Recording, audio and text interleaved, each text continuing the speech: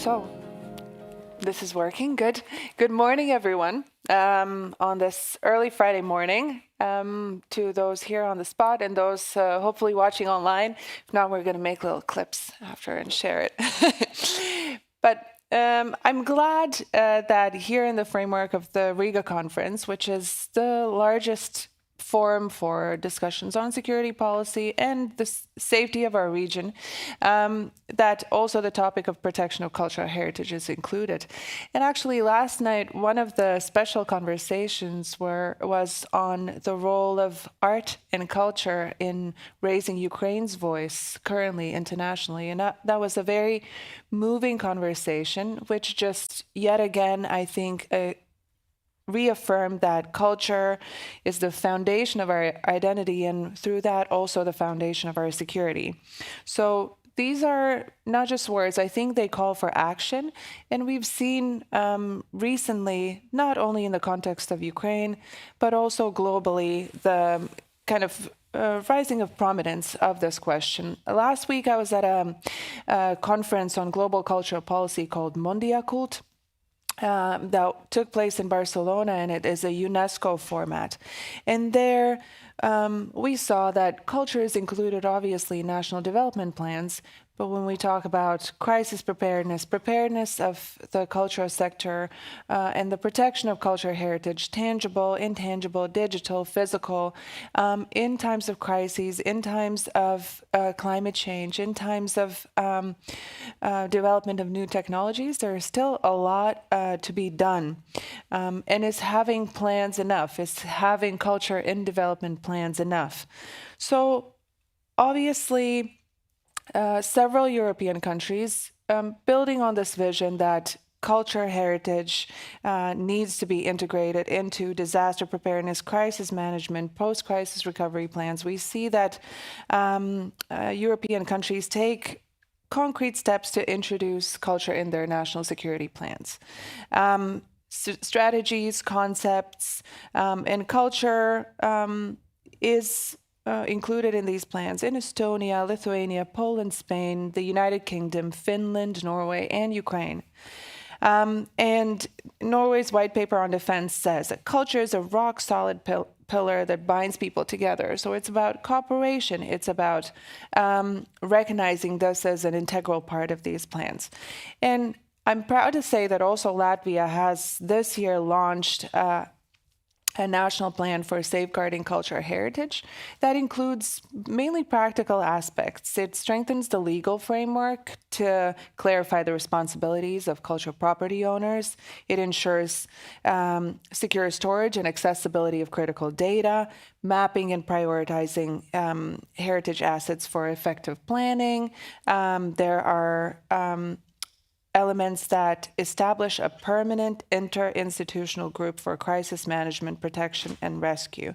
So we cooperate with the Ministry of Defense, the Fire and Rescue Service, the National Armed Forces, and not only through conversation, but through joint training, simulation exercises, and knowledge sharing. And we're also working to join the second protocol of the Hague Convention on protection of cultural heritage in times of military conflict. So we're doing the homework, and I think there are many things that we can be proud of. But I think that this conversation today is both about the more practical steps, but also the rationale. Why is this important? Why is it important that we include protection of cultural heritage in our security strategies, in our planning? And I'm happy to be joined here by two partners, I think, of Latvia in the context of how can we improve the approach to protecting cultural heritage here in Latvia. And it's Dr. Frederick Rosén, who's the director of the Nordic Center for Cultural Heritage and Armed Conflict in Copenhagen, and also Colonel Xavi Walsh, who's a representative of the Canadian Armed Forces currently here in Latvia. And I'm going to start with you, Frederick. What would you say are the most visible examples that demonstrate cultural heritage protection as a not only humanitarian issue, but also as a matter of military strategy? I mean, first I can notice that I work with this topic for more than a decade, and I've been running 2 larger projects that aimed at supporting NATO and allied nations with developing their thinking and approaches towards cultural domain issues. And while international humanitarian law and the convention obviously has played a great role in that regard, and the question of due conduct when you are having military operations going, it really has been from the beginning the political issues, the cultural domain issues, so to say, that has been a key issue. Mm-hmm. And for the first many years, these were the lessons identified that came out of more or less all recent conflicts where allies have mm-hmm. participated in, from the Balkan Wars over Afghanistan, Iraq, Libya, and the coalition against Daesh. In all those operations, cultural heritage has been a major issue for the troops on the ground to navigate in their everyday business. And they didn't really have the proper tools to navigate it. And they didn't speak about it as a matter of cultural heritage. I mean, the language that we're using when we speak mm-hmm. about the 1954 Hague Convention and the broader UNESCO agenda, it was much more practical. I mean, about the difficulties that you will face as a commander if you, by accident, harmed a culturally important site somewhere in Baghdad. And the weeks or months that it would impose, difficulties you in terms of remedying the situation and bridging the relationship to the locals instead. So now we have an entirely different situation because mm-hmm. we are moving to in-air operations. We are facing hostilities ongoing, as well as threats of not only force escalation, but also a continuous pressure on the space that we call culture. Our fundamental narratives about who are people, how are the communities, where do they belong, and what are the borders? What is the relationship between mm-hmm. peoples, the borders, and that places cultural and cultural heritage at mm-hmm. the very heart of the conflicts that we are facing today. And obviously we see a lot of destruction in Ukraine at the moment that really has kind of made this topic rise mm-hmm. higher on the agenda.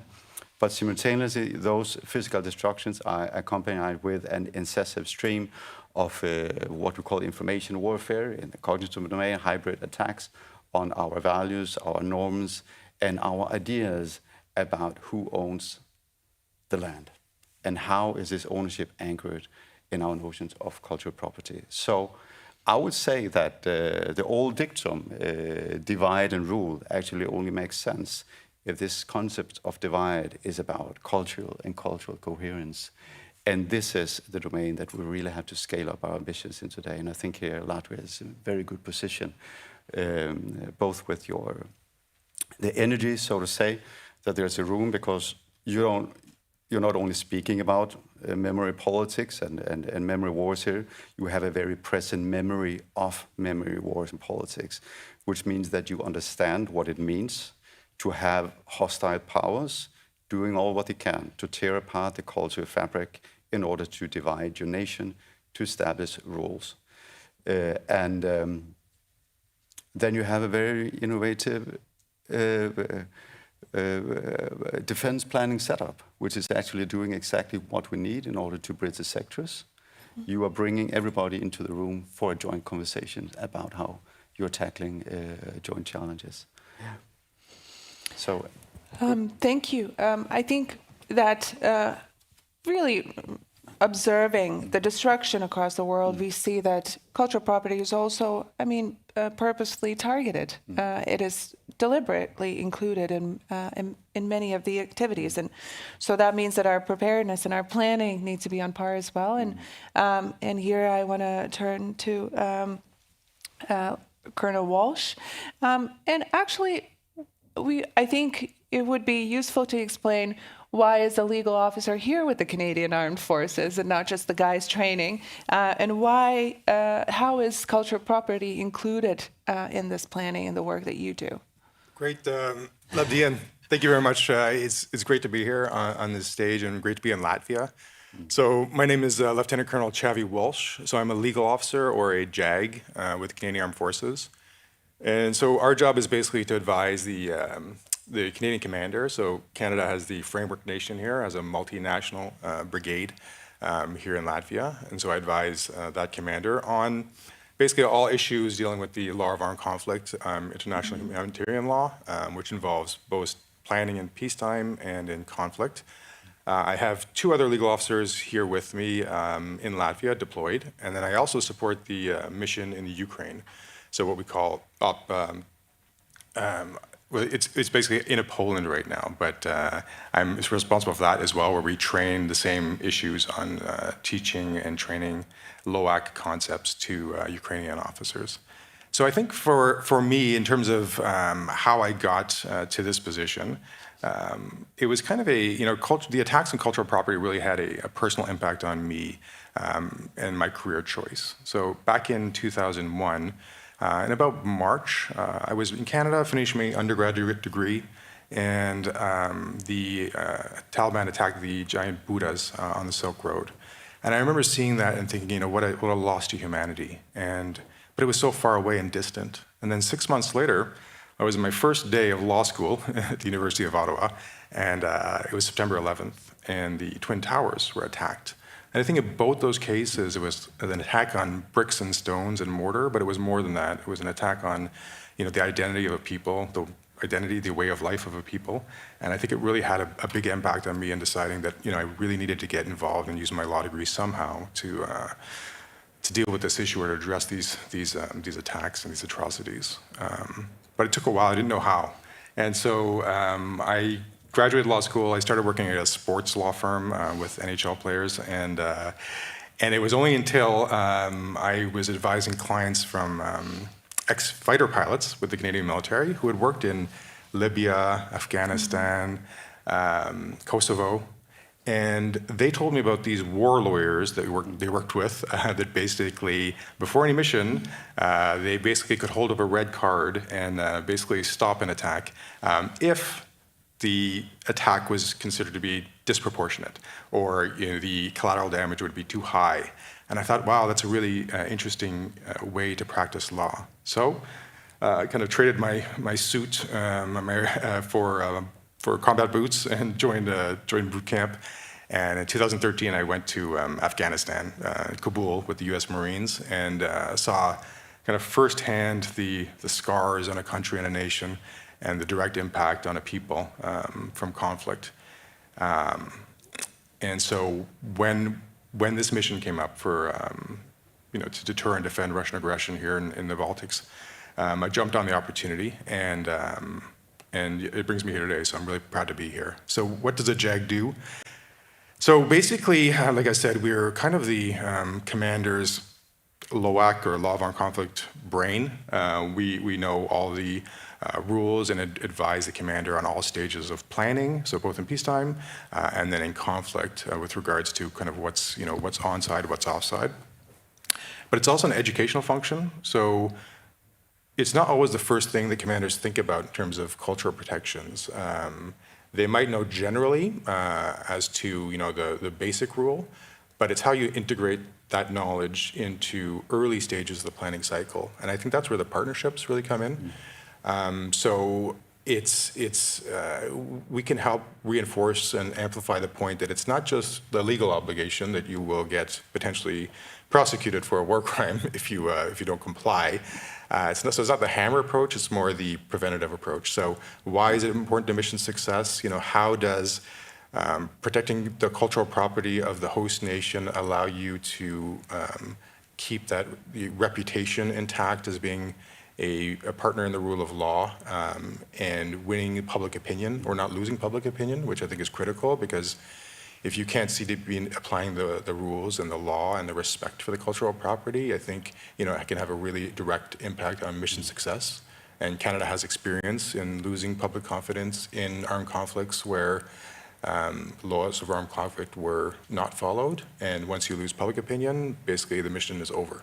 So I think that's a real point we reinforce too as JAGs. So not technically legal, but we are in that space. And the great thing about JAGs is we have direct access to the commander by law and policy at all times. We're separate from the chain of command.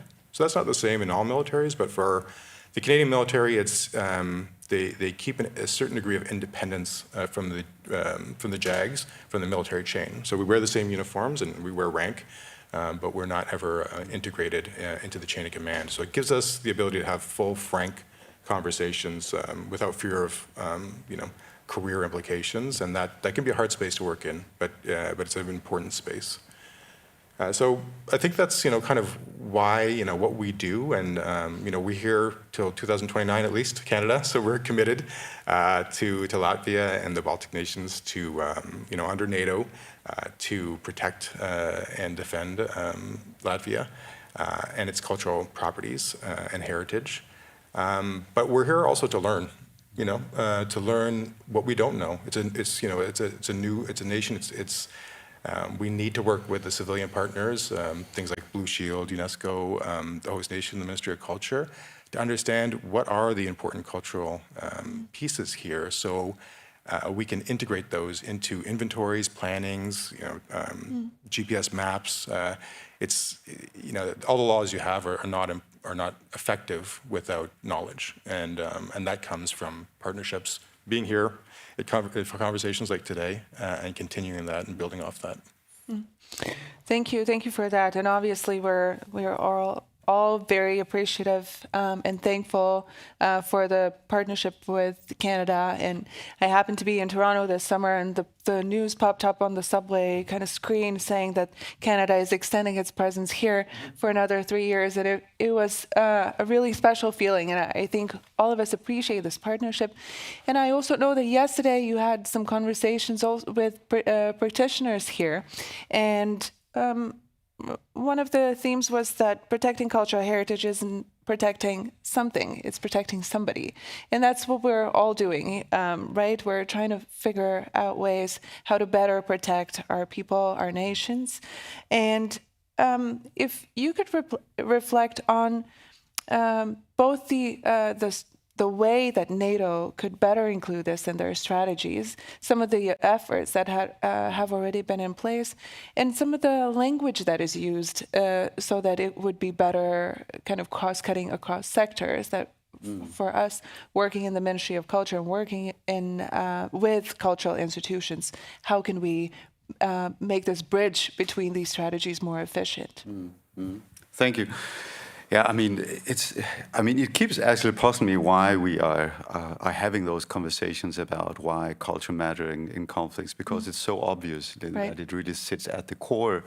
So it's very much, as I see it, a sectoral divide. I mean, the struggle from the cultural sectors with the mapping onto the defense and security sectors, and the other way around.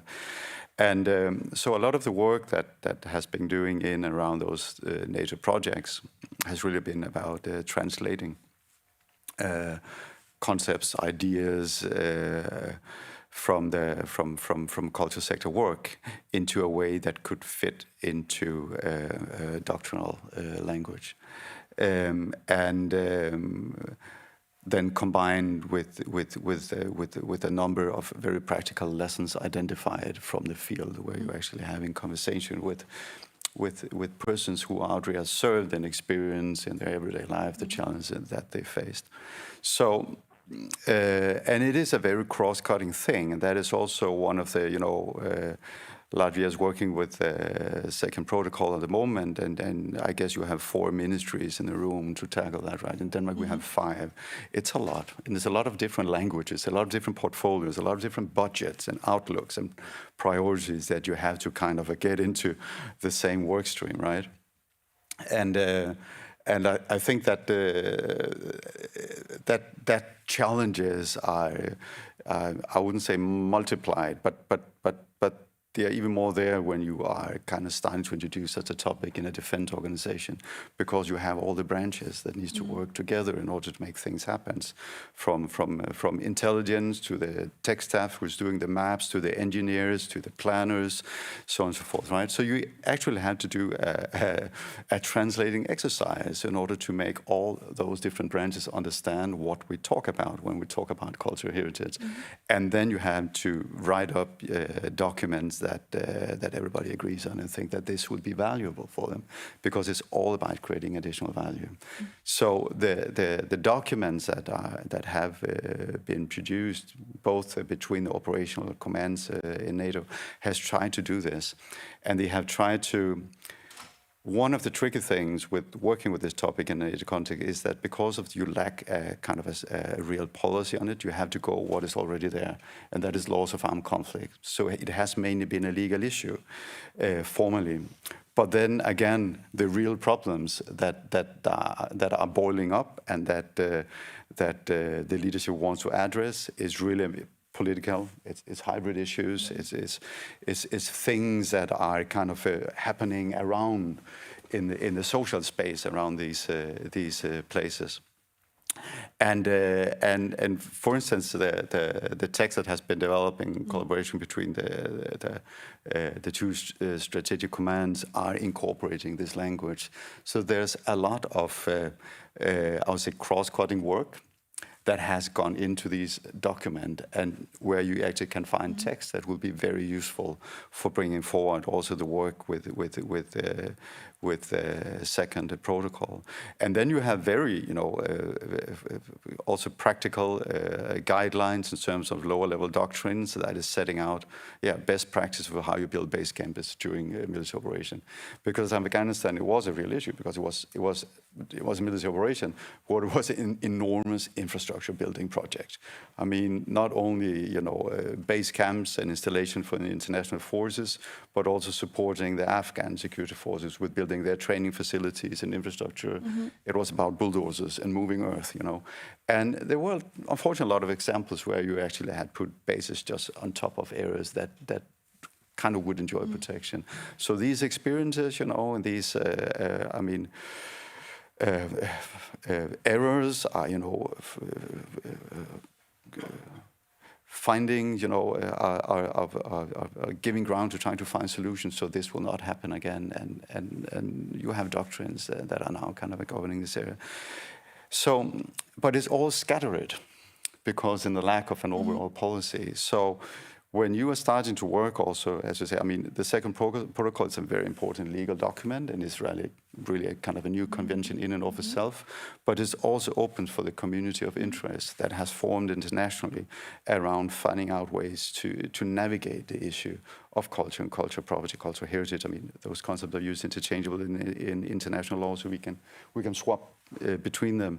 But there's so much work going on in order to find practical ways of going about it, but it's scattered. The same as a document in NATO. So you have to dig into this community and find what is there. And I think that when you're doing this, it would be a really important role, I think, to take on to try to get an overview, to get all the right people in the room and take stock of what has already been done, what is in it for you, and how can what is already there support the Latvian and the Baltic project with bringing this forward, and at the same time this would feed back into the community, and you would support the relations who are there, because as you say, it's not about things, it's about bodies, and international security and defense operations, it's also about human relations. Right. When we first started working on this crisis plan here, also on the national level, I think the first meetings in the same room with people from the State Rescue and Fire Service and the Ministry of Defense, Ministry of Interior, everyone was maybe a little cautious. How is this conversation going to go? But what we see now is actually recently we had an internal meeting in the Ministry of Culture regarding what are some of the next steps, and we had people from these other institutions join and say what they've gained from the training and what they see could be the possible future trainings. So actually, in our just regular workday planning, we've established now a good working relationship, and I guess that's what you also do, Lieutenant Colonel Walsh, regarding the planning stage and training stage. And if you could talk a little bit more about how you cooperate with various other institutions, agencies, what is it on the practical level, how protection of cultural property is integrated? Great. Paldies, Minister. I think it's, it's really important that inter-cooperation, it really plants the seed of how important this topic is, and you think about things that you didn't think about before and how it fits into your daily work. And I think that's why the conversations are important, because they really start generating a lot of questions, and it does spark a lot of interest. I think people are inherently very interested in this this subject, because it's really the reason we do this work is for these humanitarian principles, and it is an issue to all humankind. So how we do it practically. So we plant those seeds early at basic training. So every soldier gets, at first, it starts with knowledge. So what are the general laws of armed conflict? How do they apply to the soldier on the ground? In terms of, so it's an education which builds a degree of respect for areas where they may be operating. And it also then, it translates into what we have is called a code of conduct. So basically 10 simple rules that all soldiers have to follow. And one of those is to protect and respect cultural property in times of armed conflict. So those are, simple.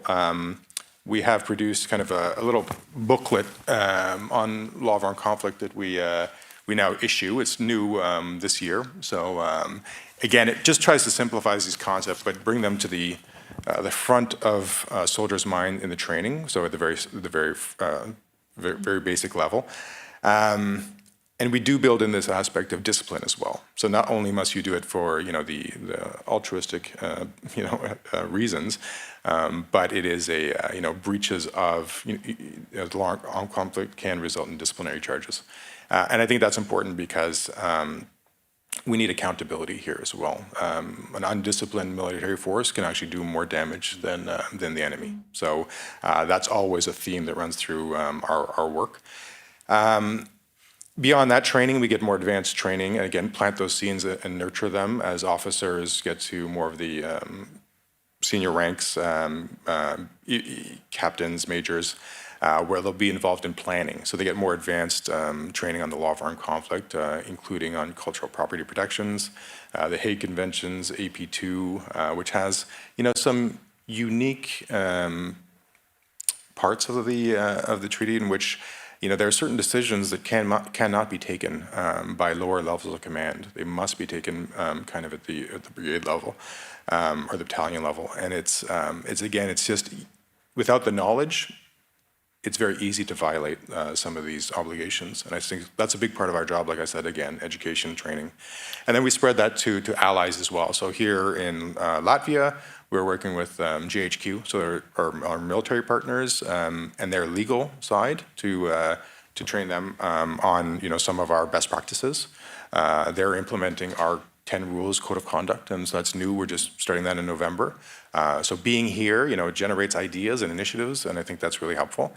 And then we're also, of course, training in Op Unifier, the Ukrainian forces who are coming out of the field, seeing kind of the real damages of conflict on their country, and then trying to train them on the importance of these rules. It's a very tough training audience, but again, it's critical because we have to keep on emphasizing that the conflict is more than just the here and now. It's how do we rebuild after, and it's not always going to get the reception we want, but it is important work, and so we take the training seriously.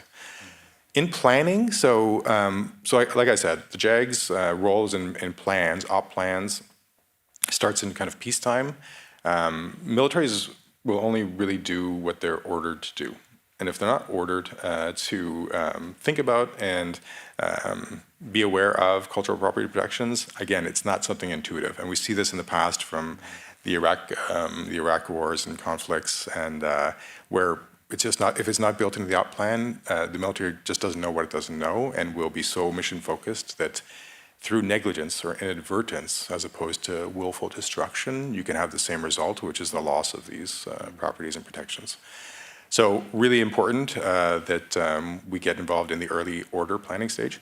Then you have to identify, so mission specific. So when you get to a certain area, we don't know. So we need, again, like I said at the outset, to work with host nation, Blue Shield, UNESCO, to identify inventories and use those to build into kind of specific implemented military tools and tasks like no strike lists, so for targeting. So we'll plug in the GPS coordinates right into geographical mapping software that targeters use. So when a target pops up, and if it's got a GPS tag on it, the targeters will stop, and it will trigger the conversations, and then we can come in and give the advice to the commanders as to the proper balance, according to LOAC, for how we should proceed. So I think that's important. And that's mostly in the training world. And like I said, on the advice side, so after we move from kind of planning into now we're in the conflict, the JAGs, like I said before, have direct access to the commanders, and we give kind of real-time, independent, objective, unencumbered advice to the commander, which is basically the cardinal rule of you do not attack cultural property, you do not damage it, you must protect it. You can't use it so that it becomes a military objective.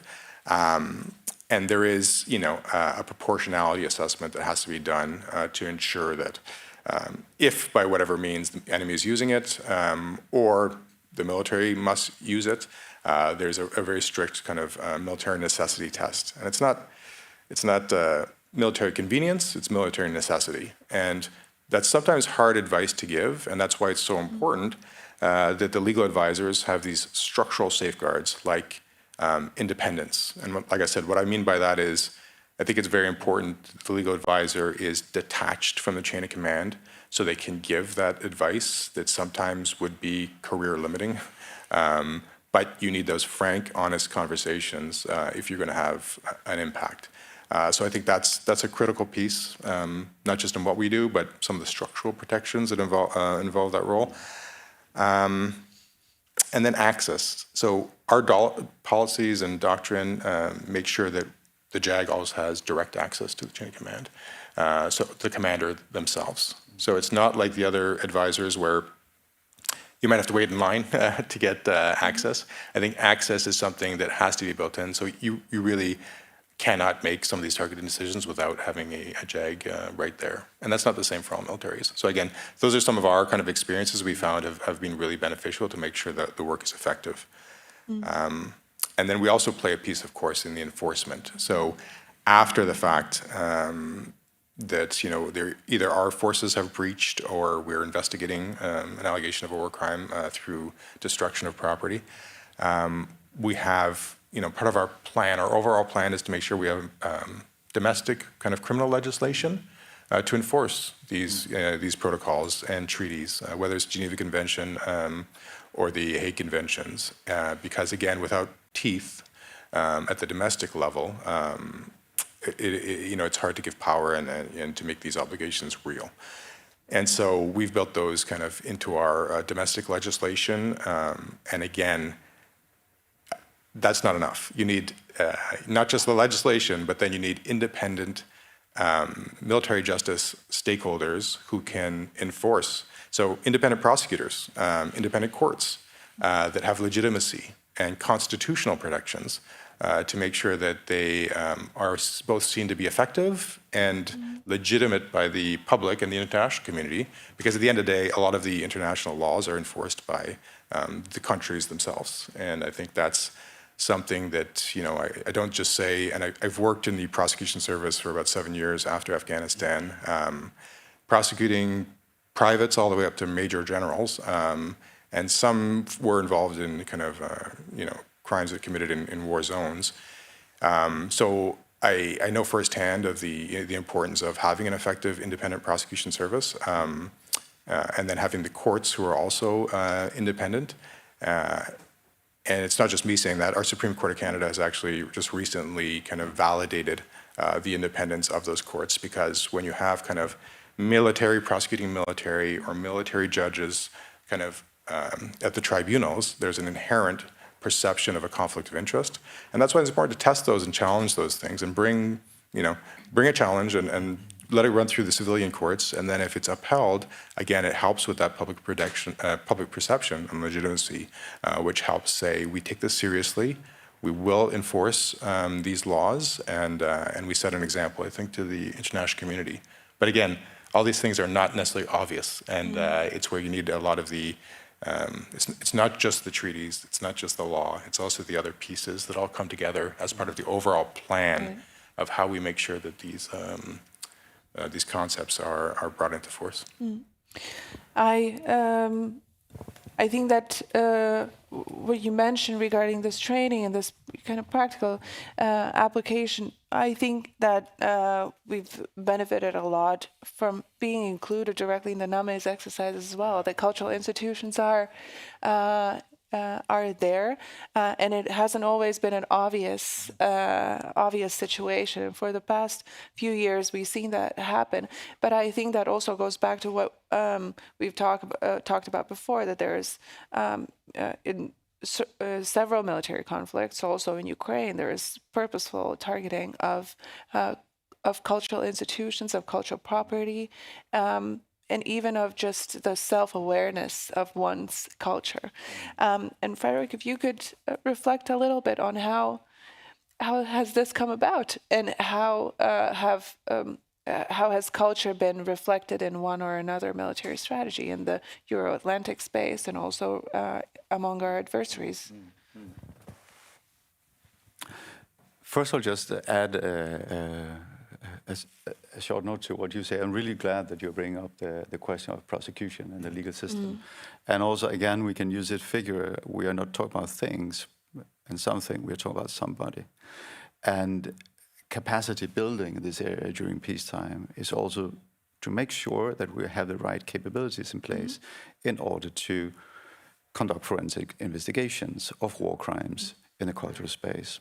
And one of the things that, or one of the lessons that comes out of Ukraine is that they did not have that.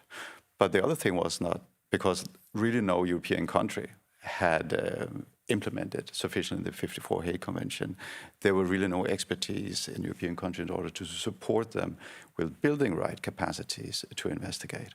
So, and that makes it really difficult. And there's just a world of difference between monitoring destructions and doing legal fact-finding, which needs to be conducted in a very systematic manner in order to produce useful material for courts.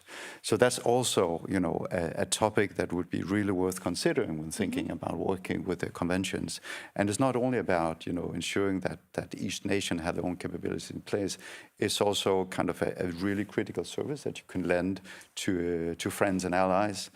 And it's a natural place to build international cooperation, because you're going to say not all countries need to have this capacities in-house. Exactly. So this would be a really good area. And I'm also glad that you bring up the question of maps. One thing is no strike lists. Another thing is military maps, because military operation is a mapping exercise. It still is, and it will remain to be about maps. And one of the work streams that they invested in a NATO context was to build capabilities for adding cultural heritage or cultural property on operational maps. Not the no strike list, but just NATO maps that are used also for exercising and just generally establishing overview over the context that you have an interest in, right? So this is again, it's a didactic exercise. So having this kind of a layer represented on the map enables this cultural domain to become visible to whoever looks on these maps. So it's a very kind of a low cost, high impact, things to do.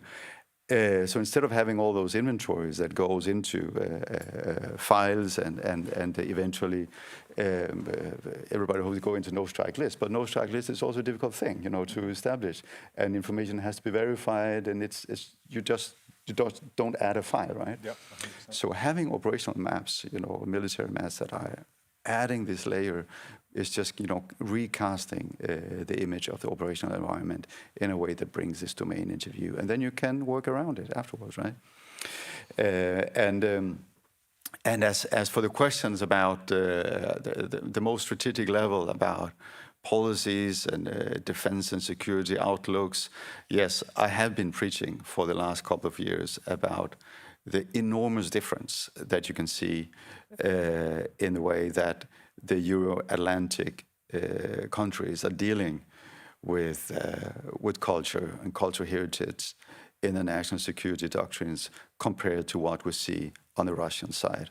And in short, Russia has just increasing wording and concepts in the doctrines about what we can call the cultural domain, cultural heritage, norms, values, morality, spiritual issues, and so on and so forth. And we hardly have any.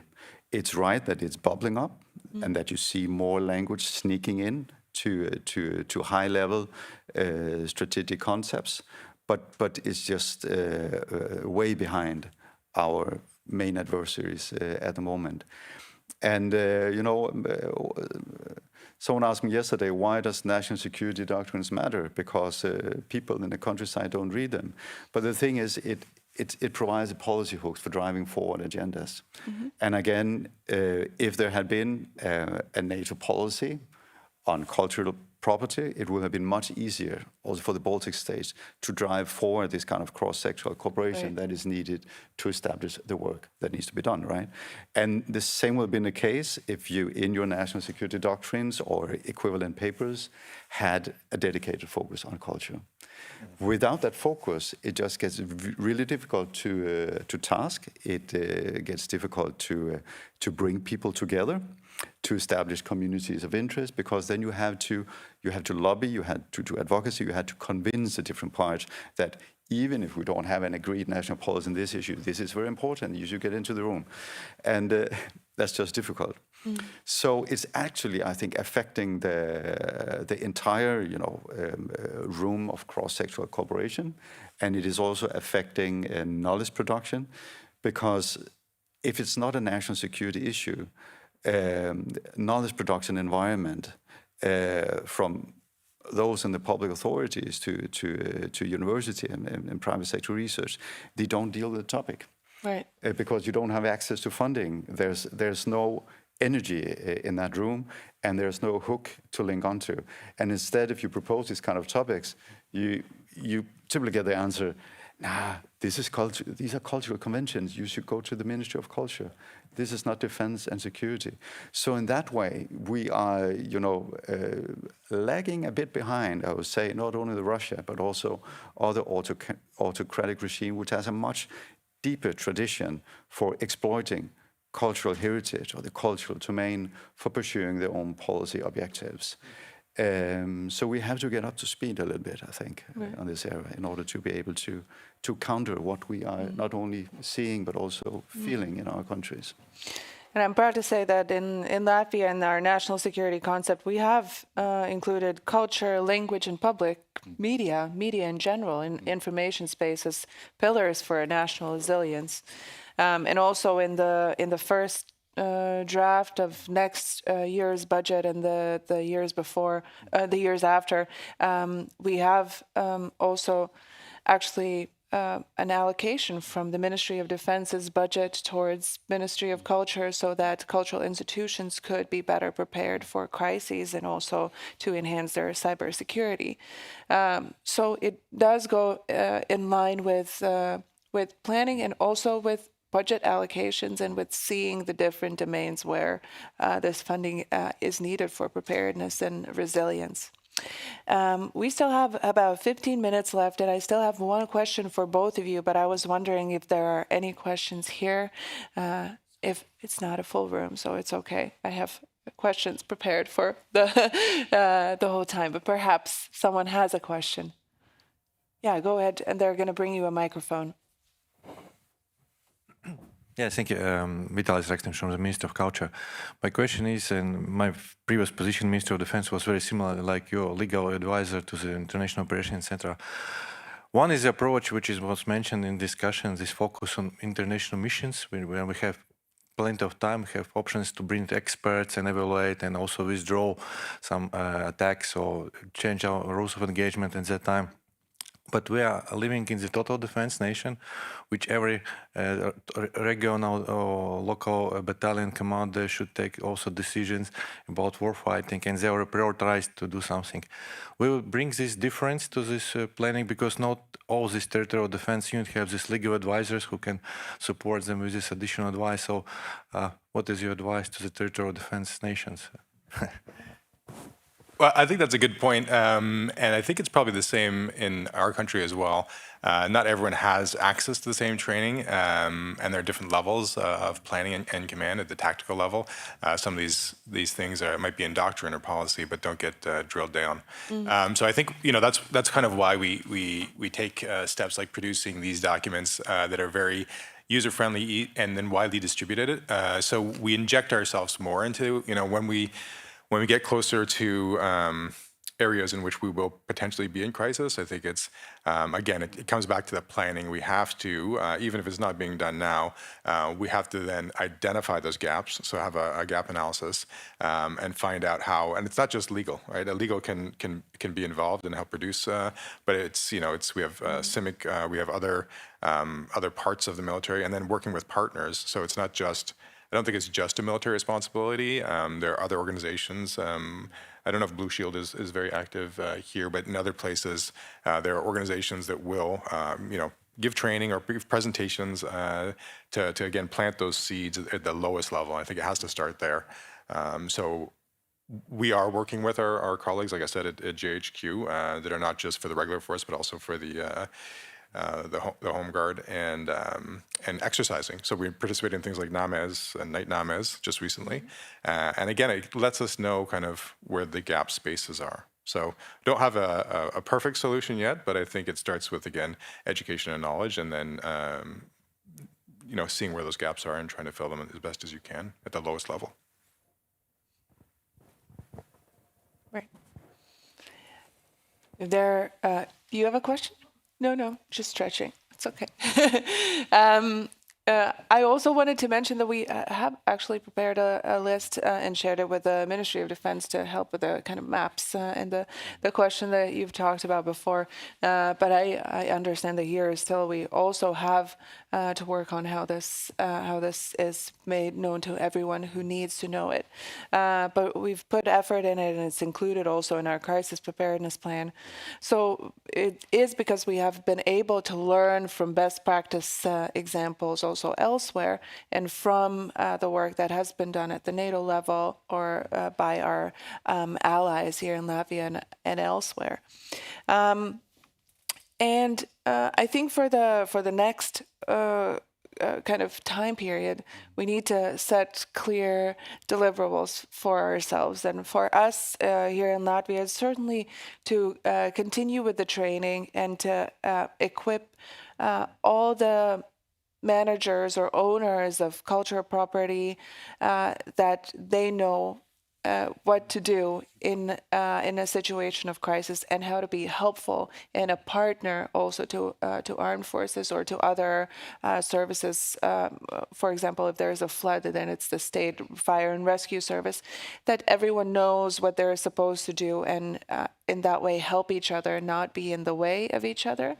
So we will continue with training and also with funding and practical assistance, and also this interinstitutional cooperation.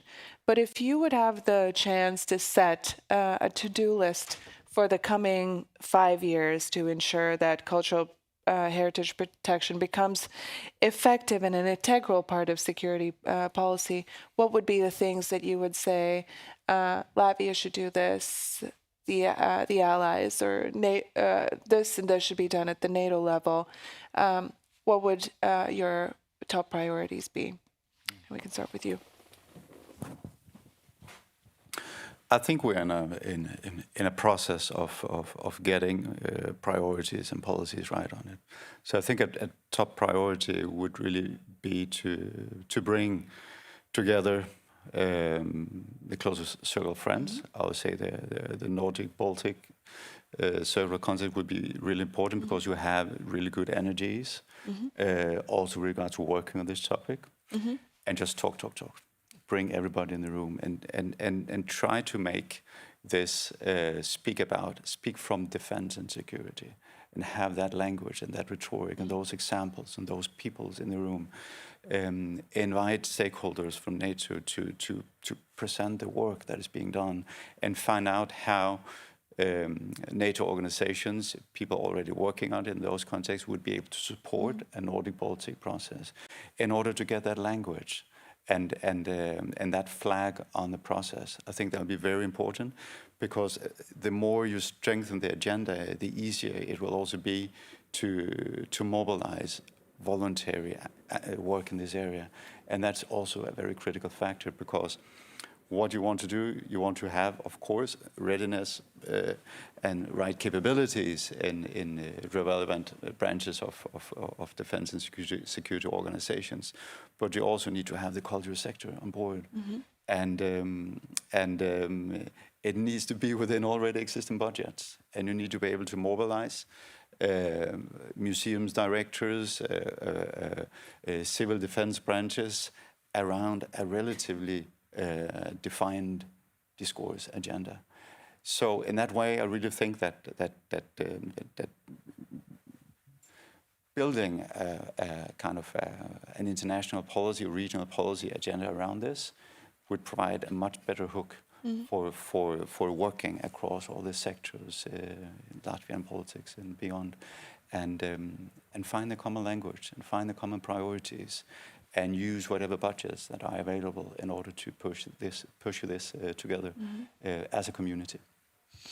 I think the Nordic-Baltic cooperation aspect is super important, and actually, we have already last year concluded kind of a commitment to enhance this cooperation, and this year in the Nordic-Baltic ministers meeting in Finland, we dedicated a whole day to this, also learning from the Ukrainian experience.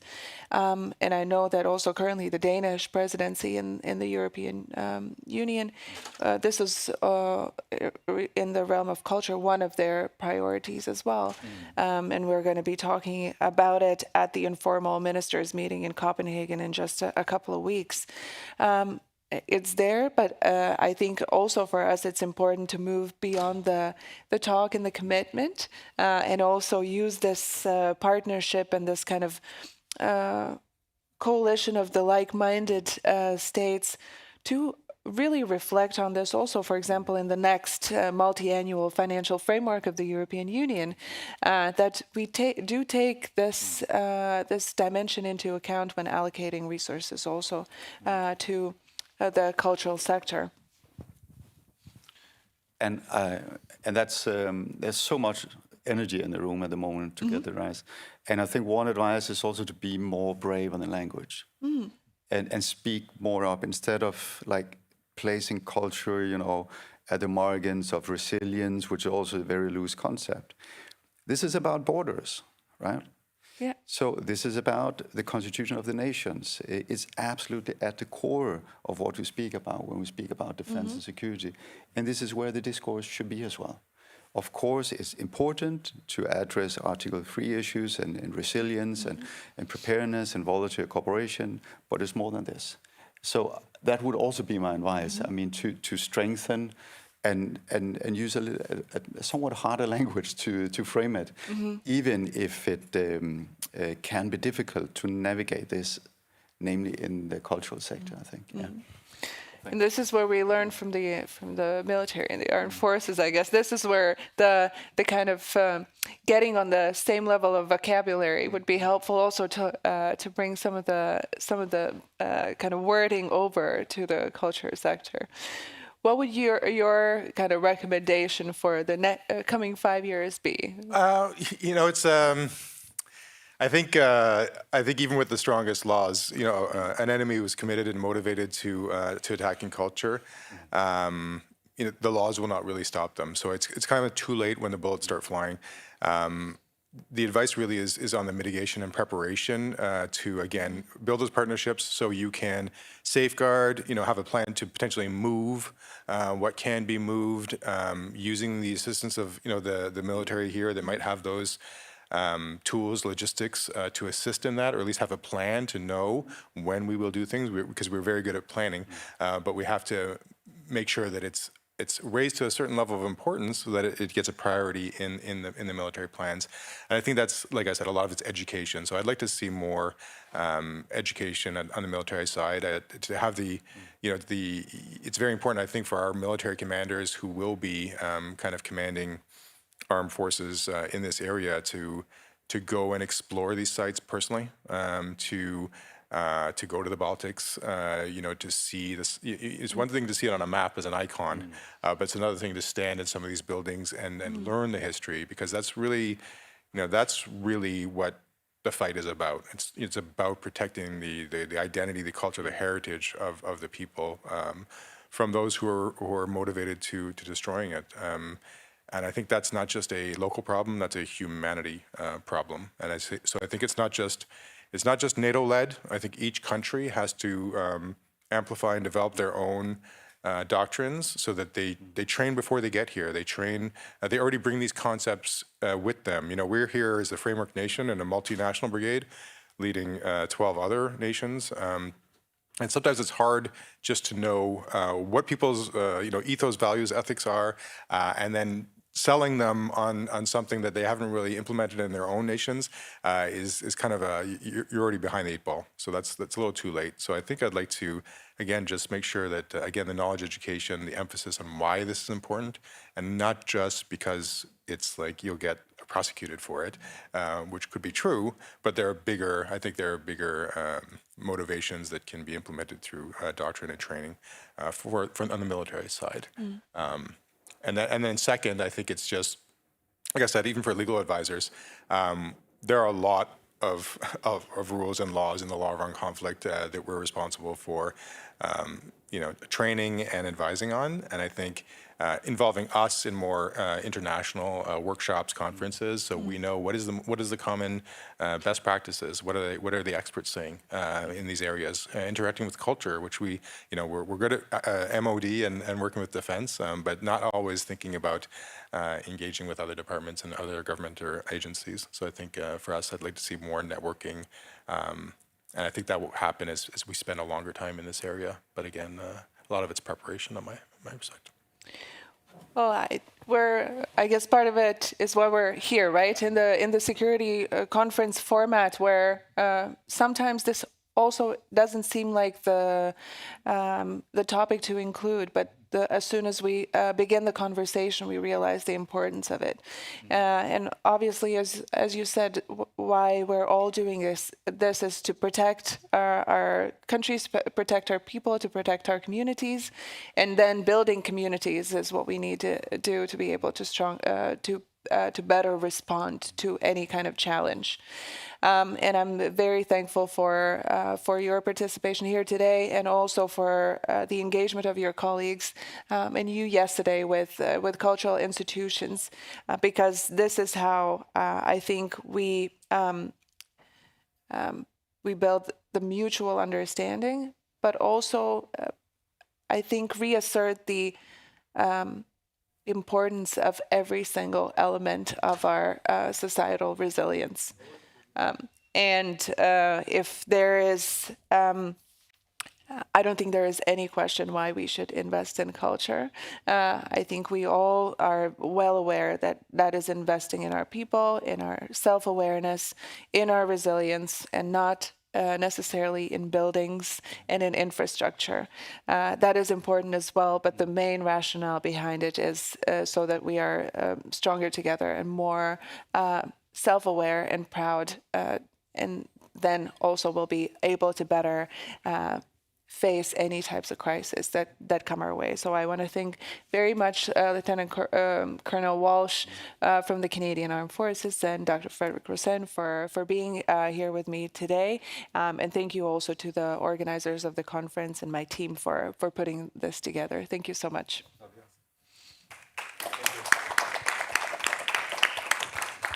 Awesome.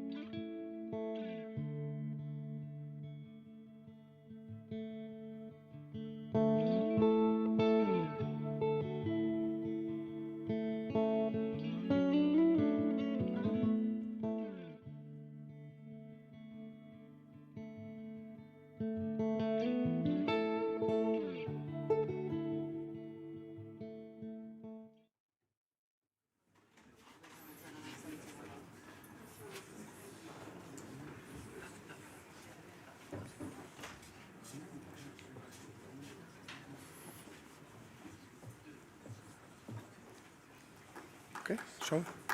Thank you. Madam President, dear ministers, excellencies, guests, welcome back to day 2 of the Riga conference.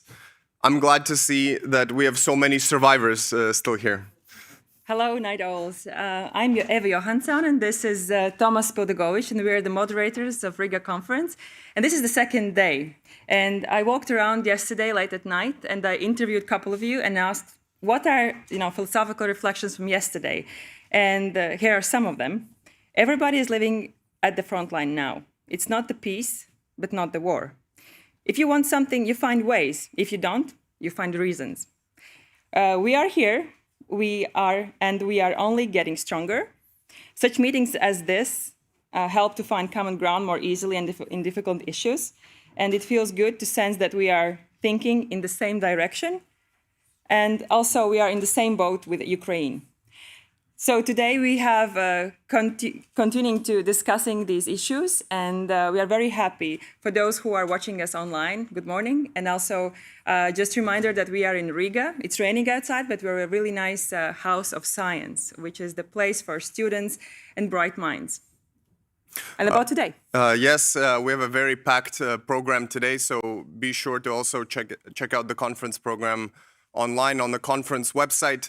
I think the minimum expectation is that today we will put all the pressing policy debates to rest on topics such as transatlantic relations, defense innovation, defense tech, what the hell is going on in Russia domestically and in terms of its external aggression, external repression, and of course security issues in the Baltic Sea, which are close to heart for many of you here. And of course, with that, the overarching questions of where does Europe fit in this new, increasingly fragmented world order? How does Europe protect its values, protect its systems, its institutions in this increasingly dangerous jungle? And to answer these questions, we will begin with a keynote speech by the President of the European Parliament, Ms. Roberta Metsola. Madam President, the floor is yours.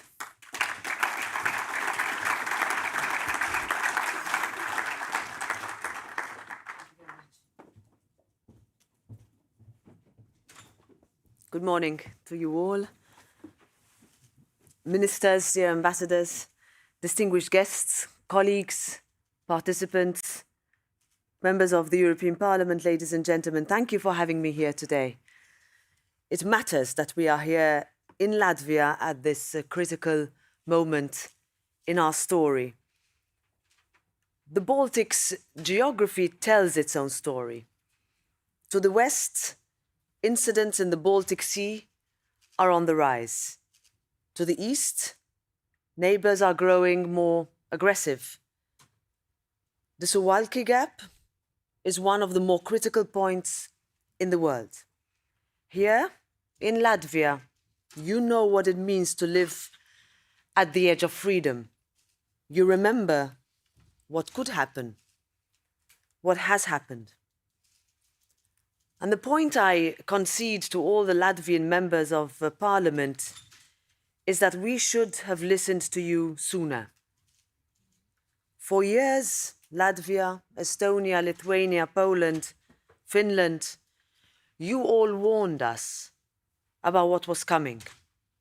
You warned after the annexation of Crimea, the Kremlin-sponsored disinformation campaigns sowing discord in our societies, about the hybrid attacks on critical infrastructure, another one as recently as last week.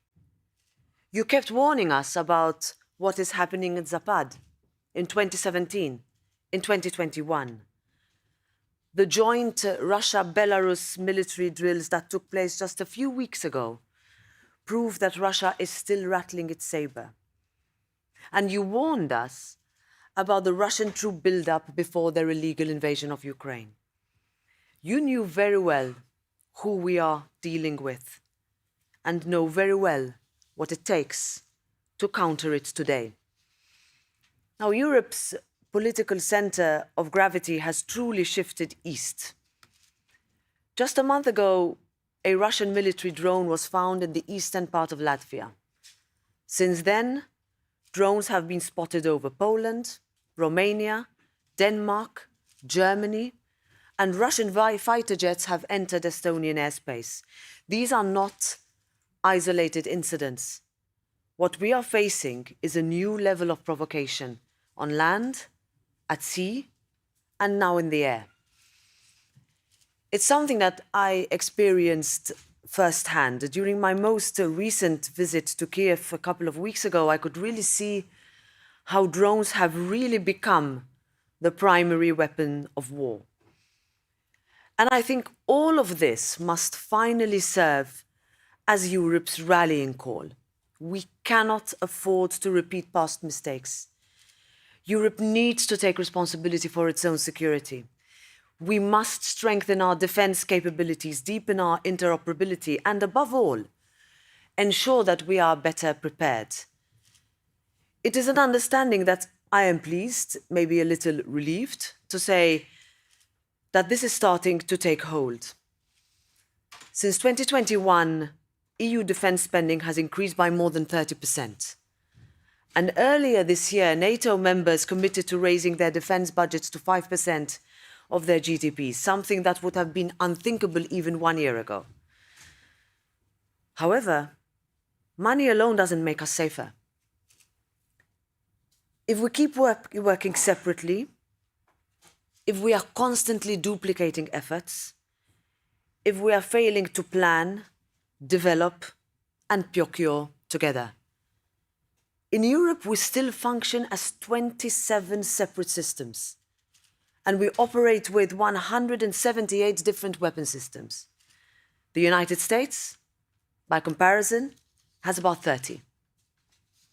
That kind of fragmentation means that we can produce all the ammunition we want, and we can reinforce each other with all the military equipment we can. But if our systems are incompatible, or if our forces are not trained to use them properly, then all our efforts risk falling short. That is what is slowing us down, and that is what is driving up costs. It's why the European Parliament keeps emphasizing, why me and my colleagues here today, including Latvian members of the European Parliament, keep emphasizing on the need for better coordination, greater coherence, and the capacity to operate as one system. It is what a real European security architecture must be designed to deliver. We're asked often, what do you mean by European security architecture? This is precisely what we mean. One that brings together our military, our industrial, our political and digital capacities. One that allows us to act faster, with more impact, and with one voice. Now, I do not want to be misinterpreted. NATO is and will always be the backbone of our collective territorial defense. And the partnership that we have with the United States is unique. There is no question about that. I think that in this dangerous world, it makes more, not less, sense to deepen partnership with like-minded partners, with Canada and the United Kingdom, for example. It's a point I recently made to leaders at the European Political Community meeting in Denmark last week. I also want to use this moment to recognize Latvia and the Baltic states' indispensable role in the NATO alliance. I deeply value your commitment, and I look forward to expressing my and the European Parliament's full support for our eastern flank, including efforts to strengthen security in the Baltic Sea during my visit to Camp Padazi with Prime Minister Selina later today. At the same time, the European Union has its own role to play. And that role is only growing in crisis management, in cyber and hybrid resilience, in strategic deterrence, in building defense capabilities. Not by duplicating what is already there, but by strengthening it. By building a solid European pillar within the alliance, and by strengthening the alliance as a whole. By ensuring, finally, peace through strength. By acting together, by living that age-old European truth, all for one and one for all. That's what Europe means. It's why the European Parliament has acted with unprecedented speed to adopt legislation that will help build economies of scale by aligning defence planning and procurement across Europe. And we are so close to reaching an agreement with Member States on the European Defence Industry Programme. This will aim to simplify processes, remove barriers, and support our defence industry's ability to develop and deliver at speed, hand in hand with Ukraine's industrial base. Now we are working to give Member States greater flexibility in using EU funds so that they can invest in dual-use projects, including drone technology. During my visit to Kiev, President Zelensky was very clear, as he always is. Ukraine has both the field experience and industrial capacity to produce more drones. What they lack, however, is financing. With Latvia a leader in this field, I know you are aware that the impact that this kind of funding can have, support like this strengthens Ukraine's defense, but it also strengthens Europe's readiness. And it is precisely why we are pushing dual-use financing also in the discussion on the next European Union long-term budget. Now, ladies and gentlemen, I've spoken a lot about what the European Parliament is doing, what we are doing together, and what I think is needed to make our defence system stronger and more resilient, to build a security ecosystem that safeguards our territory and our people. But none of this will matter if we don't keep the war in Ukraine at the top of our agenda. Each of us has a role to play in pushing back against war fatigue. Now, we can agree or disagree about many things here, but one fact is indisputable. Ending the purchase of Russian gas and energy strikes at the very heart of Russia's war machine. We will do it faster than expected, and we will look to allies and partners. We should be proud of how far Member States have gone in disentangling themselves from Russian energy, but we must go even further. Of course, phasing out these dependencies must be accompanied by a plan, but the excuses that have held us back for so many years until now are far, far from insurmountable. The same holds true on frozen Russian assets. At the end of the day, all of this, all our efforts coming together and really doing what we thought was impossible a year, 2, 3, 4, 5 years ago. This comes down to sustaining genuine peace. And it has come, in a way, to us as a surprise, I would say, as political representatives, as elected politicians, when we ask, what do we mean by peace? It's a word that we took for granted. It's a word that I was never asked about when my country joined the European Union together with this country, and we would be looking at economic stability, we would be looking at how we would grow as part of a strategic group of member states that have together common values and common projects. But what we perhaps forgot is that the European Union, at its very core, is a peace project. And peace takes effort. So when yesterday, after 733 long nights, an agreement that would see the remaining hostages released and a ceasefire in Gaza was finally agreed to, was something that we welcomed so much. This is a moment for peace and renewal in the Middle East. It opens a path that could finally end the intergenerational cycle of violence, of suffering and terror that has plagued the region. It must be respected and it must be thoroughly implemented. Peace is never easy. It takes difficult, sometimes uncomfortable, but necessary decisions. Whether that's playing a constructive role in ensuring the Gaza peace agreement holds, whether that is standing with Ukraine and remaining steadfast in the principle of nothing about Ukraine without Ukraine, whether that is advancing merit-based enlargement as a clear geopolitical strategic priority, whether that's supporting democracy and countering Russian intimidation in our neighborhood. The election results in Moldova were encouraging, but make no mistake, the story is far from over. Or, as I said at the very start of my few words today, whether that's pushing Europe to take responsibility over its own security. We need to get to the next level of defense. And here, Latvia just sent a strong signal of commitment to the world. For the first time in your history, you will serve on the UN Security Council. And on behalf of the European Parliament, I wish you every success. And I very much look forward to standing with you as the champion of these shared priorities. This is Europe's, I would say, security, whatever it takes moment. And we count on Latvia to help continue lead that drive. Thank you.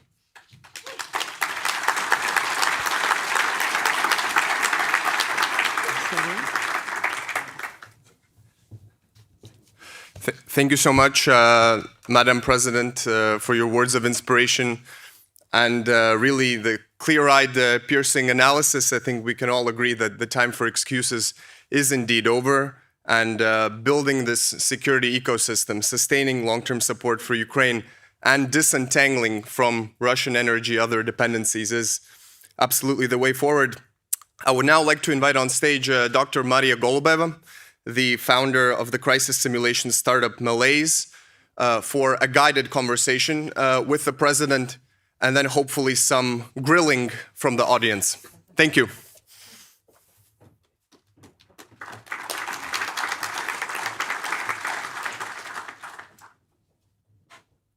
Thank you very much for this inspiring speech, President Metsola.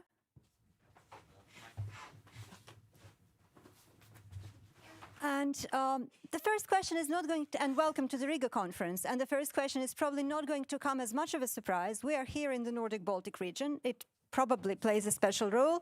So my first question to you is, how do you see the role of the Nordic-Baltic region in the security and defense architecture of Europe, especially the security, which is not just territorial defense, also other aspects of it?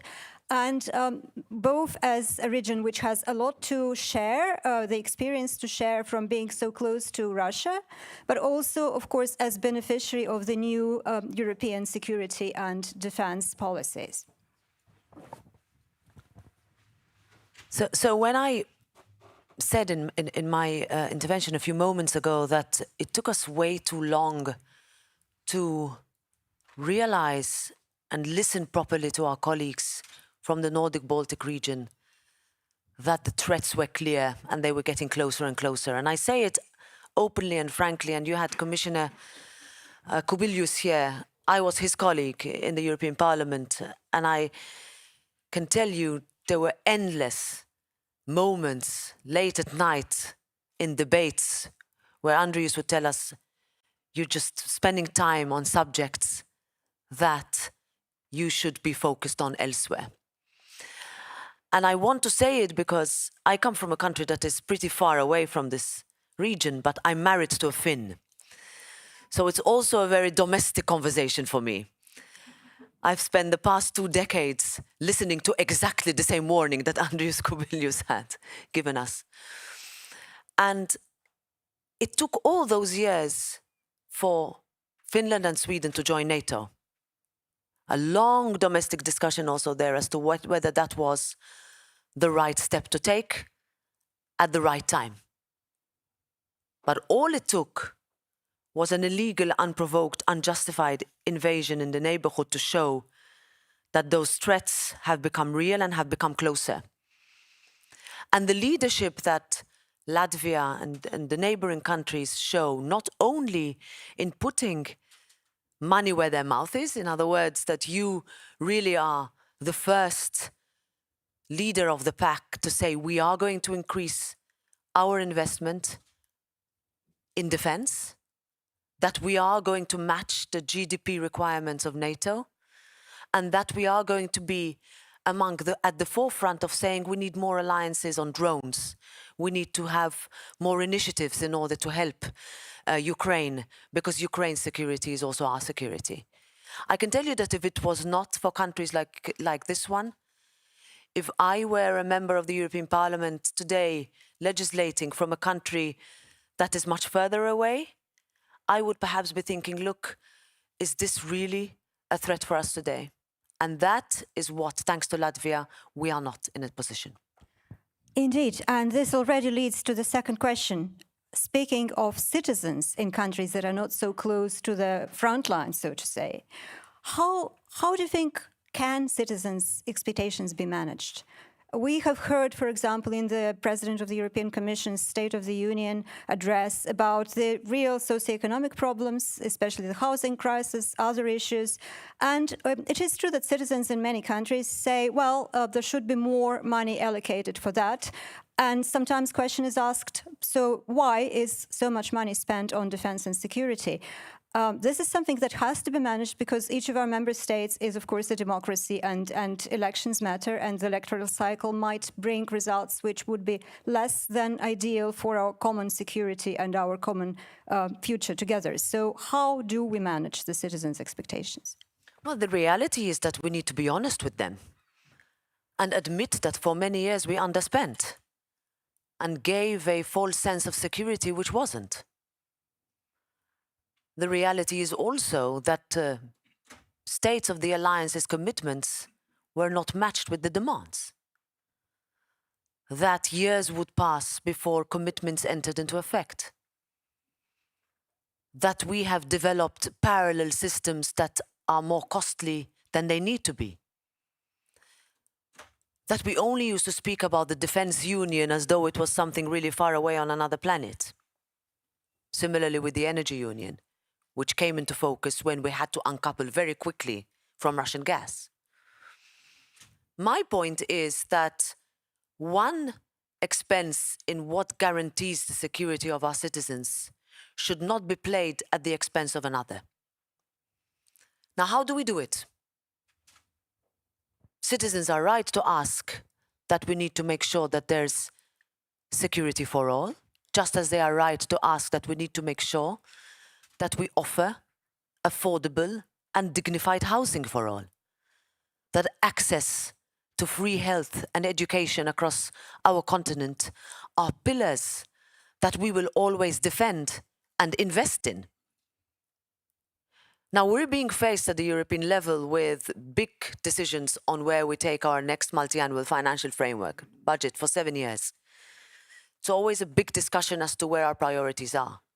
But what we have learned is that the current 7-year budget that we're currently sort of living through, wading through with great creativity, without the flexibility, is that what we thought was going to be good when we negotiated this batch absolutely is not fit for purpose today.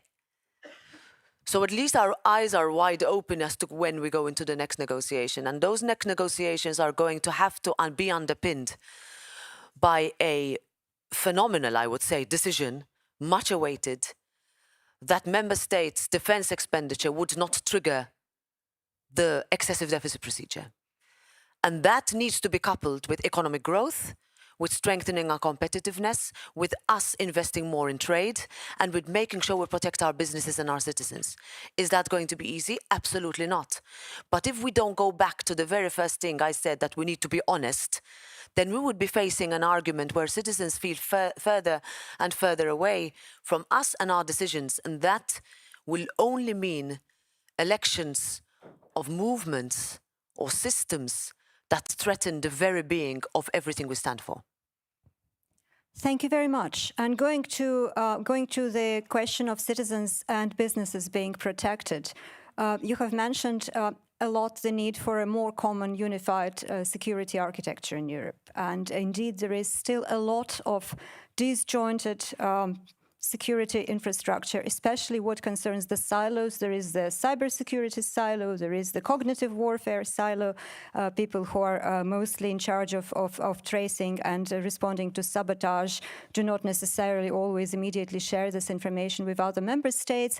How do you see the task of the European institutions in making this work together to keep both citizens and businesses more secure for the next couple of years? Of course, lots of steps have been done. The cybersecurity documents that have been adopted, the NIS2 Critical Entities Directive, Cyber Solidarity Act, but probably most people in this room would agree there is space for more work.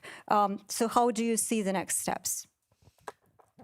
Well, absolutely. There is always room for more steps, and we can always be faster. That's why we have reformed internally in the European Parliament in order to adopt legislation faster. We did it for procurement and defense, ammunition production in support of Ukraine, repurposing parts of Europe that could be now, let's say, invested in new types of jobs because of security and defense industry. We need to make cross-border procurement easier. We need to make sure we do not have borders that we've been so, I would say, we worked so hard to remove land borders, but we immediately reintroduce borders for anything else, for our businesses to be able to operate in more than one country, for our young, talented researchers to be able to use those talents in the European Union rather than losing them to other continents. And this all against the space of there is room to build modern, faster, better, also cheaper methods of infrastructure that protect us. Will this be easy? Absolutely not. You will still find a tendency to protect rather than be open to your neighbor. This is normal. But if the last 5 years, and I would say 5 years because it's been since the pandemic, has shown us is that alone we can't manage. And back to member states not sharing information, what is clear to all of us, that is what used to be covert is now overt.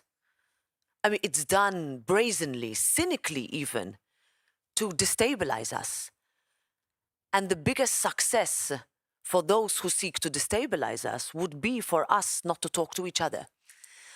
And last week's meeting in Copenhagen sent the opposite message, which I came back and I took away with me a sense of, I would say, cautious optimism that finally we are in a situation where we can look forward to finding new proposals and being faster in the decisions we take. The Chancellor of Germany said something that will remain with me last week, that if we had, when Russia invaded Ukraine, been fast to help Ukraine with all the equipment, all the help that we've seen with our allies since, but in 2022, we would not be in a situation that we are in today. And I think that is something that we need to take away with us. That if the European Union and its allies, if NATO and its allies had acted fast in understanding that this is something that will threaten all of our security, then perhaps we would not be in a situation today. And it's a lesson for us all in the speed with which we react, but perhaps even more importantly, in having the capacity and readiness to react. That takes political will, it takes leadership, it takes courage, and it takes honesty. That where you could do better, you admit it.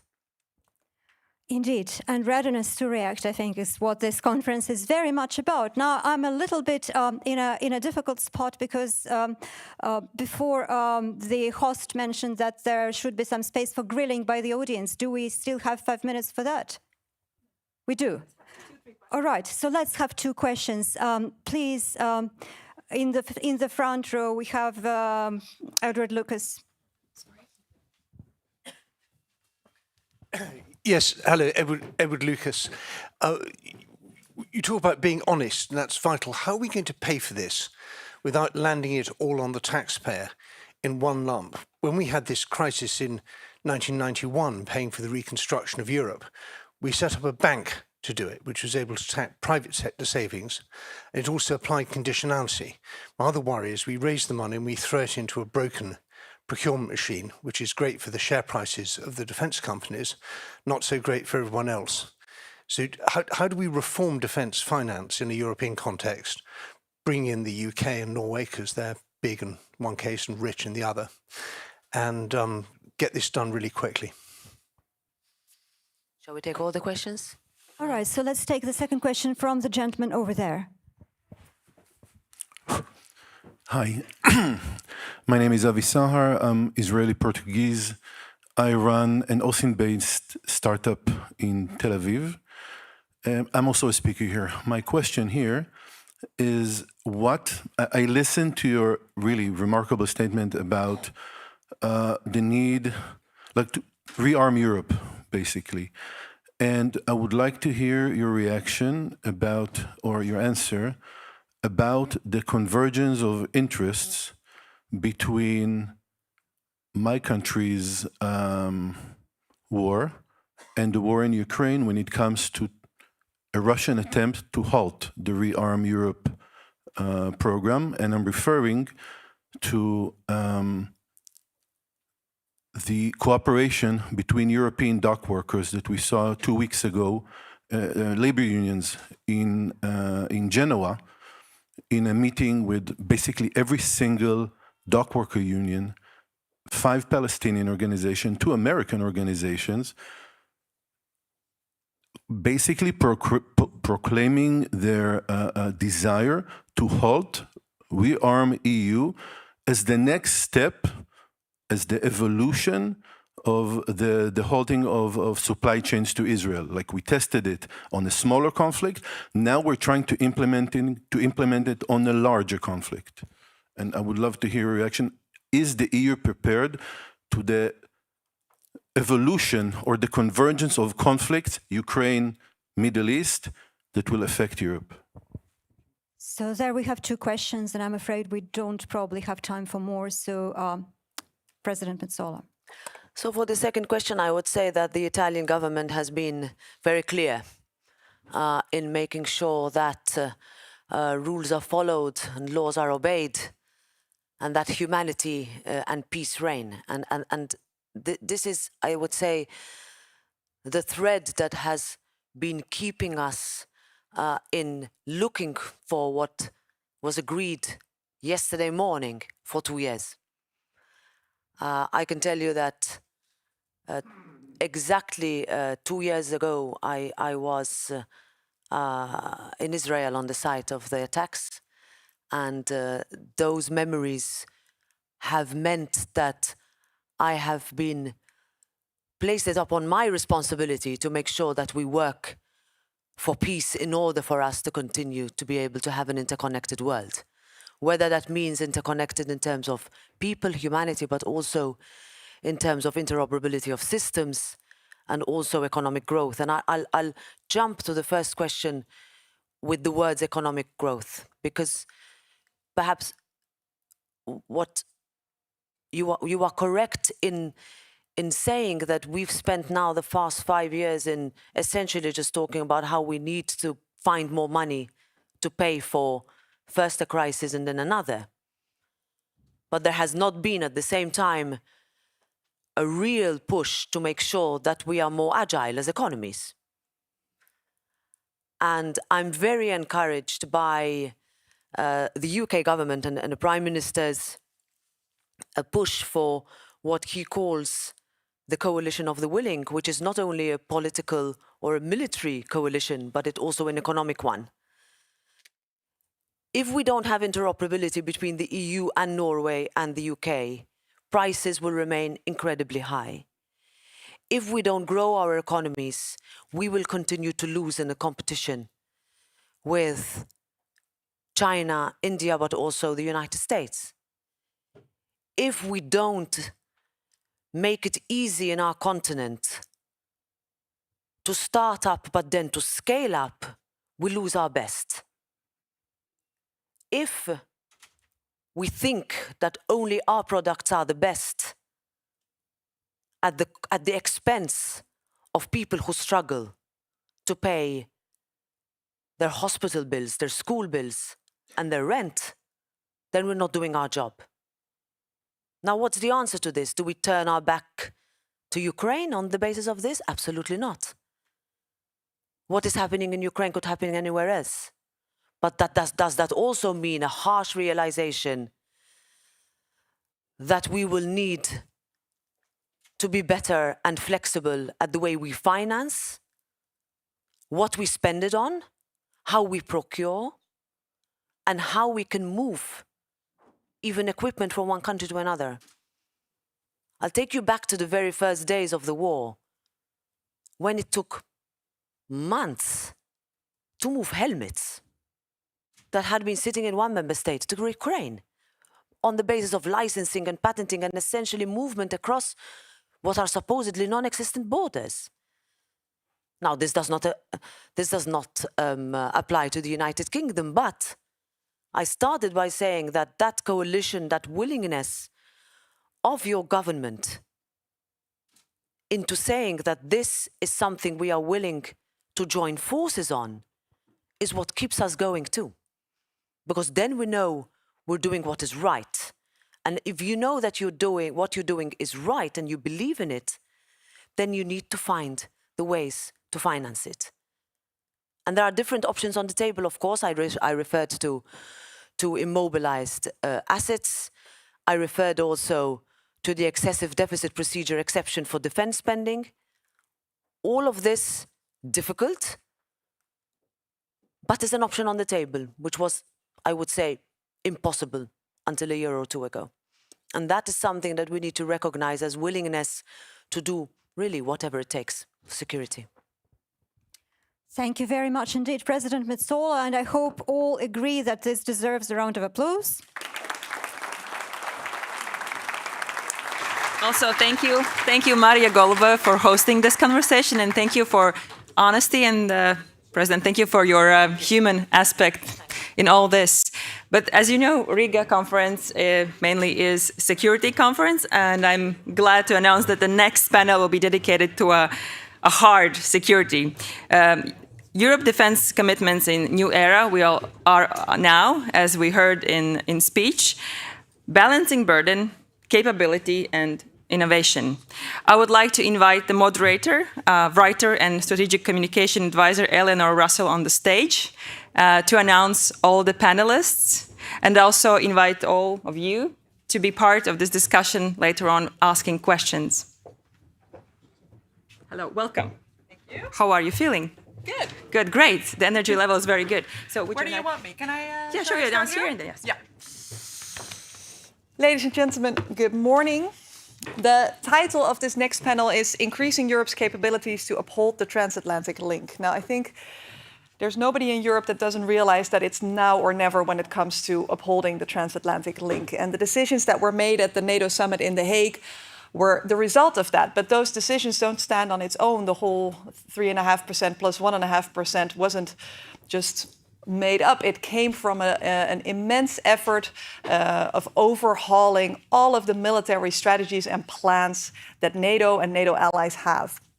That complete overhaul of military planning led to two historic achievements. The first is that because of this overhaul, NATO and national defense plans are now more integrated than ever. And that is unheard of in the world, unheard of in history, that so many armed forces are able to do that, that they trust each other enough to say, okay, if you develop that, then I will develop that, and then together we will be strong. The second historic development is that for the first time now, this sort of tapestry of military planning forms the basis of our NATO defense planning process. That means that where the money is spent on, that set of capability targets is for the first time threat-based. It's not a level of ambition, it's not a nice to have, it's very much a need to have. Europe knows that it's now or never. The willingness is there. Increasingly, the money is there, but that doesn't mean that it's easy. It's still difficult to get this done. And we're going to talk in this panel about why it's difficult, but also we're going to talk about the things that are going right. We have four esteemed panelists to talk about this. And the first is Dr. Andris Spruits, Minister of Defense of the Republic of Latvia. Can I ask you, please, Minister, to come onto the stage as a... Thank you. Yes, please. Thank you. As a professor, I imagine you are in your natural habitat, so you will feel even more comfortable than normal. The second speaker is Mr. Sebastian Hartmann, Parliamentary State Secretary for the Federal Ministry of Defense in Germany.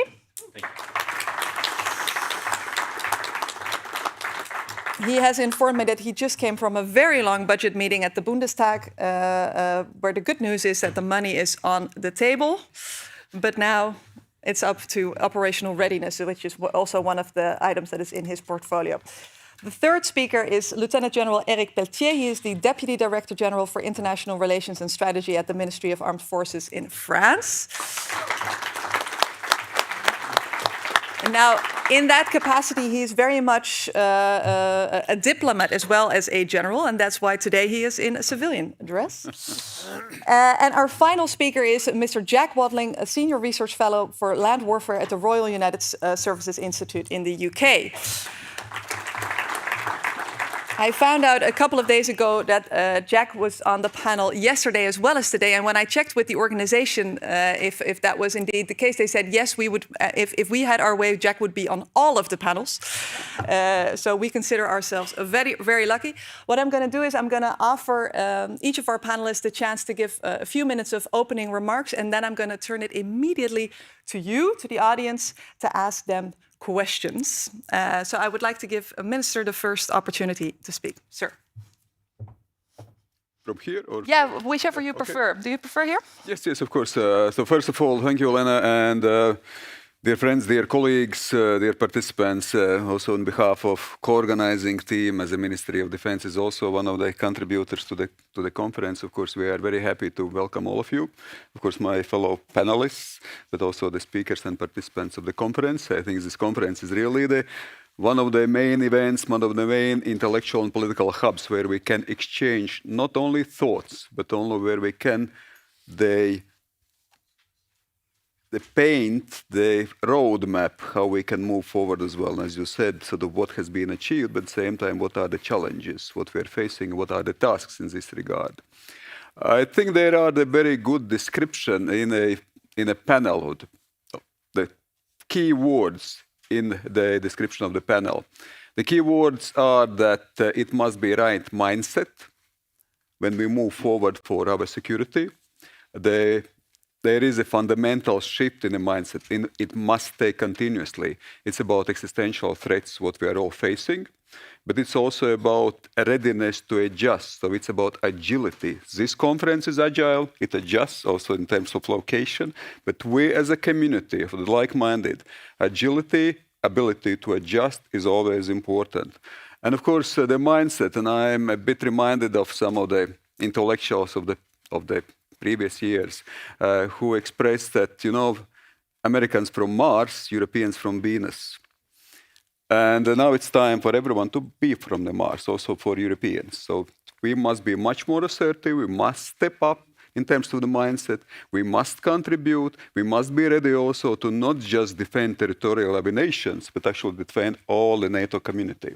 So it's our whole responsibility for the whole the NATO alliance.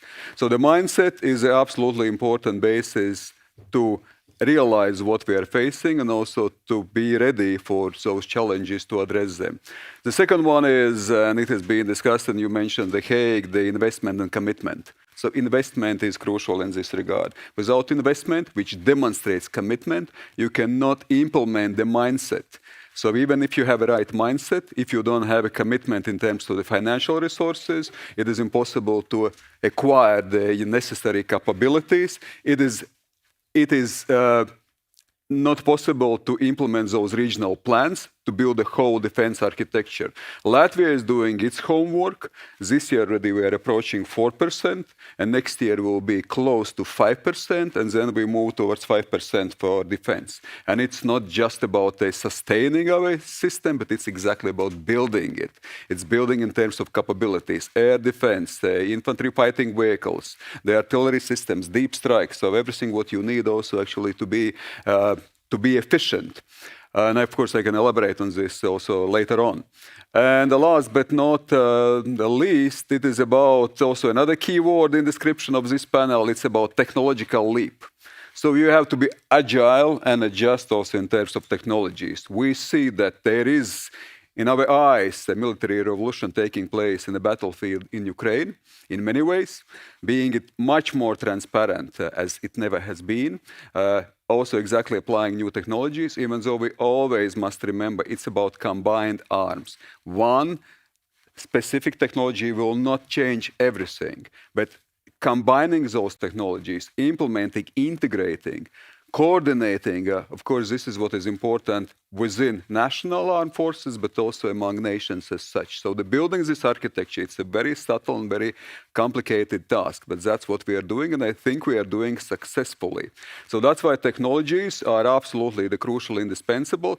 That was also mentioned here. The Latvia, from my first day as a minister, we immediately focused also on drone technologies. We started to co-lead together with UK the drone coalition. We are building our drone army. We are willing to lead also EU capabilities on drones, but it's not just about drones. It's about counter drones, it's about artificial intelligence, it's about 5G, etc., etc. So it's in generally about making innovative approach and being agile in terms of creativeness to our armed forces and our security in general. So that's why we need to be agile, we need to be assertive, we need to have a right mindset, but it of course also requires investment and commitment.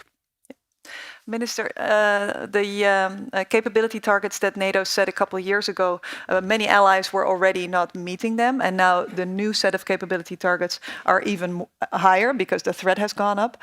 Are you confident about Latvia's ability to make it, to develop and to do what it has promised to its allies? I am absolutely confident about Latvia's. Are you confident about the others? That's another question. I am confident about Latvia because to reach those targets, generally we need approximately 5%, and we are very clear on this ambition, on this roadmap that we will be implementing this. And there is, here I would say there is a consensus also among political parties, about absolute majority of political parties, that investment in defense and also meeting those capability targets are absolutely crucial, are indispensable. As for others, I think I will let those others to intervene and to speak. I believe that there is an opportunity. I think the Hague summit was success in this regard. The commitment to contribute, of course, it might take some time. I can say that Latvia, of course, always encourages to do as quickly as possible. Not to have in 10 or 15 years' time, because we must remember what we are dealing with. We are not dealing with a country with whom we will be able to arrange some kind of date of the battle.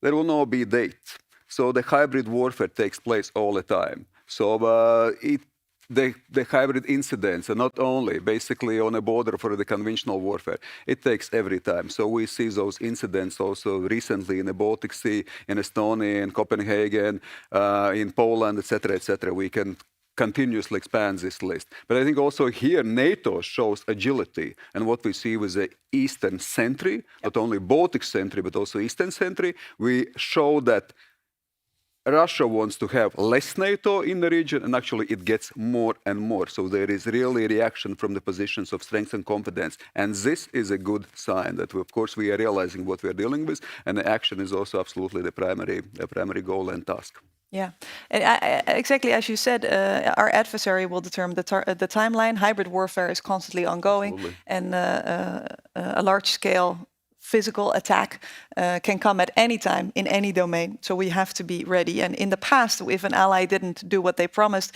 it took a risk only with its own security. And there was time, in crisis management, there was time to fill the gap and look around the table. And now if an ally doesn't do what they have promised, it takes a risk with everybody's security. And that's the big difference. I'm going to turn it over to Mr. Hartmann now to talk about Germany's point of view. Okay, thank you very much, Eleonora. Thank you, dear Excellency. I think I can say as a starter, I could not agree more, because we have to ensure that we are meeting the challenges of our time and make clear that Europe is on the way to do what we can do. But we should start not without saying that Russia's full invasion of Ukraine is the greatest and the gravest threat to European sovereignty and our territorial sovereignty. And it's a threat, and Russia is acting in these days, in these moments. And we are seeing a kind of hybrid warfare. And in Germany, there's a debate on how to encounter that and how to act, because we are seeing Russia's actions. It's not only about airspace violations, and NATO made clear that we are able to act. We have doubled our capacity on air policing, for example, from Rostock, from one day to another day, to make clear we are going to see what Russia is doing, and we are going along with all of the growing numbers of cyber attacks, the disinformation, the electronic warfare. And Russia is increasing its capacities. Russia is spending more than ever on its military. Russia is increasing its industrial capacities. And we have to react on that, and we have to make clear that is also an information and psychological condition setting. And if we are here in the Baltic Sea area as part of a strong alliance, we are seeing it's also the question of a whole of society approach to encounter that, because it's trying to, Russia is threatening us because it's a part of psychological warfare. And if we have seen already in this morning, if we are discussing the questions how to spend money on housing, for example, or spending money on defense, it's very crucial that we are going to spend enough for our freedom, and it's spending for our liberty, and it's spending for the European sovereignty. And it's already been risen the question, what are the other parts, the friends and the allies of Latvia doing? And I can give you the information that Germany is on a fast track. We have changed the debt brake in Germany. It was part of our constitution, and we are spending more money than ever in our history on defense. In this year, it will be up to 108 billion euros. 108 billion euros. And I think it's a change of history that I'm in the region as a German politician, give the information, and the audience perhaps is applauding. Let's hope so. Because it's showing we are taking our part of our responsibility. And it's not about only about talking about meeting the requirements and spendings. We are going to show presence with the 45th Brigade Lithuania. We are showing that we are taking part of our responsibility. We want to make it clear. Words alone or goodwill alone will never deter an aggressor. It's only military strength. And the military strength comes from spendings, from showing the presence, from being ready. Defense readiness is the new word. It's implemented in the German debate. We call it Kriegstüchtigkeit, Verteidigungsbereitschaft. We are debating in a situation we are seeing that the full-scale invasion of Ukraine means that hundreds of thousands of civilians are killed by an aggressor in 2025. It's a war raging in Europe, and so we have to bring Russia away from this way. I've talked about our brigade, and we should not only talk about the money and the questions of the budget. It's very important. I think the third question is, are we ready, or do we going to fight for our freedom? Are we citizens? Russia is recruiting its soldiers from prison camps. They're recruiting its soldiers from prison camps. In our Western democracies, you can join as a free citizen the army.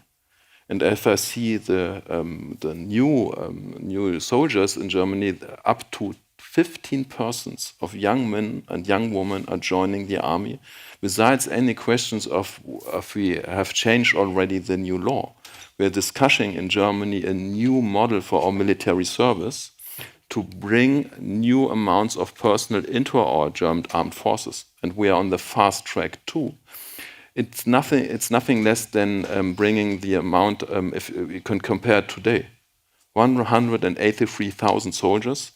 Within the next 5 to 10 years, more than 260,000 active soldiers as personnel, plus 200,000 in presence, to make clear that Germany is taking our part of responsibility. And I think last and the fourth point, because we want to debate it, we should talk about procurement and changing laws. Europe is a big opportunity. Europe is the answer, But if there are laws avoiding that we can get to a success, we have to change the laws. Spending more money than ever means implementing the ReArm Europe process, giving money to every European country with the safe vehicle, for example. And now it's up to the European and the German industry that they are going to set up new capacities. Because we are bringing, you have said it already, we are bringing the money on the table, and now we are waiting for the products. Are you confident about their ability to do that? If we make it clear that there will be long-term contracts and the German and the European industry can rely on our spendings in the next year's budget, and we are going to make this clear, we can rely on that, and I'm still very confident because we are seeing innovation cycles. Last point, if I am going to sign a treaty on new drones or UAVs, for example, I need other kinds of products in the next 2 or 3 years, for example, because it's about setting up a complete new industry. And we've heard this. We have parts and we are taking knowledge from Ukraine, from our partners in Baltic Sea area. And it means showing presence, spending more money, making clear we are fighting for our freedom, and we will not accept any aggression by Russia, and we should name it as it is. Thank you. So we've heard an expression of confidence from Latvia. We've heard an expression of confidence from Germany. Is France just as confident? Always confident. Or even a little bit more, maybe? Yes. No. Thank you very much for inviting me. It's an honor and pleasure to be here. And I would like to share with you some reflections from France's perspective on how we can effectively strengthen Europe's capabilities, and in order, of course, to uphold or to reinforce the transatlantic link. Sorry. So we all agree on the threat, on the Russian threat, and we think that Europeans must take their defense in their own hands, because we cannot and we should not expect the US to ensure our security, as it has been the case since World War II. And why? Because the peace dividend period is over. Because the US pivot to Pacific is accelerating. And because the USA urged European countries to take more responsibility in their own defense. So it clearly means that we have to reduce our dependency to the United States. This dependency can create resentment on both sides of the Atlantic. And this dependency can make us less safe in a tense, complex, and very changing environment. So, reduce our dependency does not mean that we will get rid of our best ally, United States. Reduce our dependency means to be more responsible, to create the condition for Europe to ensure its own defense within the alliance, and to be more autonomous, to be more resilient, and of course, to produce our own capacities in Europe. And it is for that very reason that strengthening both the EU, the European pillar within NATO, and EU is our collective best interest. This interdependence is a very powerful strategic leverage. As mentioned yesterday by Commissioner Kubilius, the EU is now a real player regarding capability development in Europe. It has made a spectacular leap forward in terms of defense since February 2022. Defense is now fully part of the EU's landscape, projects and financial tools. At the same time, the coalition of the willing that France and UK has promoted shows our ability to propose to our US partner something credible to ensure future security guarantee to Ukraine after a ceasefire, a peace agreement, or something else. We don't know. At the same time, member states, European countries, are now called upon to make an effort to work on priority capabilities area and fill our collective gaps in order to be fully operational by 2030. This is consistent with the capability targets assigned to the allies within NATO. NATO and EU are converging towards an harmonized objective. NATO and EU are now complementary. The great strength of EU is the creation of financial tools such as SAFE and EDIP. Moreover, the EU goes further than assigned targets. Member states are encouraged to propose joint projects through European Defence Agency. It shows that Europe is equipping itself with the means to deliver. It shows also that Europe is not just reacting to emergencies, it is building long-term defense capacities through an industrial base that we must consolidate. ELSA, for instance, is a capacity-building policy initiative. It aims to bring together military requirements for deep precision strike and industrial projects. Today, 25 countries work on 13 clusters. ELSA initiative strengthens the European pillar in NATO. This example shows that we can reduce our dependency to the US with our own capacities. When it comes to reinforce the transatlantic link, the bottom line is that coordination is key to the success of the US and Europe grand strategy. Europeans must recognize that the US needs to adjust its force posture and will no longer be as present in Europe as before. And the US needs to accept that the burden shifting will take time and that we, Europeans, must rearm on our own agenda. The US recognize that they need a strong Europe. They are not able, with their own capacities and their own industrial base, to sustain or to support European military needs. If we coordinate, there is a very clear path to success for all of us. To conclude, European countries must reinforce their own defense. We all know that. By this way, we will build a credible European pillar within NATO. By this way, we will allow the US to concentrate their efforts on their priorities, especially in the Pacific. And by this way, we will maintain a fair and balanced transatlantic relation. Thank you. Merci, mon général.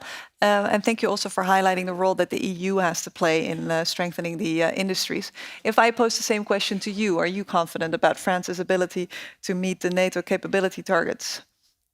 Are you? Me? Yeah? Yes, I think that we are on the good path. Of course, we face many difficulties, and the main difficulties today is to have a great connection, a better connection between EU and NATO. But we know when we read the white paper released by EU 2 years ago, with the 9 main capacity project, we think that it matches quite well with the NDPP targets. So we are quite aligned.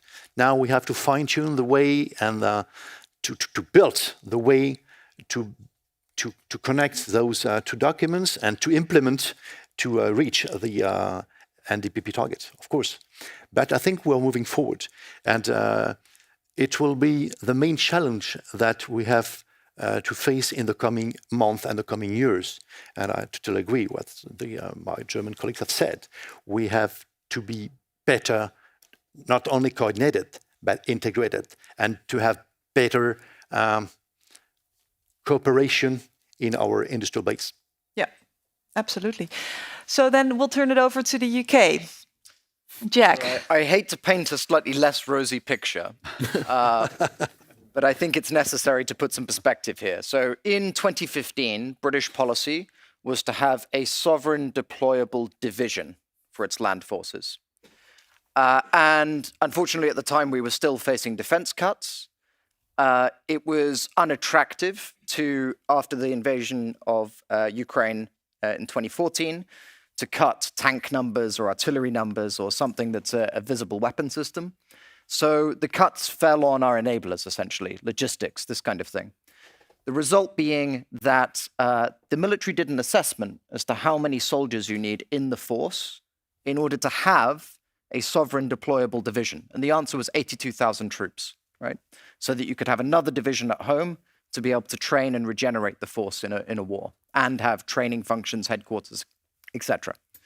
By 2021, the enablers in the British military were basically enough to sustain about 1.5 brigades in the field. So we couldn't actually deploy a division, and the army had been further cut to 72,000 personnel, below the minimum requirement to be able to deploy a division, all right? Now, what was the commitment that we made to NATO? There is a new threat from Russia. So actually, we're going to provide a sovereign corps. Well, what's a corps? A corps is 3 divisions, okay? British Army is still 72,000 people. The main thing that's happened in the intervening period is we have given most of our frontline equipment, all of our artillery, for example. We've bought 14 howitzers back, but all of our howitzers that we had to Ukraine. Okay, so the capability has gone down, not up, all right? Now, the UK, the British military, was actually one of the more high readiness militaries in Europe at the time. And so when we actually look at the numbers, I think the investment that is happening is very positive. The arrows are all moving in the right direction. However, we are starting from a much lower base than we have publicly acknowledged. And the result is that I don't think we are actually on track to hit a lot of the capability targets for NATO on the timeline that has been outlined. If you look at how much equipment needs to be produced, how long it will take to be delivered, it will be too slow, okay? That does not mean that the forces we have, even if they're slightly below those targets, are not credible, are not well trained, and it doesn't mean that the investment is not being well spent. But I think we have to acknowledge that this is not assured, right? We have to be really, really ruthless in making sure that we prioritize what we have to have for a fight tonight to deter and what we would like to have for a fight tomorrow to deter over the longer term. I'll give you an example of an area where we need to be ruthless.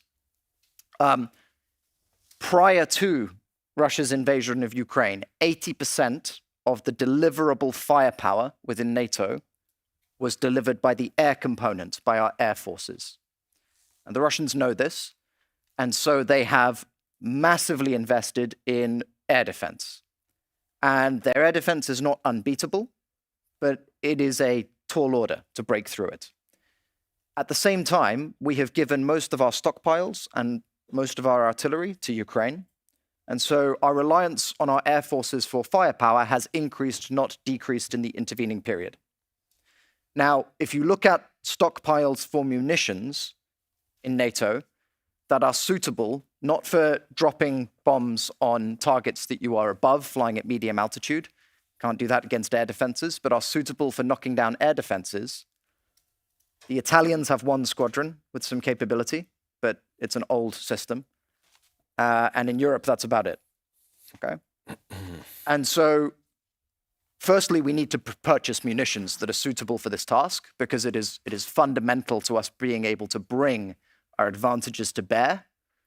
But this also requires our transatlantic relationship to work, and we need a frank conversation with our American colleagues because we can produce all the munitions in the world, and if we can't get them integrated in time onto the F-35, which we're all purchasing, and which is dedicated to that mission of breaking down air defenses, then those munitions will not be usable, right? And so noting how many countries are buying and using F-35, I think we need a much more robust conversation with the US and with Lockheed Martin about the timelines for integration of munitions.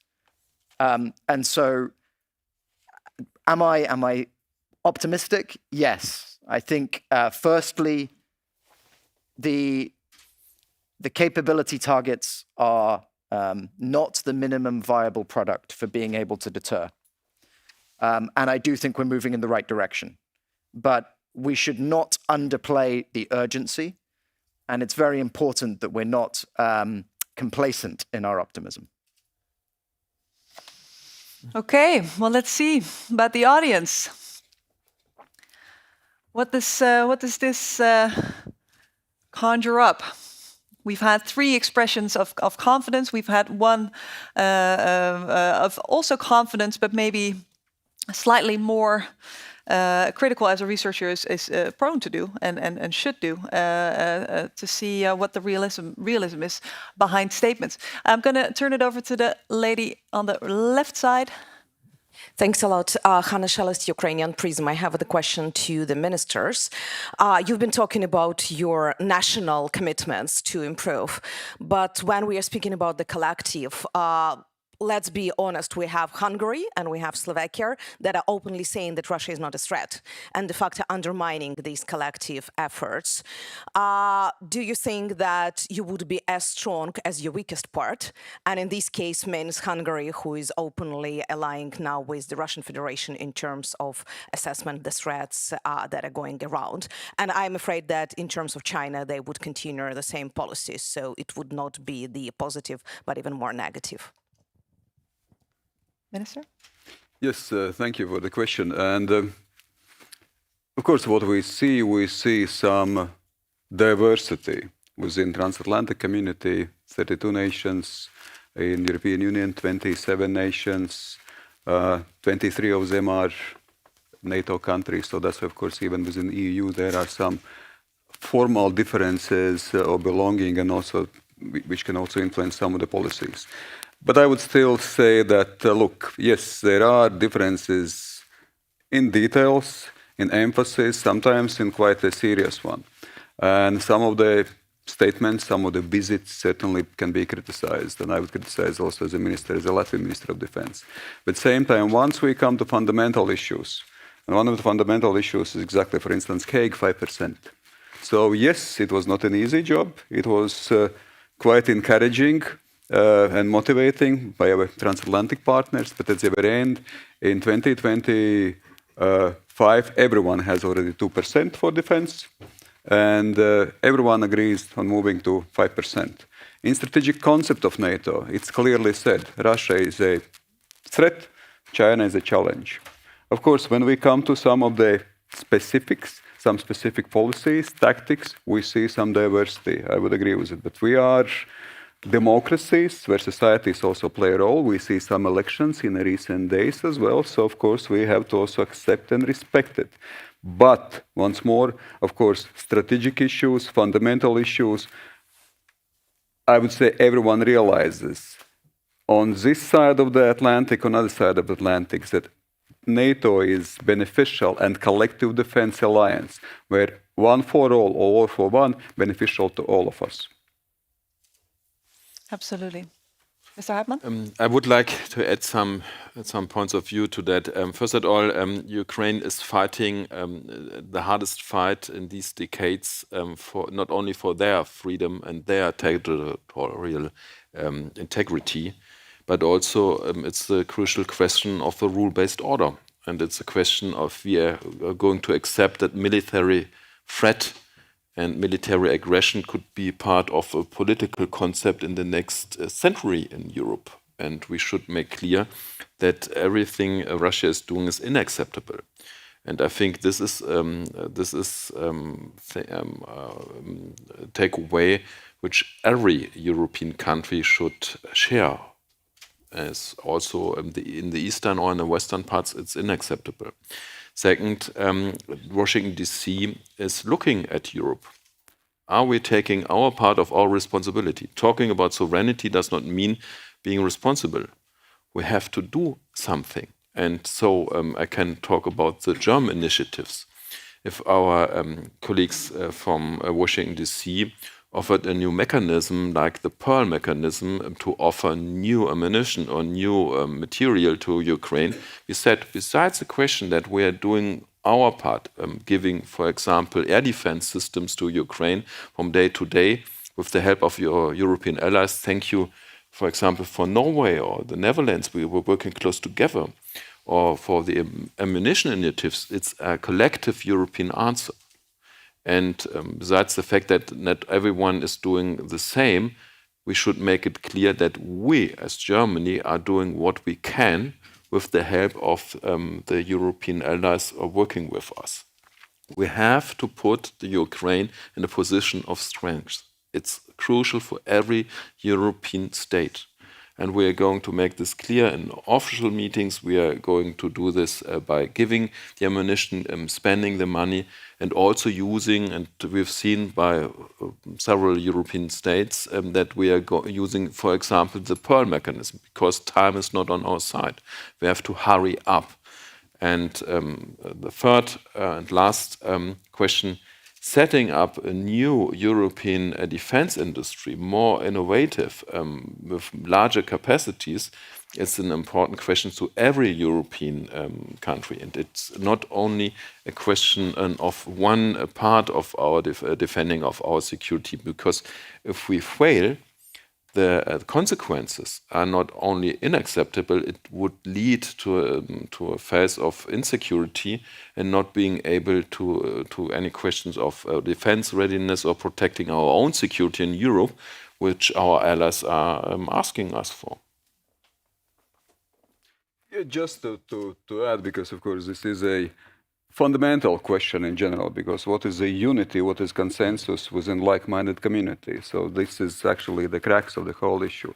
But still, I would add to the element of optimism and confidence that glass is still more half full rather than half empty. So take into account that, yes, we have those challenges. But look, I mean, in Estonia, when a Russian fighter jets violated airspace, Hungarian fighter jets pushed them out. So they took off and sort of protected also the Baltic airspace and NATO airspace in this case.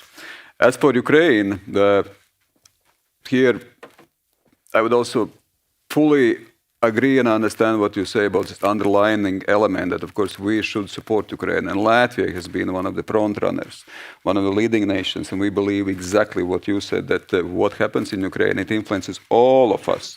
It influences our credibility, it influences international rules-based order. So that's why the position must be strict and confident. And of course, arming, first of all, Ukrainian armed forces, but also being strict with Russia, imposing those sanctions. And we are still able to impose sanctions and agree with those sanctions. But yes, we need to support militarily and financially. Latvia, we have commitment 0.25% every year. This year and last year, it's more than 0.30%.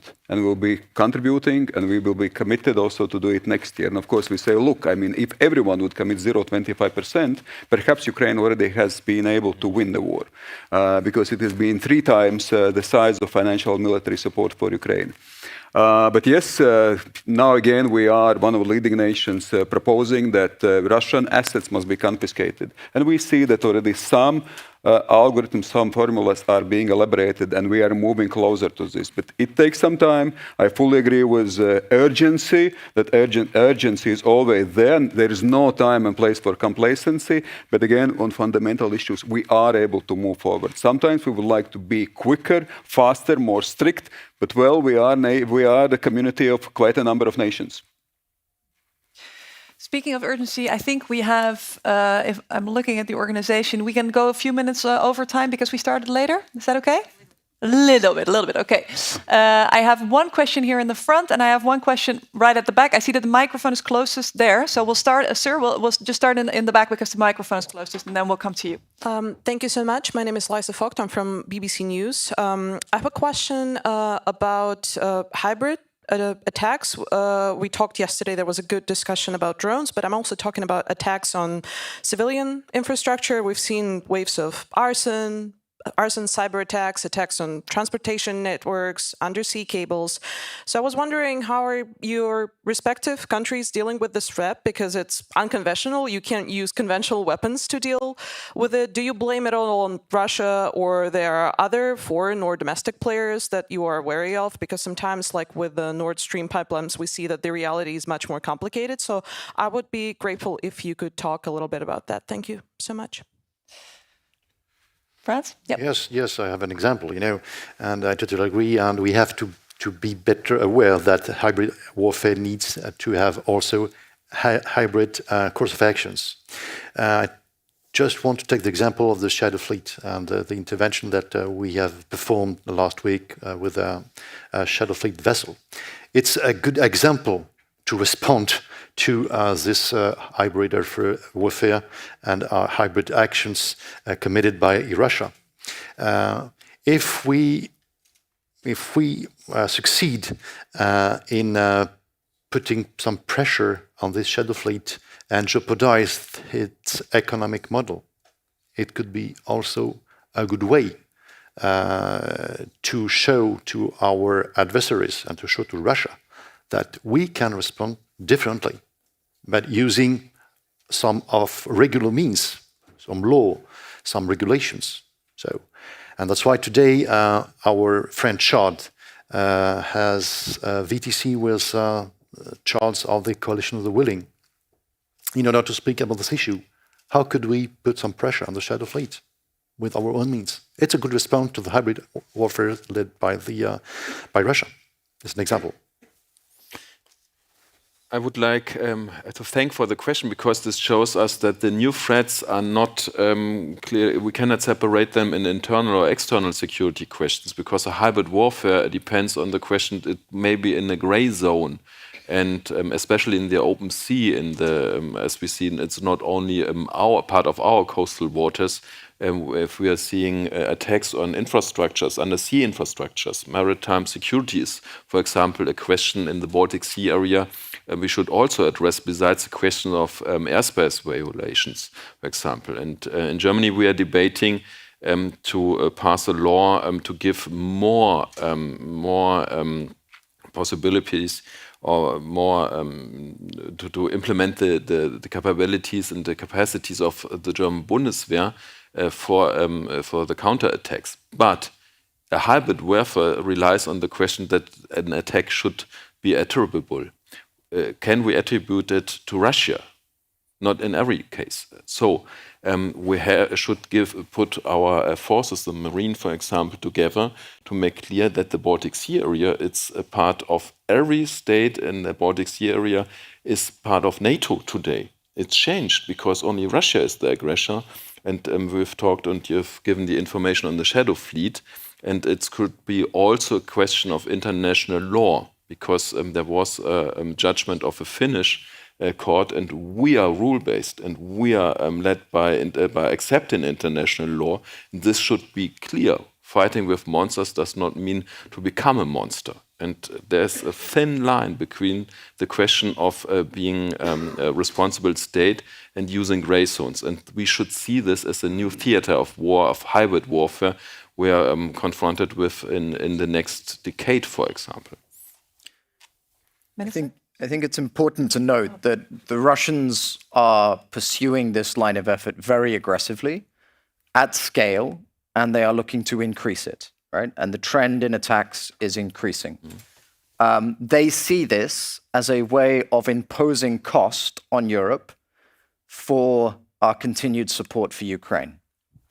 And so from the Russian point of view, this is retaliation, right? It also has, there are subversive effects and other things that they are proactively trying to do, but I don't think we're going to deter them from it. What we can do is we can draw a line under certain activities and say, if you put bombs on planes, you know, we will act in a way which makes Russia uncomfortable, right? So I think we can have a conversation to deter certain kinds of behaviors, but we're not going to stop it entirely. What is important is that we work to strengthen the legislation in our countries so that we can be more proactive in disrupting this activity. In Germany, for example, it's extremely difficult to both start investigations into people, but also to move information between different parts of German law enforcement within the federal structure. And that hampers the ability to disrupt even actions which are known about in advance. Okay, so there's legislative changes. And the other thing I would highlight is that the Russians have become adept at exploiting gaps in sharing between our member states in the EU and elsewhere, so that they will often operate from one country against another. And by doing that, they are often able to, again, evade the capacity to disrupt their activities. And so we need to be more collaborative in addressing this as a threat which is against us collectively, whereas most of our legislation is aimed at protecting domestic interests. Minister? Just echo some of the thoughts already by my co-panelists. We are not at war formally, but we are not at peace. So what happens in the domain of hybrid, so we see that, of course, there are a lot of escalation from Russian side. Weaponization of illegal migration, disinformation campaigns, cyber attacks, arson, sabotage, incidental drones, critical infrastructure incidents, etc., etc. Latvia has been neighboring Russia for a long time. And of course, that's why there is element of silver lining. We are used to it. We already also develop our own immune system. So we are ready to react and act. Comprehensiveness of defense, comprehensiveness of security, where everyone is involved, where everyone is educated, of course, are absolutely important part. So it's not just about defense sector which is reacting. It's about interagency and intersocietal or intersocietal the resilience and the cooperation. Also, what has been mentioned here, of course, preemptiveness is in collaborative efforts among the nations, regionally as well, to preempt some of those activities. Also exchange the intelligence if necessary, and we are doing it. And last but not least, when you act, you should react also react to some of the actions from the positions of strengths. And that's why, again, the Baltic Center is a good example of it. Yes, of course, it is not panacea. It's not that silver bullet for everything, but it means that exactly what you do will have some effect, will have a reaction, and strong reaction. You wanted less NATO presence, you got more NATO presence in the Baltic Sea in this regard. It will not preclude and prevent from everything, but certainly it will add credibility, and it will add also the instrument to act. Yeah, and that will require a much more active role from the private sector as well when it comes to our energy, our food, telecom, healthcare. When we talk about money on the table for defense, we're talking about our armed forces, we're talking about defense industry, but we're not talking enough about the money on the table that has to come from private companies, because the government can't pay for all of this, who have to do deeper investment in their resilience as well. Yep. I'm afraid that's all we have time for. I want to thank all of our panelists for their contributions. No doubt we can't solve everything in this panel, but at least we've talked about it, and that's quite something for a Friday morning as well. Thank you very much. Thank you, moderator, as well. Thank you.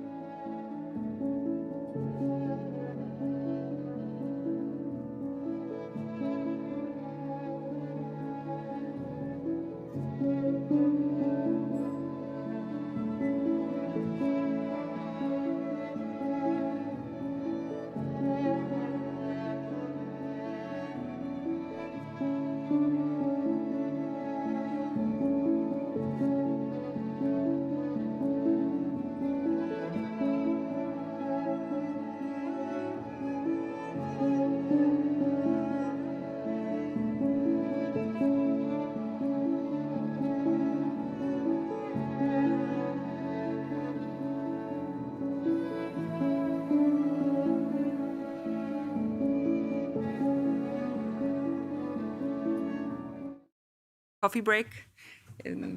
Really interesting conversations, but we have another special conversation today, and it's going to be really interesting because we also have a book opening. Yes, everyone is still coming down from the second floor, from the coffee, from the pastries, but we're in for a treat. We have a special conversation with somebody who has been at the center of NATO's most important decision-making, most recently in the period from 2021 to 2025. And I'm, of course, talking about Admiral Rob Bauer, who is the former chair of NATO's military committee. And the conversation will be moderated by one of Latvia's finest journalists. And I'm a bit biased, but also he's the host of Latvia's best podcast. It's true. Pauls Rauceps. I think I will not waste my breath. Pauls, please take over. Thank you, Thomas. We cooperated on that broadcast initially, so Thomas is apparently a little bit of self-advertisement as well, but that's fine. I'll Self-admiration society. That's right. The question looming over this conference, obviously, is what to do about Russia, and I think that Admiral Bauer is perhaps one of the best placed people to answer that, and he has done that extensively in this book that is in front of us. His distinguished career has prepared him to write this book. He's been the commanding officer on ships in the Royal Netherlands Navy. He's grappled with pirates off the coasts of Somalia. He was the overall commander of the Dutch Armed Forces, and from 2021 until January of this year, he was the chair of the NATO Military Committee, and thus the alliance's highest-ranking military officer. He's also a TikTok star, I understand. Not actively, but... Not active, which actually may be pertinent to some of the things we will be talking about. But his experience being the top-ranking NATO military officer at the time when Russia launched its full-scale Ukraine means that he has special insights in how we can prepare to be ready for the Russian threat, to deter them, and if necessary, to resist them. The book is organized, that is put forward here, is organized to lay out 7 principles. We don't have time in this 20-minute little talk to talk about all of them. There are 4 that are kind of self-explanatory: expect the unexpected, think like an investor, take responsibility, and trust the professional. Obviously, that's what we will be doing here. But we'll focus on 3 of them in this talk. And I'll start with the first one. Admiral Bauer, you say one of your principles is choose effectiveness over efficiency. And I read that, and then I think about all these stories that, as a journalist, we love these kind of little tasty tidbits about waste in the military, you know, there's very expensive toilet bowls and things like that. How do you reconcile these 2 things of saying we have to be effective and efficiency maybe isn't that important, but then you'll have people saying, but aren't you just wasting money? Yeah. To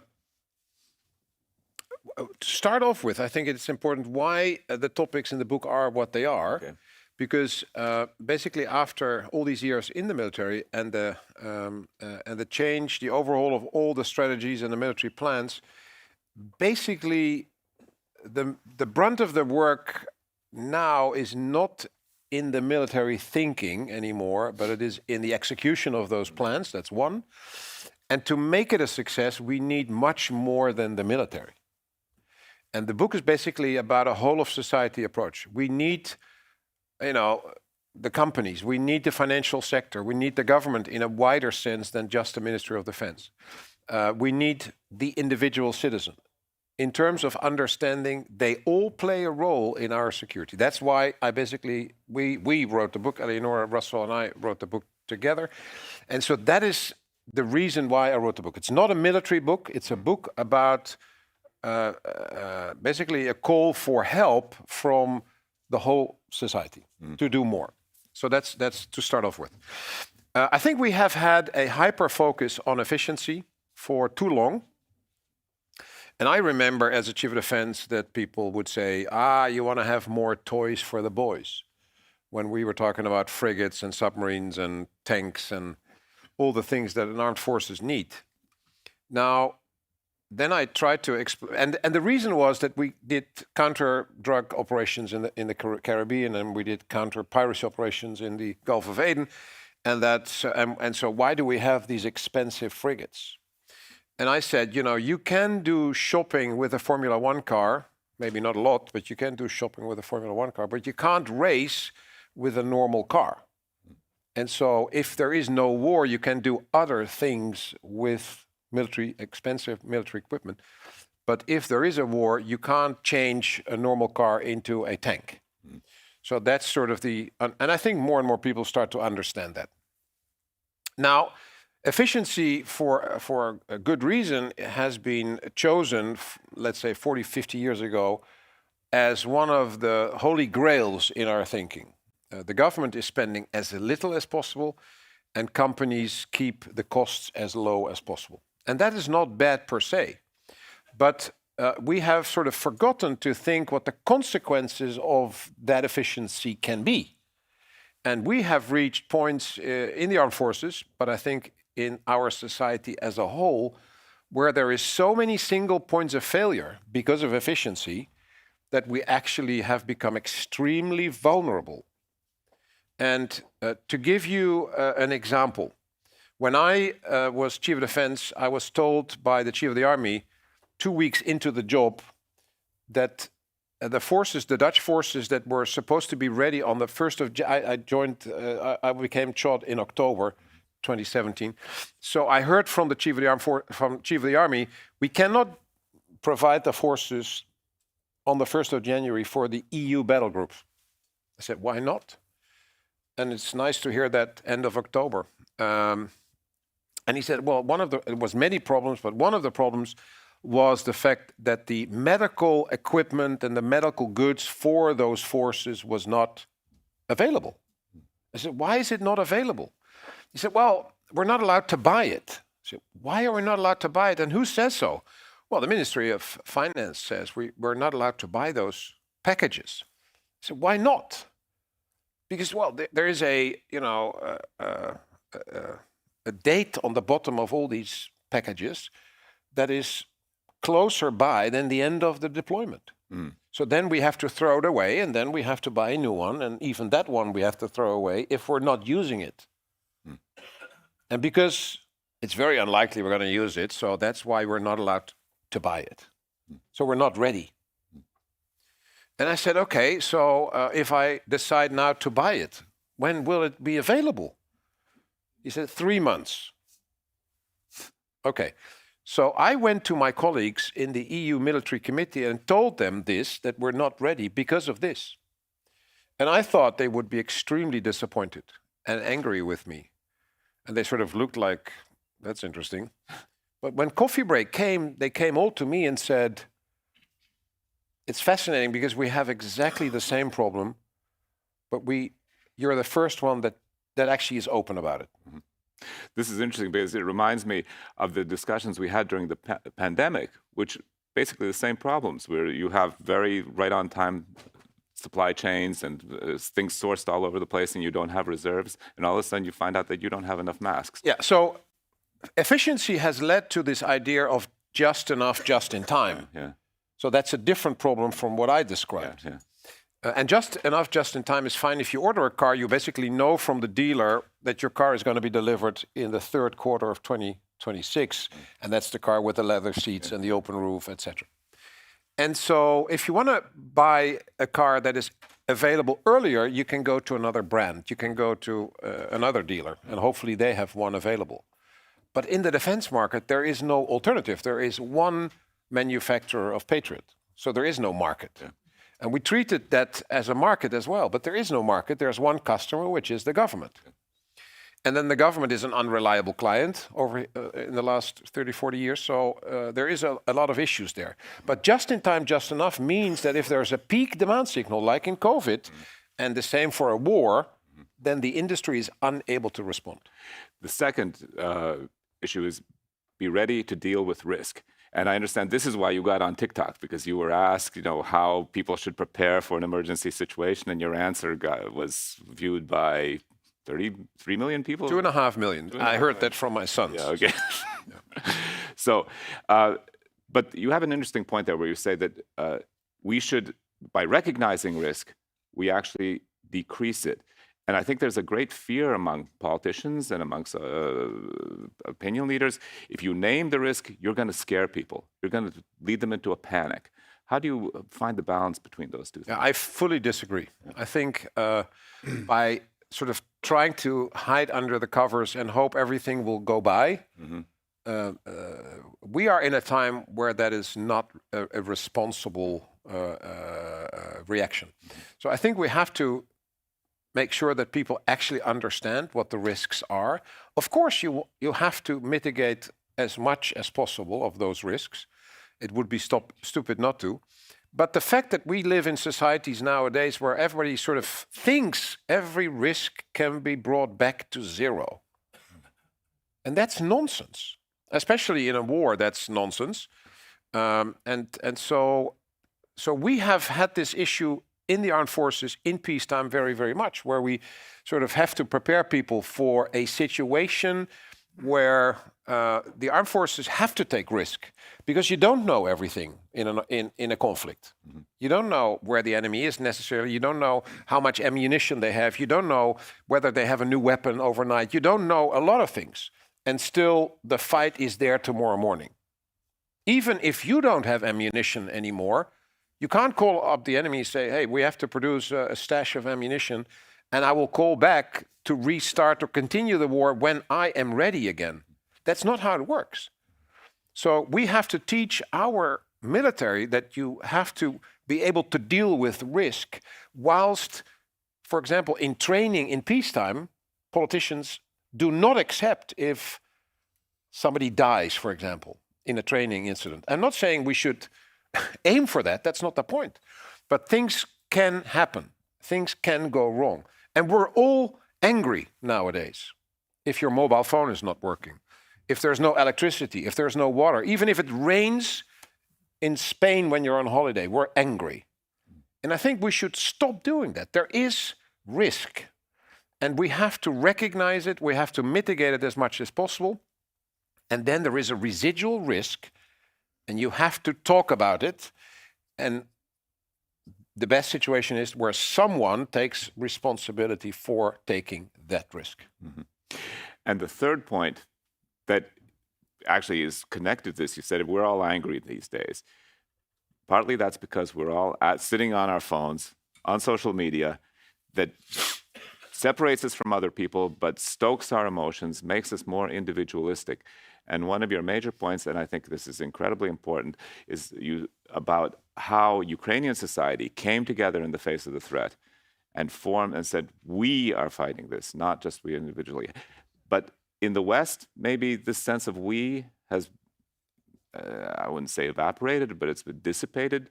How do we get back to that? Because without that, clearly, we cannot stand up to the Russian threat. Yeah, so everybody talks about my rights and my privacy and my happiness, and everything is about me. Now, I don't know whether anyone in the room thinks they have any privacy. Is there anyone who thinks there is privacy? Yes? Well, Google knows you're here, and actually you gave them permission to know that. But if the government says, can I look in your phone? We have a revolution. And so we have given away everything. And at the same time, if the government asks, we are angry. Now, I think it's not bad per se that we talk about my rights and etc. But we forget that a society is not the sum of all the individuals. It's more than that. And if we, and I've tried this many, many times, a room with 600-700 people, and I ask, who wants more security? And all the hands go up. And then I say, so can you imagine you will become part of the solution? And so people say, what? Part of the solution? What do you mean? So what, we have 60,000 professional soldiers. We have outsourced everything in the 90s. We've outsourced security to our armed forces. And so someone else will solve my problem. Whether it's security, whether it is healthcare, everything is someone else will solve my problem. And so the 70,000 soldiers we start the war with, unfortunately, after a couple of days, Soldiers get wounded and soldiers die. And then where do you think those new soldiers come from? Welcome, ladies and gentlemen. You are part of the solution. And then people sort of are shocked. No, that's the armed forces. They do that. Yeah. Do you think we have a stash of people somewhere that is outside our society? It is our problem. And, one of the things, I know part-time working is great, and we are the champion of part-time workers in Europe. But we might have to work harder. And so people say, it's a right. No, it's not a right. It's a luxury in a way. So if you talk to a guy in Ukraine who builds guns, he said to me, we get 240 hours out of an employee, 20 days per month, 12 hours per day. Well, in Europe, it's 160 or less. And we're angry for the fact that healthcare is not ideal and we have a mother or a grandfather or a nephew who's in the hospital and nobody's taking care of him or her. And we're angry about that. And the government should solve this problem. They've calculated that if the people that work part-time in healthcare work 5% more, the personnel problem in healthcare is over. So instead of saying someone else solves my problem, we can solve it. We are quickly coming up to our temporal limits for this little talk, but I wanted to ask you a question which is very closely tied to the theme of your book, but that's very much on the minds of people, I think in Latvia, I think all over Europe. We're seeing, as we heard on the last panel discussion, an increase, a ramping up of Russian cyber hybrid attacks. And the way, these are not only disturbing in and of themselves, but they are also weaponized to decrease trust in governments, in armed forces, because they say, look, the Russians are hitting us, we're not hitting back, we're weak, we can't respond. What do you think, taking into account the lessons of your book, of what you've learned in NATO, how should we be responding to these cyber attacks, both in terms of substance, but also in terms of communication? Hello? Yeah. I did 4 interviews yesterday, 2 for television, 1 for radio, and 1 for a newspaper. I don't know whether you read it or saw it, but this question was very much up front in every interview. So first and foremost, the fact that we responded as an alliance to the drones attack in Poland is extremely important. The fact that it wasn't the Poles alone, but it was an Italian AWACS, it was a German a Patriot missile battery, and it was Dutch F-35s, and of course the Poles themselves, and then even Dutch F-35s shot down together with the Poles a number of the drones. Now we can have a discussion on how effective that was, and we need to become better at that. But the fact that there was a response, including physical kinetic response, is for me worth gold. And then, of course, the controllers, the people of the efficiency, they say, how it's ridiculous to shoot with a missile of 600,000 euros, a drone of 20,000 euros. That's ridiculous. Well, it's not the smartest way, I will agree, but if that's what you have, you will use that to kill what the threat is. So we have to become better at that. But the fact there was a response, that was extremely important, and that it actually was a NATO response. So I was in Poland on television, and they said exactly, yeah, you're leaving us alone. I said, what do you mean we are leaving you alone? We had your back. The Dutch, the Italians, and the Germans, we were there with you. What do you mean leaving you alone? So, so that's one. Second, then people say, yeah, but we didn't shoot down everything. So, for example, in Denmark. So the drone was there. Yeah, the Danish Air Force didn't do anything. What makes you say that? Well, they didn't shoot it down. Well, does that mean they didn't do anything? By the way, it was on purpose they didn't shoot it down. It was a choice not to shoot it down. They saw it. They were able to track it. They knew everything about it. They actually assessed it was not a threat. Very important, because we can shoot down everything and people can think that a drone attack or that drones that infringe your airspace is a military attack, but actually it wasn't so far. The assessment across the alliance is this is not the start of a military confrontation with Russia. It isn't. It's a nuisance. It's irritating. It's not good. So the most important thing is we have to make sure we detect it, we follow it, and if we want, we can shoot it down. That's first and foremost a decision of the government of that nation, not NATO, because the nations are still responsible for their own airspace. And so the Poles did it with the help of the Netherlands. That required changing of laws, by the way, because in many nations across the eastern flank they had to change laws, including the constitution, to allow the military to do anything in peacetime. Because in the early 90s, a lot of the nations changed their laws to make sure the military was unable to interfere in any way during peacetime. So in Romania, they had to change the laws. In Poland, they had to change the laws for Rzeszów, the little airfield in the eastern part, to make sure that was defended. So the fact that Dutch F-35s were able to shoot down drones over Poland is a huge change in accordance with the law as well.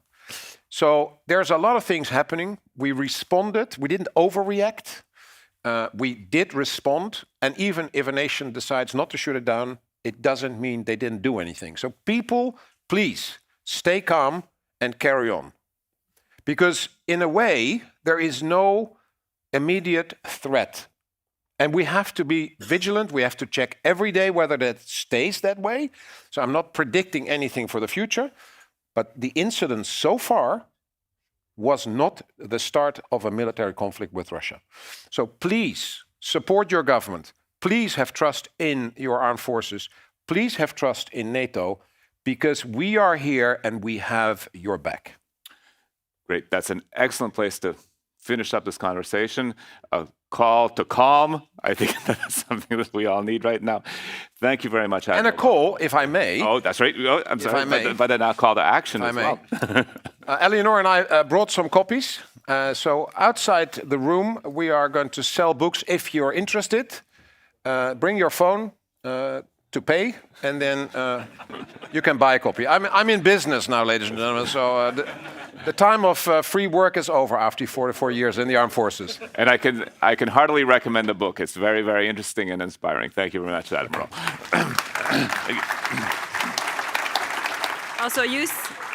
Also use a chance to ask questions, because we have present amazing experts. But soon we are going to have an amazing expert panel again, and answering those questions. What does Russia's soft and hard power offer to the countries near and far? How effective is Russia at escaping international isolation and finding allies and partners in the other regions of the world? How is Russia adapting its modus and domestic repressions to sustain its war effort?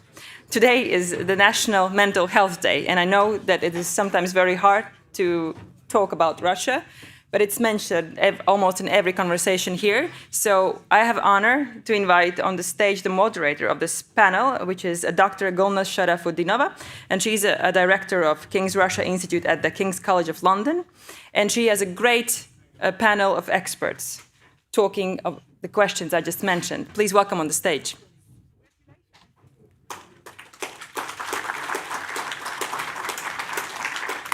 Great. I just announced you, so you're welcome to join us on the stage. We have a great panel. Maybe I could, yes, you can come on the stage and take the floor. And also those who just arrived, you can take your seats here. All right. Oh, thank you. Hello, everyone. My name is Golnaz Sharafutdinova. I'm a political scientist at King's College London and professor of Russian politics and director of King's Russia Institute. And I'm delighted to open up today our panel on things Russia. And specifically, we will be focusing on the more recent evolution of patterns, strategies, actions of the Russian government inside the country and outside the country, and certain a lot of things are changing, but some patterns are still remaining. Hence, the panel has a lot of discussion on imperialism and imperial strategies, and but we will be looking at the strategies of foreign influence wielding of Russia, but also what's happening inside Russia. But most importantly, hopefully, we will turn the discussion also to the actions that are necessary to be taken to confront the aggression and to think about what's waiting for us in the future and how we can shape that future.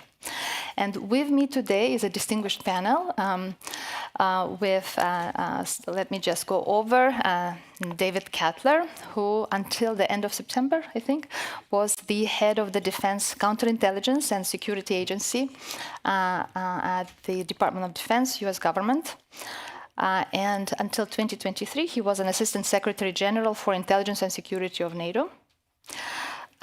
Then to his left, Dr. Marie Mendras, a common participant, I think from last year as well, and the years before at Riga conference.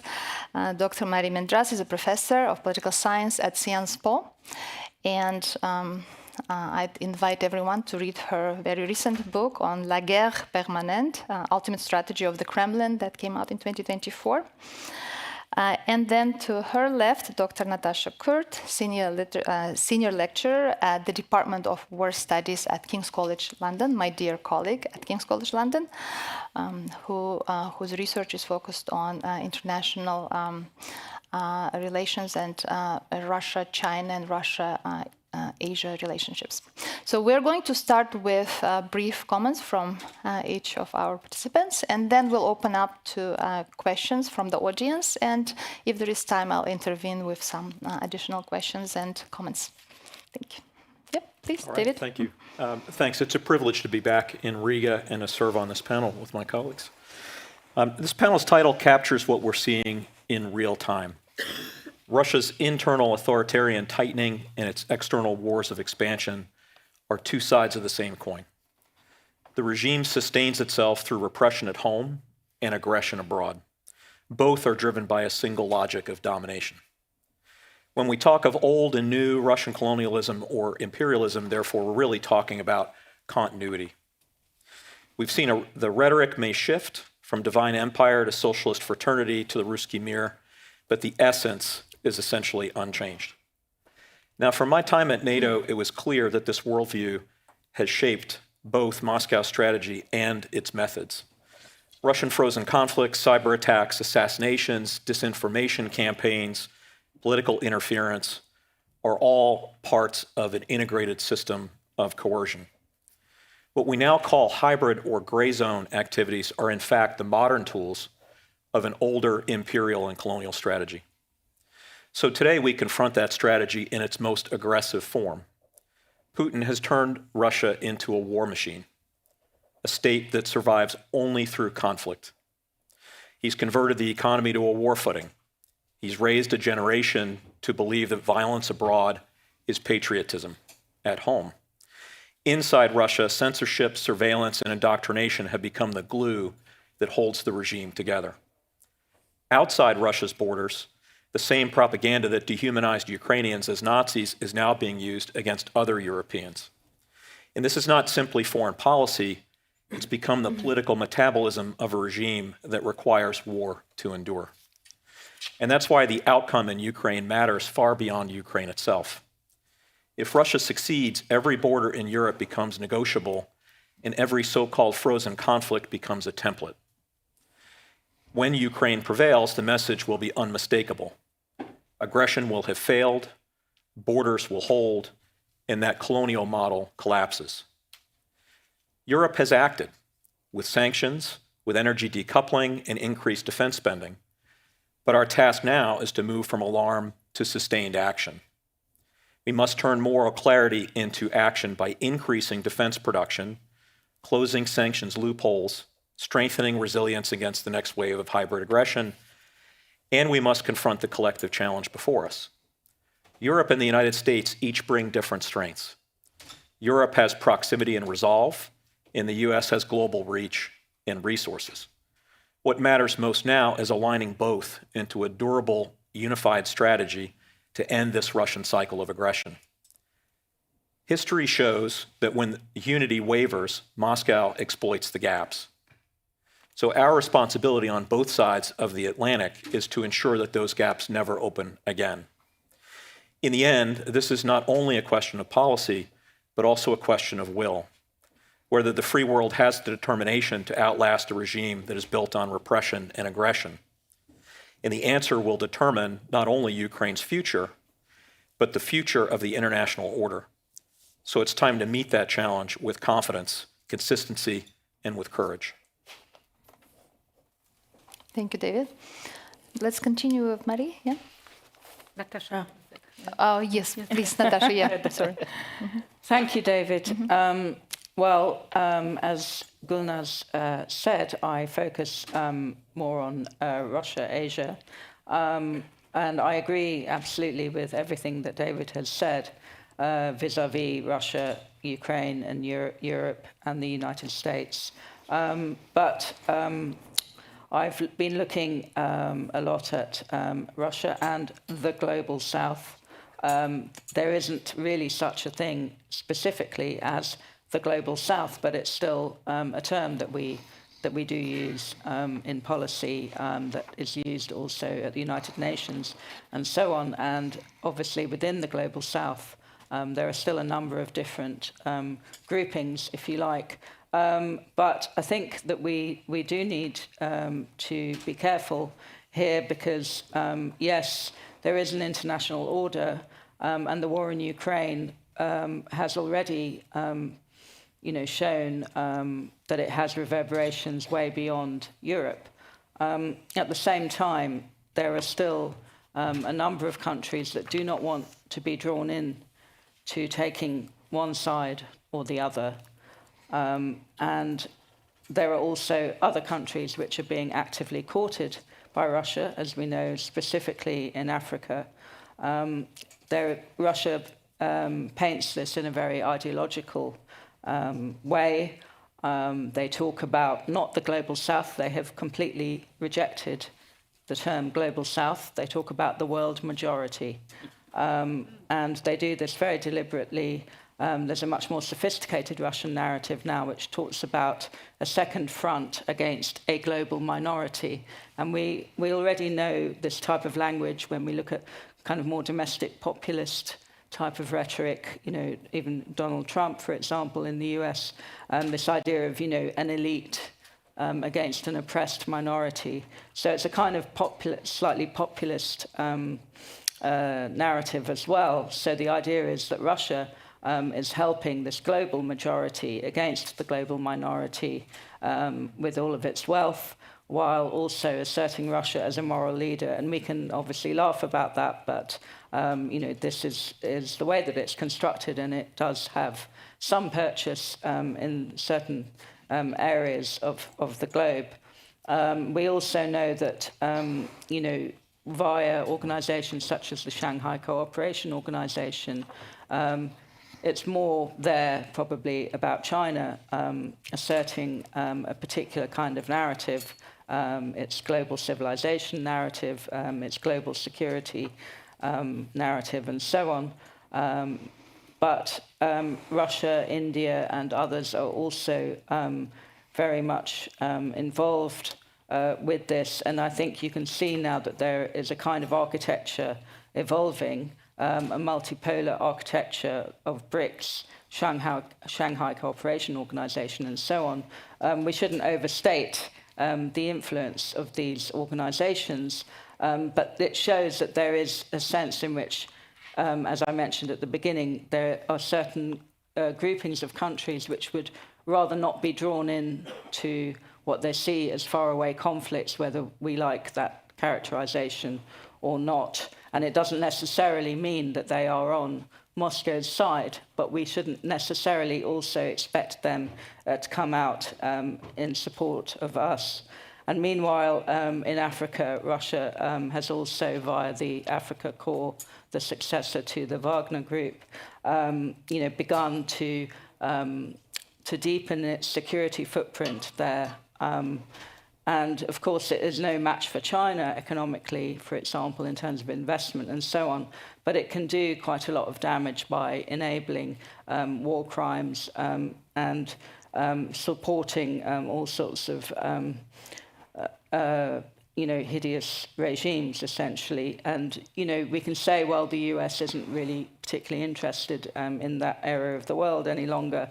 Obviously, the cuts made to US aid and so on.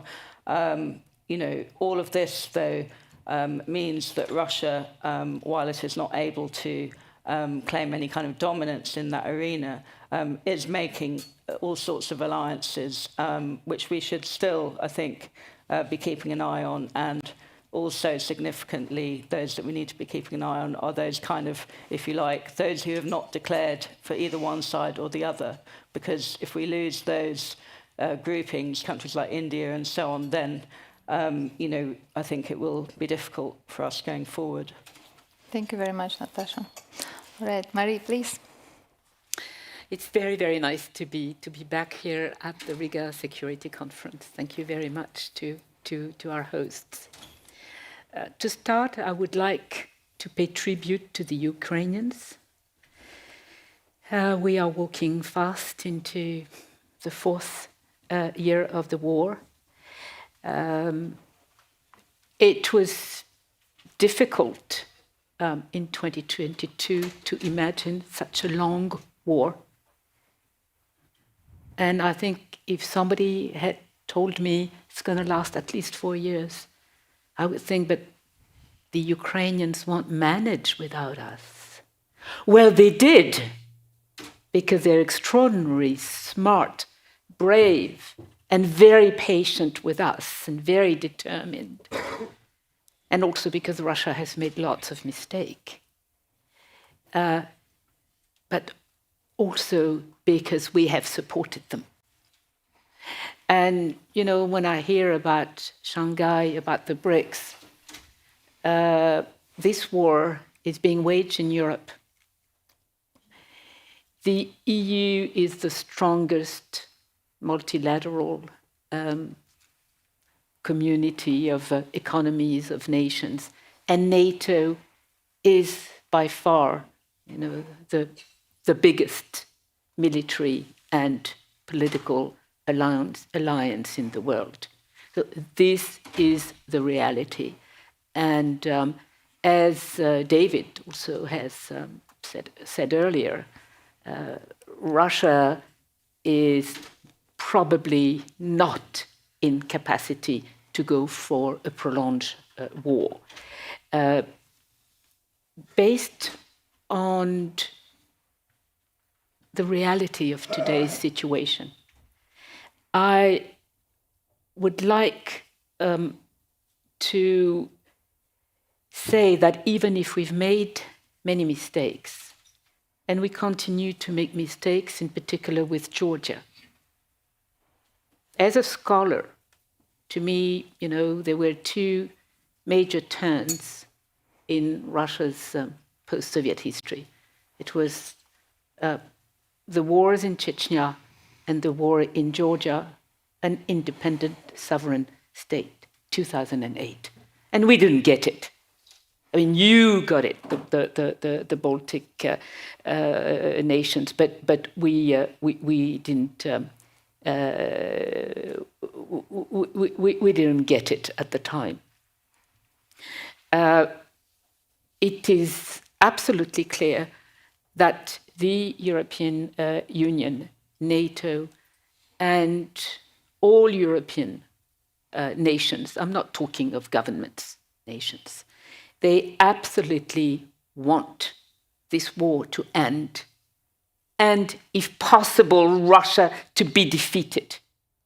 Because you can ask anyone, I think, in our countries, is it a good thing to still have the Putin regime in a few years at the east of Europe? It makes absolutely no sense. The man has shown his senseless desire and for destroying Ukraine, for destroying societies and institutions in Georgia and other places.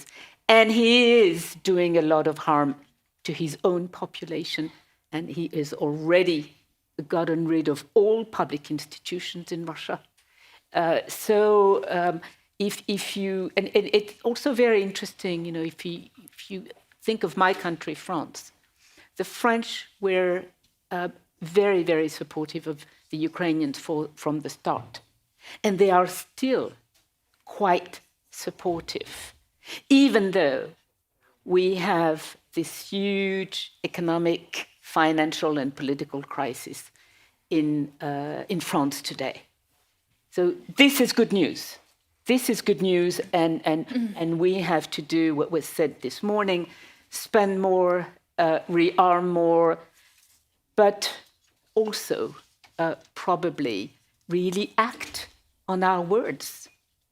You remember that President Zelensky on the morning of the attack on the 24th of February 22 had asked us for take a number of measures, and one was the no-fly zone, which would have saved the Ukrainians from bombing. Today, we are demanding a shield, anti-drone, and we must do it. It's not been done yet. And there's a whole list of very practical measures we can take. And one of them is to have more and more men and women from Europe, from America, from all the coalition of the willing, based in Ukraine, with many different types of missions, not only military missions, so that the Russians understand that we take the risk, the political or geopolitical risk, of having thousands and thousands of our representatives working in Ukraine. Finally, I'd like to share a thought with you, and I hope we have time to discuss it. It is, I think, one of the mistakes that we've made together with President Zelensky was to talk about peace conferences and peace negotiations. And from the start, I said that was a very, very bad idea. In the 1940s, we had war conferences. And that's what we should have had, war conferences. We know, and David has made his point very clearly, we know that the Putin regime is not able of de-escalation. They are, it's just a crazy passion for aggression, and they can only be forced not to peace. They can be forced to defeat and withdrawal. This must be our objective. And all the negotiations and talks that are going on are amongst us, the allies of Ukraine, with the Ukrainians. And this is working. This is working. It will be forced on whoever will represent the Russian state when the time comes. Final conclusion, because I study Russia inside as well as much as I can. In a way, my field work has come to me in Europe. There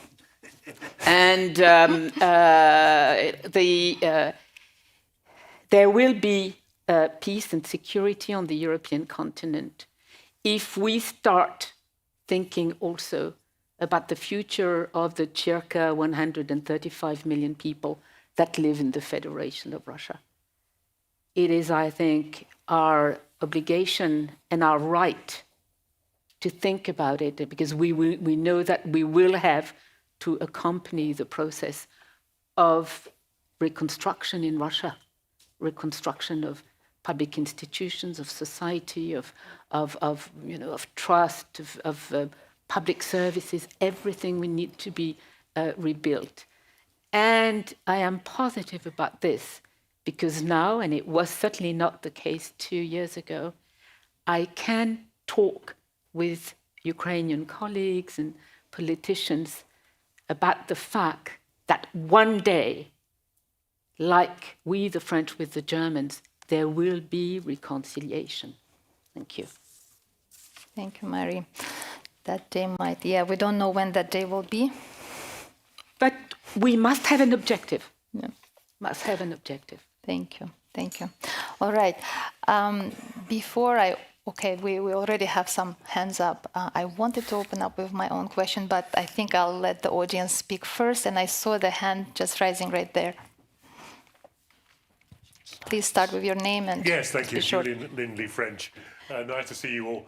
I'm just wondering, listening to the panel, what your reaction is to the previous panels of this conference, where we seem to be saying in the previous panels that Putin is a rational actor, that we don't have to worry too much at the moment, that NATO has everything under control. But it's plain from your expertise that on the one side, the economy is in a growing peril because of the war. On the other side, the Russians are learning new ways of war. The General Staff is learning new ways of war. We now not just have a war of conquest, we have a war of destruction where they can't actually conquer. We have a war of exploitation, which is being a whole range of instruments of power being applied, not just against Ukraine, but against the Western partners as well, and a war of coercion, an attempt to impose a sphere of influence over those nations which it can neither conquer or destroy to its immediate west. So I'm confused. I'm hearing from this conference that don't worry, keep calm, carry on, Rob. And at the same time, your analysis is persuasive, that this is not a rational actor at a rational moment. Thank you very much. So we take several questions? Yeah, we'll take one by one. I saw David. Yeah, just say, look, I always love Julian's questions. Thanks so much. Look, I think more than one thing can be true at the same time. And I think you've eliminated a few things in your questions that could seem contradictory. I actually don't think they are. He is rational. He's just painted himself into a corner. He initiated a conflict that he cannot win through the force of arms. But that doesn't mean he's irrational. And for what it's worth, I think if you go back and you read Herman Kahn's book on nuclear escalation, you also get a better sense of where he might be as well with the periodic threatening of the use of nuclear weapons employment. The chapter, especially on rational irrationality, is what I would refer to here. I think it's very apropos in this. Russia is learning new ways of war, Julian. Yeah, I agree at the tactical and operational level, but they're not learning how to win. They're learning how to cost themselves even more and even greater losses that will set them back generationally. I mean, just look at the demographics of the losses, even if you don't look at the economics of it. But I think where I'd end, though, is that I think that what Putin continues to bet on is that others outside Russia will enable him to prevail, either through a failure to maintain resolve and follow through. We give him a partial victory or a complete victory. And I think Kaja Kallas's analysis on this from before she was at the EU is very also relevant here. And I think that he needs that. He's not just painted himself into a corner in terms of the war, he's also painted himself into a corner at home.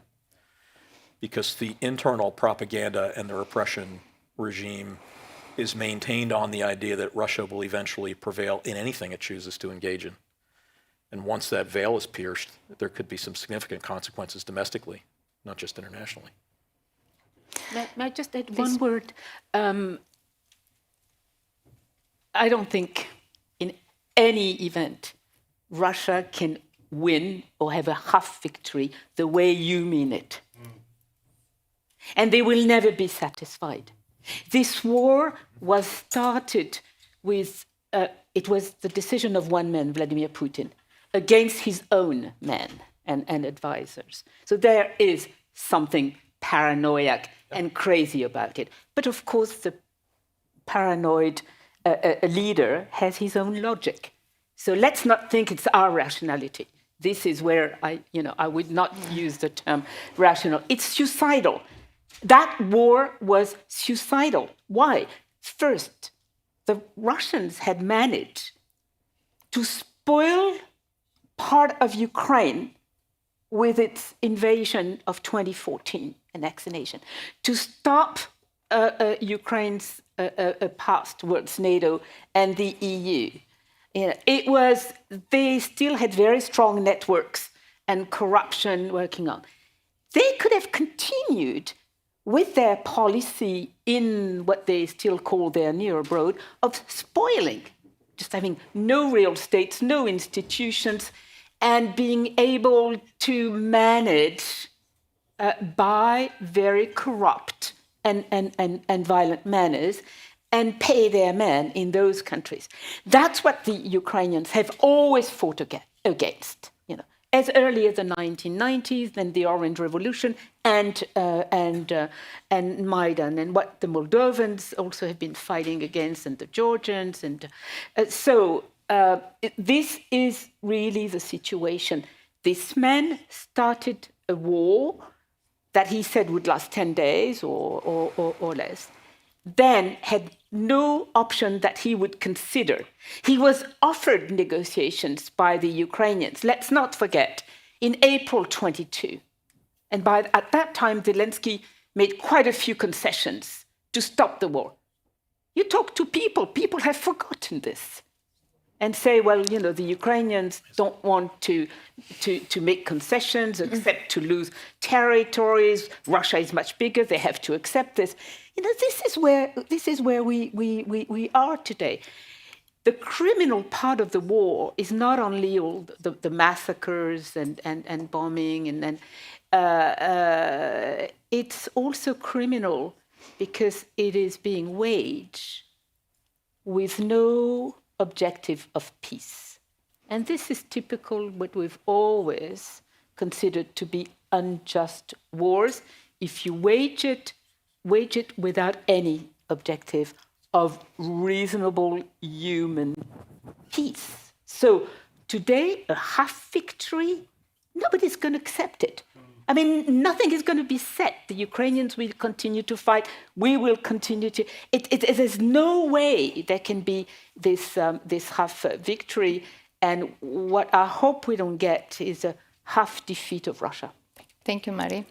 I want to take this issue of rationality a tidbit further and add a new angle to it, and an angle that is a result of something of Valdai's speech that I listened to, but also of very strong pronouncements yesterday at the conference here from Admiral Bauer about the impossibility of Putin's deciding to attack or engage in open war with NATO. We're in Latvia. And the degree, the perceptions, of course, and the level of confidence that different actors have in this difficult reality is part of the war situation, is part of the information strategies, cognitive warfare, Avi, if you're around. So perceptions are very important. And what I noticed in my own observations as a political scientist of people talking here at the stage, there is a lot of confidence that's associated with officials from the United States, and a lot of confidence. But I've spent some time here in Latvia in summer, and we saw Andriy, the photographer, small session, the pessimism and the very hard feelings and the lack of that confidence that we see as well. So the closer you come to the borders, the less confident you become. Let me just turn this into a very short question to David. Thinking about rationality as relative to the conditions in which an actor, a decision maker, finds himself, herself, can we think about such conditions that we can imagine a war against NATO, an attack of Russia on the Baltics, on Estonia. How is NATO, but also DOD in the US, what's thinking about that possibility? Because yesterday the conversation was that that's impossible at all. Well, look, I mean, I'm not speaking for the US, just for myself. And what I would say is that it's quite easy for me to envision it. I would not, I love Rob Bauer, serve with Rob Bauer at NATO, but I do not agree with him on the point that it's impossible. Because I, like Rob, am old enough to remember the Russians saying very clearly what they wished, which was a complete reorder of the European security architecture and a rollback prior to the NATO expansion in the East to also then reestablish the sphere of influence. It was quite clear. To roll back elements of the UN Charter, Helsinki Final Act, rights of self-determination, rights to make choices about security architecture, methods of self-defense, and so on. And I'd say, as a former intelligence officer, sometimes your target just tells you what they're thinking in public. And I think that for me, this is where I'll wrap up and say, because it brings together why I feel so strongly that you have to at least consider the possibility. I would not reject it out of hand. Because again, I believe Putin is rational in his own way. I agree with your point about he has his own logic. You may not agree with it. It may hurt your brain to think in the way that he thinks, but that doesn't mean that his thinking is invalid or he doesn't have a methodology. And he has the power, certainly, and authority in his system to take the decision unilaterally. He has that plenary power if he wishes to exercise it, and he clearly did choose to do so. So I think we need to take at face value the statement that they wish to see a fundamental reordering of the security architecture, at least in Europe, in what Moscow defines as its sphere of influence, its empire, without losing sight of the fact that if we consent to that, either affirmatively or implicitly, we will have surrendered the concept that borders are defined by law and not by force. Thank you. Can I just come in Please, and say, please, Natasha. I think if we're talking about the Baltic, I think it's instructive to think about all of these, so-called acts of hybrid warfare, the undersea cables and so on and so forth. I think I'm not completely denying the label hybrid warfare, but I think that it has a lot to answer for, because I think people have thrown everything into this one kind of category, if you like a catch-all grab bag for too long. And so we're starting to conflate all these different threats together, and then it starts to become very difficult to know actually which are the salient threats and which are not the salient threats. And, actually with the underwater sea cables and so on, we're talking about acts of sabotage. I wouldn't really call that hybrid warfare. And I think that we're, we should maybe move a little bit away from grey zone, hybrid, and so on, and just call a spade a spade. War is war. Yeah, war is war. And I brought up this question because at Valdai, Putin, in a very casual way, discussed that there are, laughable talk about and fear that Russia might attack NATO. And Russia observers know that when something is pronounced, we better, especially with Putin, look at the contrasting idea. If it's on the table, then that is on the table. Yes, I may exactly. just add one thought, because I fully agree with you, Natasha. Hybrid war has always been a misnomer or a very counterproductive notion. Yes, we got caught into this, but I guess the Russian decision makers, whoever they are also completely caught into this sort of, they had this big bag with all kinds of weapons and subversion. And so it's also probably very difficult for the man, around Putin. They don't trust the guy, that's for sure, to know, what do we still have in the bag that we'll need to take out. And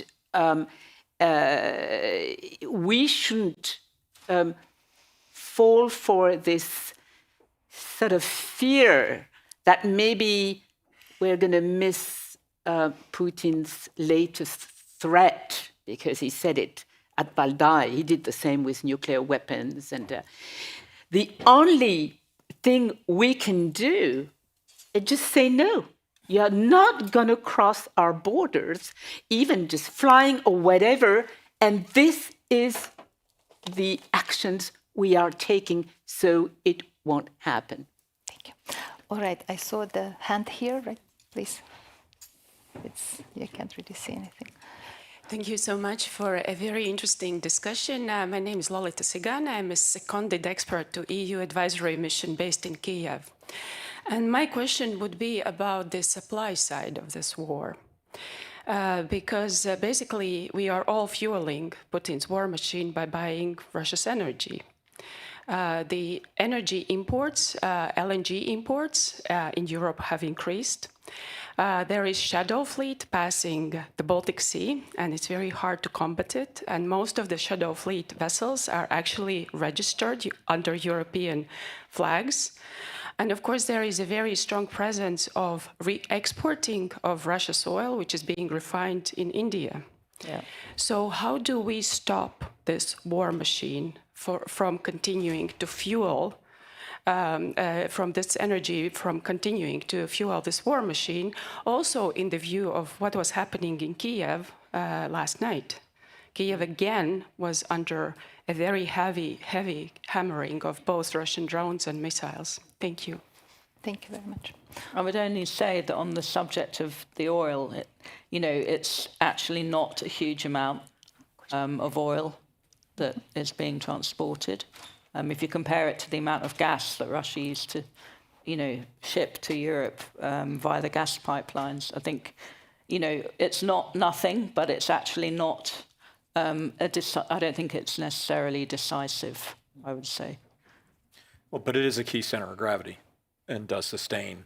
It does sustain, yeah, but... And we've had many of our politicians, including my own president, right, has been very clear on this idea that we need to do everything we can to end the energy connection, because that is a principal form of revenue generation, shadow fleet obviously related to it. But I think you also see Ukrainian military actions against the oil and gas infrastructure in Russia having a pretty dramatic effect, both internally and externally, on that machine's ability. So to a certain extent, the Ukrainian military and security services have been some of the most effective sanctions enforcement or enforcers in recent months. Great point. Thank you. Great point. Thanks, please. Elena. Hello there. Elena Rybakova from Kyiv School of Economics. My question is about the role of China in this war. We've seen also some combatants from North Korea. China is probably the most important person for the export controls evasion. How do you see that? And very quickly on the earlier question, Europe is the largest importer of LNG since the beginning of the war, and Hungary and Slovakia have increased their overall imports of Russian gas and oil because they have the exemption since the beginning of the war. Okay. Are we going to Natasha, come in now? you want to? Well, Yeah. I'll just talk about China. I don't know so much about the Hungarian component, but Russia is. Russia is still able to use certain Central Asian countries to essentially evade sanctions, and that's continuing, and that's obviously very concerning.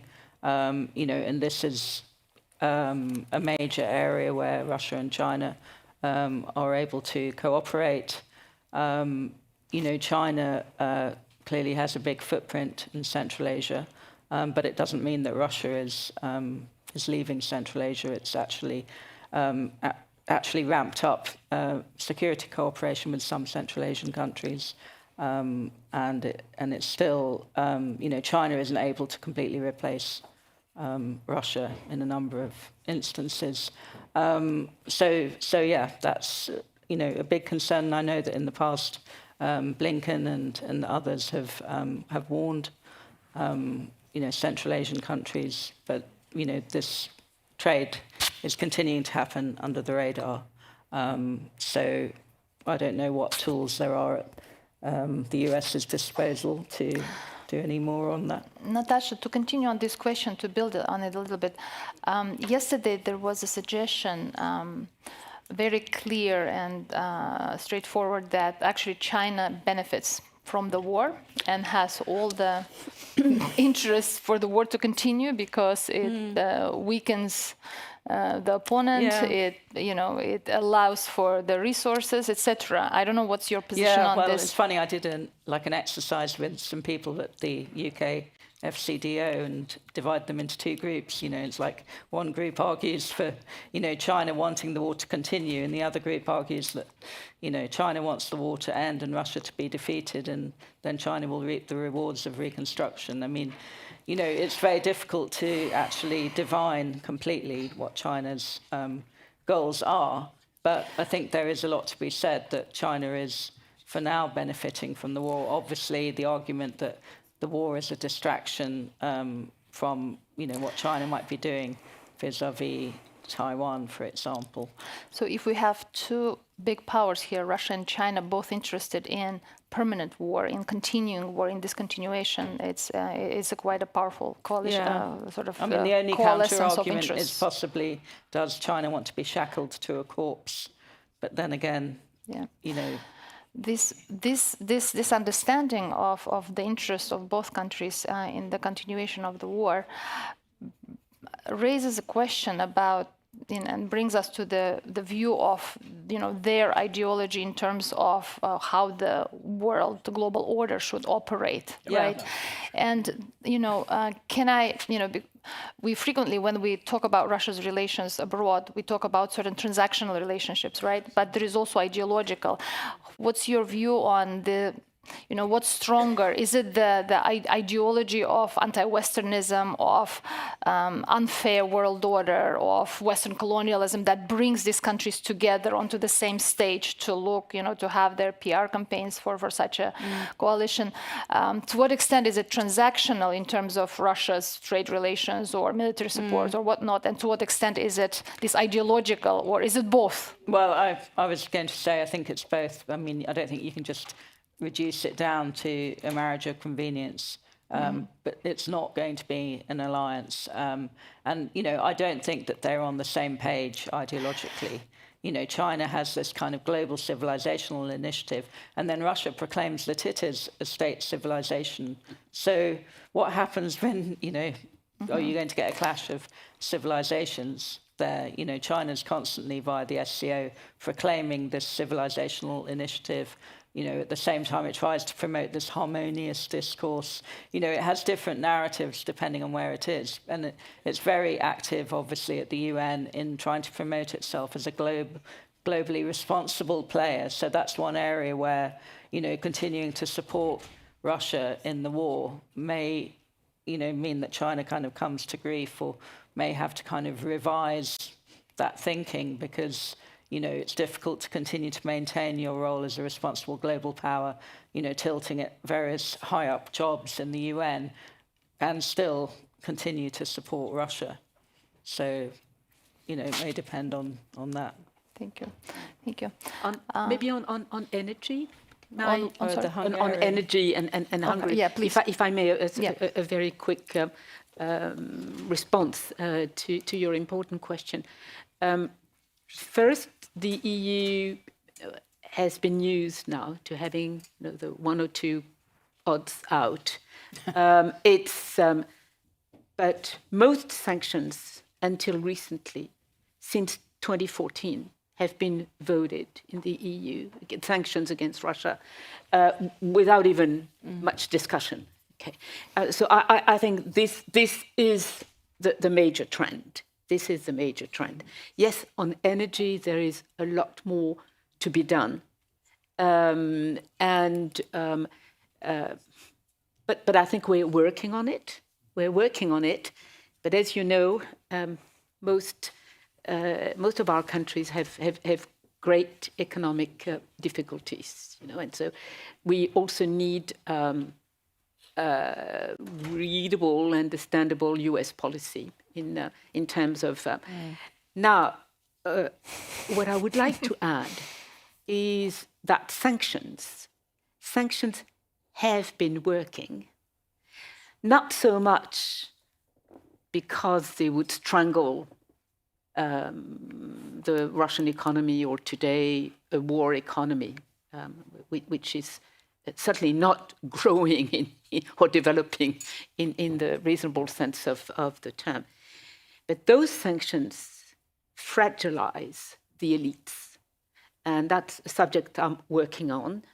Not only the ruling elites, because I'm sure if we had more information, and I get some information about ruling circles and even in the military, they would all have liked this war not to happen and to stop. But we also have what I call the professional elites, people like us in the Federation of Russia. The fact that we're putting so much pressure on their government, on their economy, and on their perspective for tomorrow and next year, this is fragilizing the dictatorship.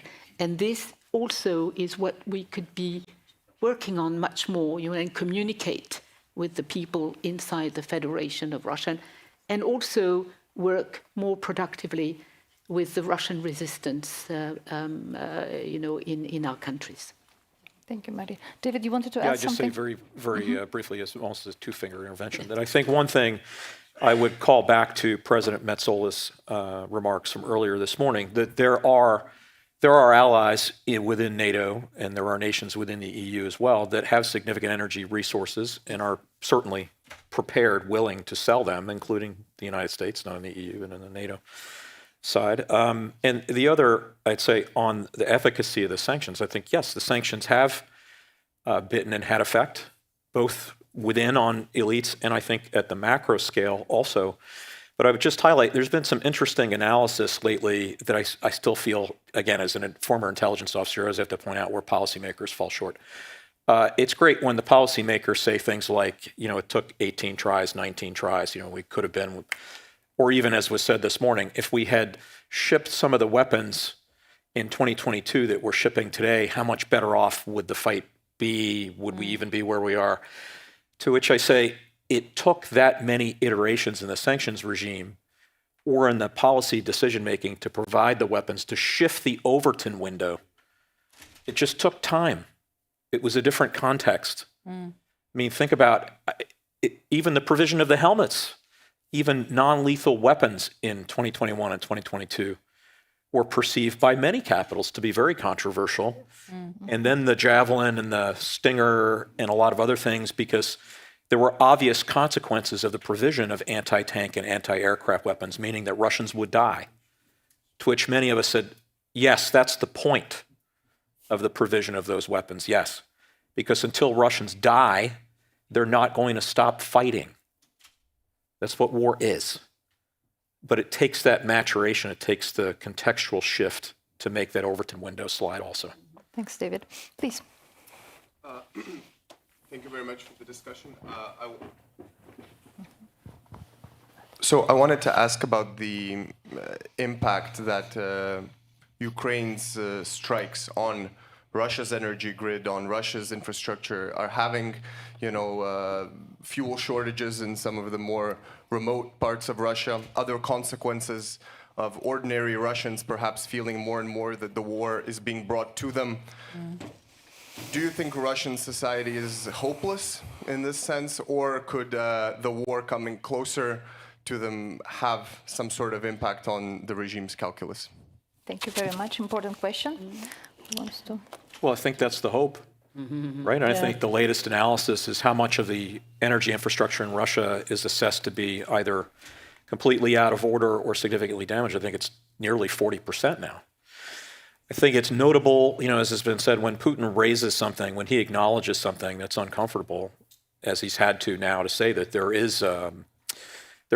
has been an impact on the energy infrastructure, is significant in itself. The statement is significant in itself, because the countervailing statements from Moscow have been to deny the whole thing, and yet there are videos still posted online of significant lines and of a lack of availability of certain fuel specifications also for private vehicles and so on, or prioritization of military over civilian. So clearly that has effect. But I think we haven't yet reached the breaking point in civil society at which the impact is so pronounced that the population will rise up. And I think it's really more about the elites until the elites feel the squeeze and are directly threatened. And here I don't just mean the removal of luxuries, an ability to travel into Western Europe to purchase certain things or travel or move money around.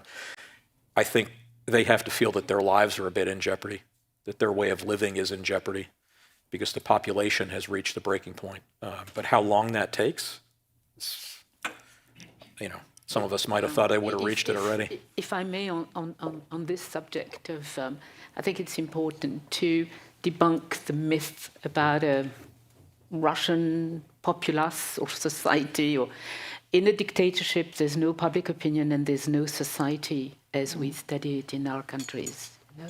You have many human communities living in very diverse parts of the continent and in very different conditions. We know that at the beginning of the war, they lived very much in the world of propaganda, and they were like us in a way. They were paralyzed by the shock of this huge total aggression of a very large country in Europe. I think there was such a shock.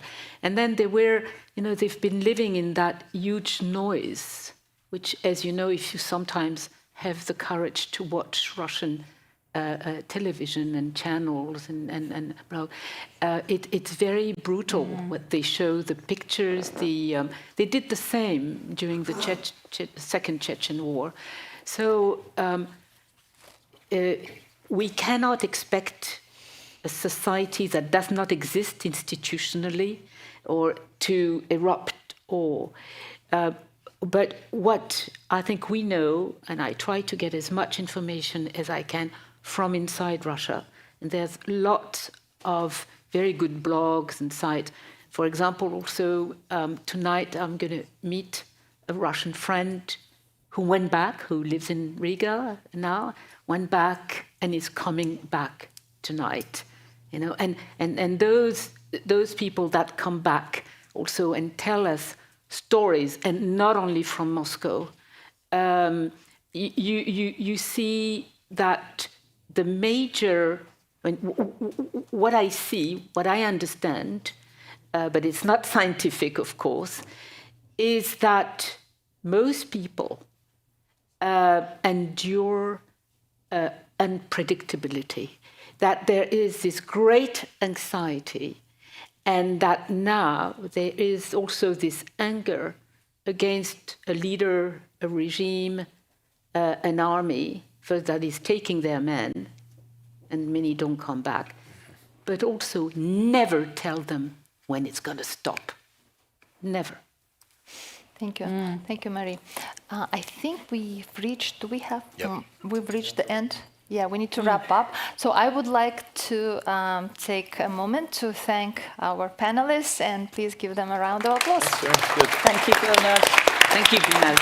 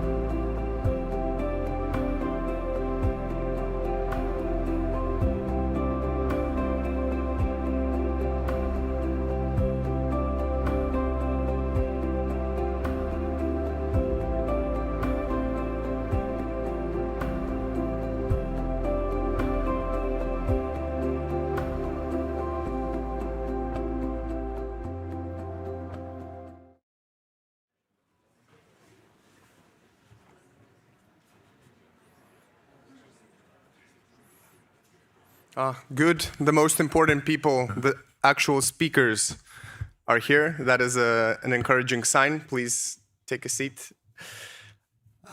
Welcome back, everyone, to the Riga Conference 2025.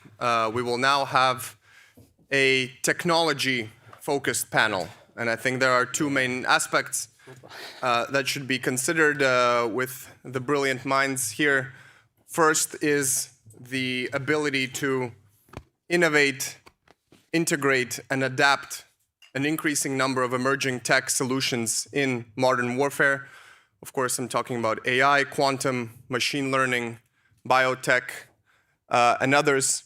And the second is the ability of us as the Euro-Atlantic Alliance and our like-minded democratic partners to sufficiently rapidly and effectively integrate the lessons from Ukraine's experience, from the speed and elasticity of the innovation cycles taking place in Ukraine.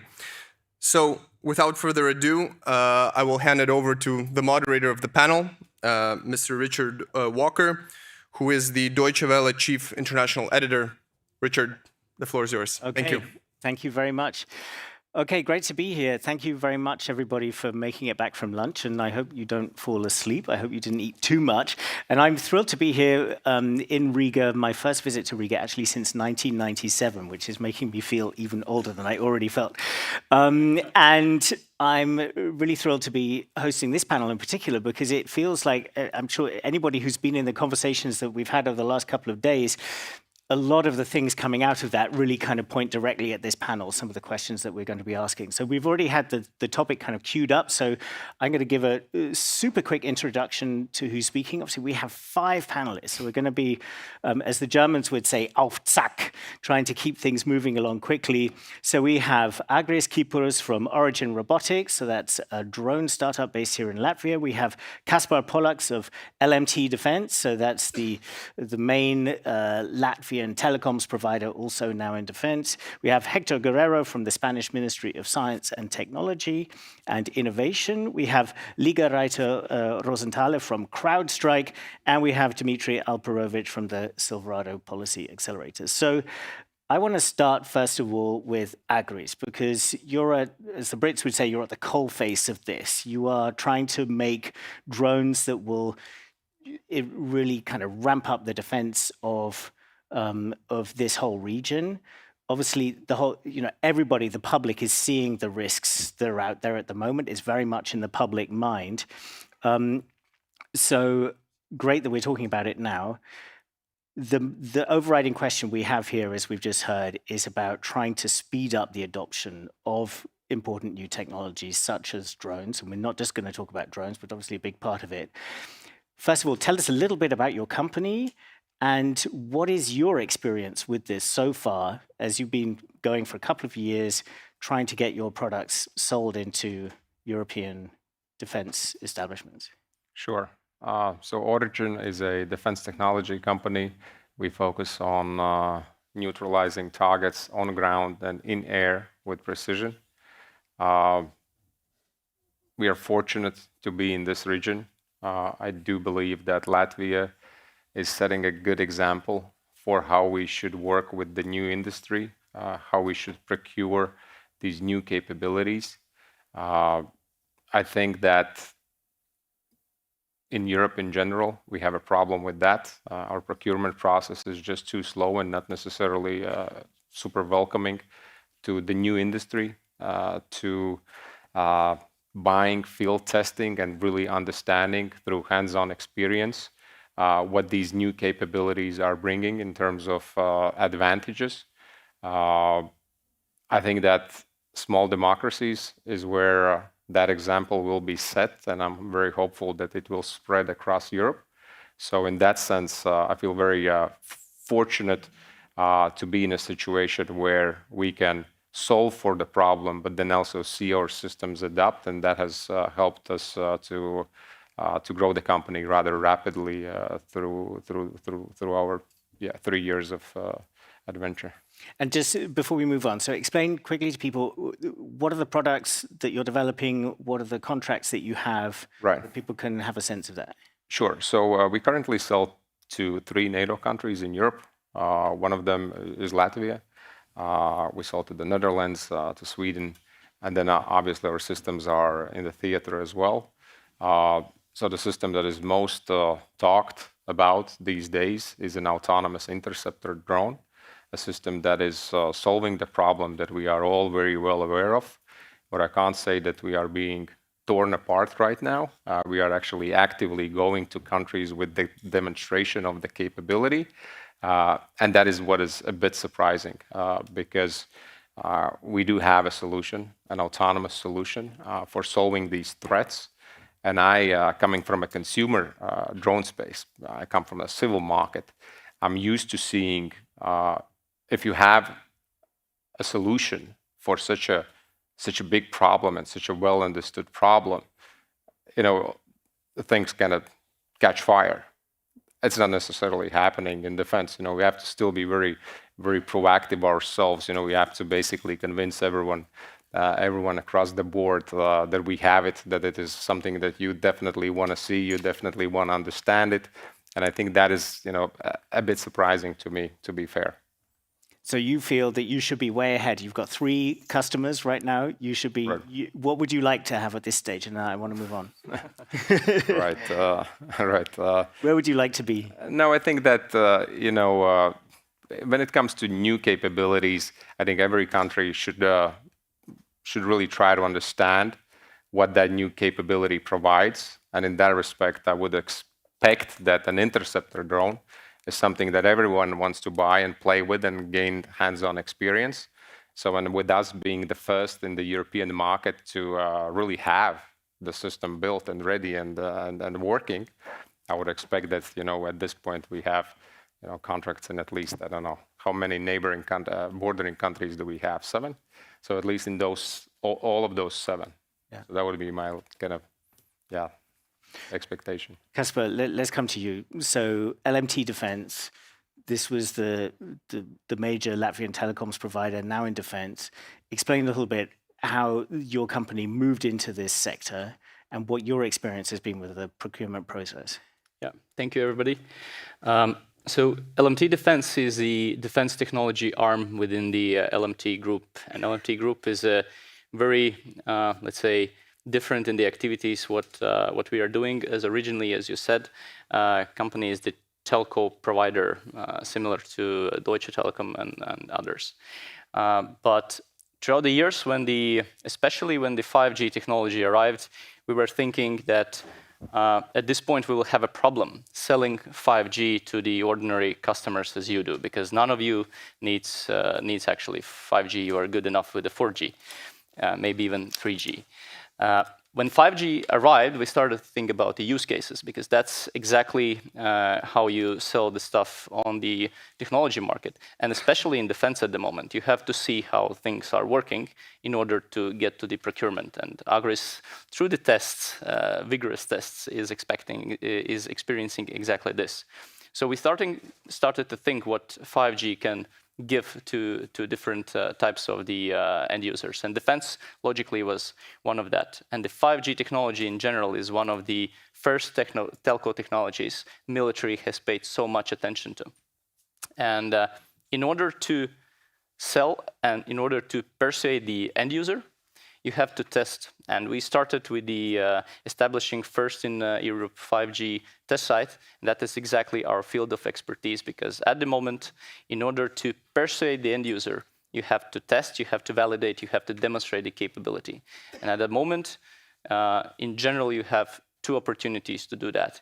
Either technology heavy, close to reality, and maybe beyond a bit, testing environment here in the safe area in Europe and NATO, and on the battlefield in Ukraine. So we are covering that first part, bringing the best, the newest, the highest tech, and testing it here in Latvia in our 5G test site, which is part of NATO Diana now network as well.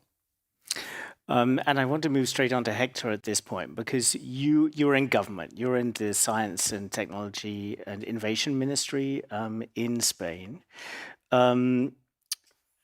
I mean, right now, Spain is kind of on the naughty step in NATO. It's the sort of place where Germany used to be, of being criticized a lot over defense spending. But the Prime Minister has talked about, capabilities are what counts.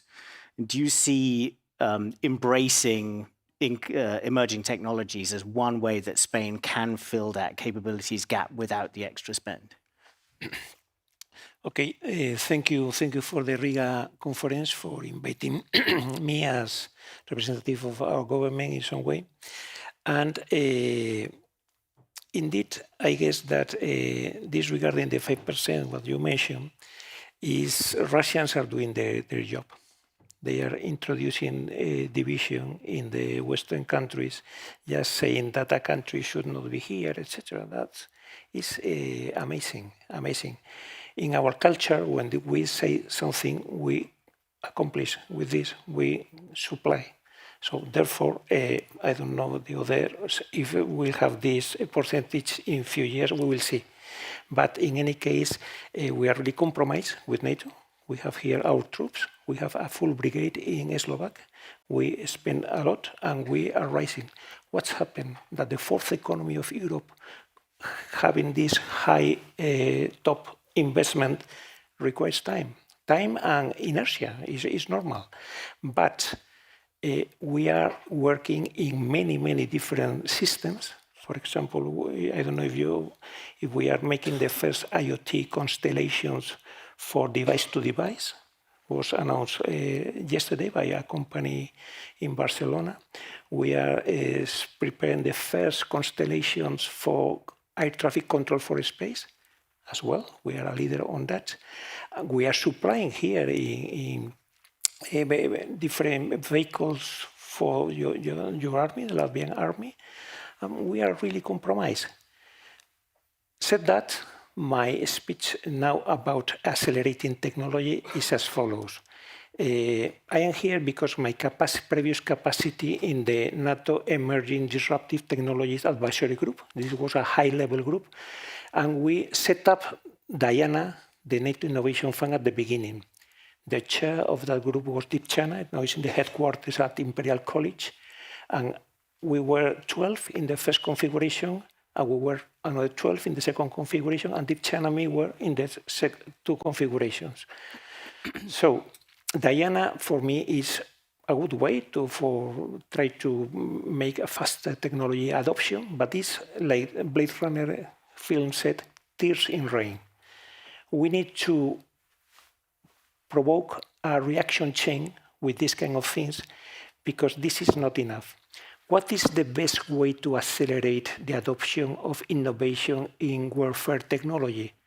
To consider that your country is in conflict, is in war, to see on the horizon that the war is coming. This is the best way to do that. We are Europeans, we are all the day harmonizing, we are making rules, we are societies in that way. So we need to change that strongly if we want to be there, because maybe we are not going to have enough time when the aggression will come. The aggression is here, there is no war, there is no peace. Yesterday, so some of the speakers here from that country saying that we shouldn't be there were making jokes, that the Russians are not are a little bit stupid, but we are here. Really concerned. The Baltic states are really concerned about that. We are really feeling the fear. We need to be smarter. Intelligence is the ability to adapt to the environment. We need to be faster there. So said that, I guess that first, we should be much more proactive in identifying where the innovation and the good science is. What is unimaginable is that in our groups, in my country, in your countries, the Chinese and the Russians send people to make PhD, and they know better our capacities than we know. So this is amazing. We need to identify where is the good knowledge, trying to accelerate this, because from the defense, we don't have enough power. We need to mix with the civil. Okay. Once that this kind of people, seekers, looking for that, we need to start to accelerate and to have technology brokers just to accelerate that with funds, releasing the paperwork, the bureaucracy, etc. And third, we need to have interfacing military units to rapid test of that. This is in the sense of Diana. Diana is doing this well. And don't forget NATO. NATO in the AG summit a few months ago, they gave 3 nice receipts for this. They put the rapid adoption action plan to have technologies inserted in the warfare systems in less than 24 months. The Russians are lasting between 2 and 12 weeks in having some innovative technologies to the final systems. They are in war. We should improve this. As well, NATO has the front door for industry. This is copied from the US Space Force, that they have this front door to accelerate the companies. And as well, this NATO innovation badge to gain some kind of credibility in your company for being accepted in this military world. Just to conclude, I guess that we need to work together in the full supply chains. We say we have 27 countries, 180 different technologies, etc. Let us focus in this initiative, that this drone initiative that the UK is here with the labbing, etc. Just to say, from the R&D to the final production and internationalization, let's go together as Europeans thinking about final products. Why? Because if you think well, buying drones outside Europe is not a solution anymore, even to the Americans. Why is this not a solution? Because in the case of a conflict in Ukraine, in 4 to 6 weeks, the drones are getting old because all the countermeasures advance. And we need to, from the innovation to having there, to produce there. And to have several of these supply chains in Europe globally, coordinated by the Commission, the Observatory of Critical Technologies proposed this 1 month ago, etc., just to be smarter. Thanks, Hector. Before I come to you, Liga, I just would like to go to you, Agris, because to pick up on what Hector was saying there about this concern that some of these new technologies, particularly drones, as he said, become obsolescent in 4 to 6 weeks or something like that, as Hector just said. Is this a false narrative? Is this really a software issue, and that the governments need to accept that you just need to update the software, or do you see a genuine weakness there? Well, it's a bit more nuanced. What gets old is tactical innovation. So when the innovation happens at a tactical side of things, that gets very old because that is easy to be replicated. When the innovation happens at a technology level, when we are truly pushing the boundaries of what the technology is capable of, that doesn't get old that fast, because that also gets pushed only through immense effort and hours. And the hard problems always remain hard, and solving them is difficult, and that cannot be replicated fast. So when you ship to market something that is truly pushing the state of the art of the tech, that doesn't get old. What you see in the theater, for the most part, is innovation at a tactical level. They are in war. They don't have time for fundamental research and innovation in most instances. What is happening there is they're trying to produce at a quantity that is overwhelming, and they are predominantly busy with that and with finding tactical innovation, basically using something that exists in a way that was not used that way before, and that's different. So I think it's very important to separate between these two kind of types of innovation. Yeah. Kaspars, you wanted to come in? I just wanted to add on top what Agris said and elaborate a bit. The fundamental problem, if you're touching drones as the technology, is that from the procurement perspective, we are looking on the procuring drone in the same way as a procuring 155 millimeter artillery, munition. We are thinking about the procurement of, 1,000 drones and putting them in a shelf, and then we are ready, for a combat. It's not working that way, because the companies as Agris's company or LMT or any other industry company have to live from the procurement money coming in, and then you are funding the manufacturing side and part of the R&D. And in order to avoid those 4-6 weeks and to be in a favor of the fundamental technology achievements, you have to fund companies' R&D. That should be joint effort. And Latvia, in that case, is a good example, because both Agris's company, LMT as well, we have a contractual relations with the Ministry of Defense, funding both the procurement side and the funding the R&D side. This is fundamentally important. And then you get that cycle much slower. Not slower, smaller. Liga, let's come to you. So you're with CrowdStrike, the cybersecurity company. We heard from Hector naming some of the schemes that have been brought up on the NATO and EU level, in terms of there's Diana, there's the Rapid Adoption Action Plan, there's SAFE. There are all of these schemes aimed at trying to speed up technology, but also get joint procurement going on. What's your impression from a cyber point of view? We've had a lot of talk about drones so far. Are these schemes paying enough attention to the needs in the cybersecurity sector? Yeah, thank you very much. It's a pleasure to be here. I think that we can jump right in on the drone discussion. We see that there are Russian operatives interrupting drone video feeds. So whether the technology that's involved in creating that drone or evading detection, there'll be a way that the adversary can get into that drone sooner or later. So certainly the speed of adoption of technology is necessary. But it's not only the production and the procurement, but a consideration of the cybersecurity that goes into every part of what encompasses the warfighting machine. We have Chinese intelligence agents working on infiltrating military movements and information across every continent at the same time.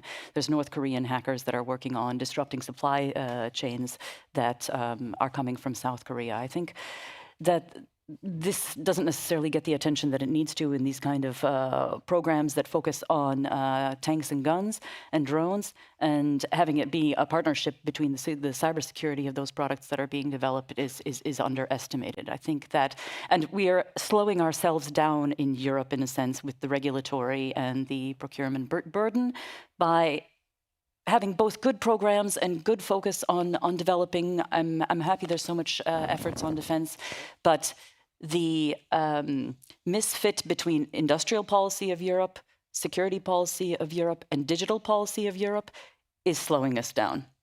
And if you look at the SAFE program, for instance, SAFE identifies buy better, buy together, buy more, buy European. How many of those points are you going to choose? Because you can't have them all at once, all the time. And those kind of policies are slowing down Europe in a sense.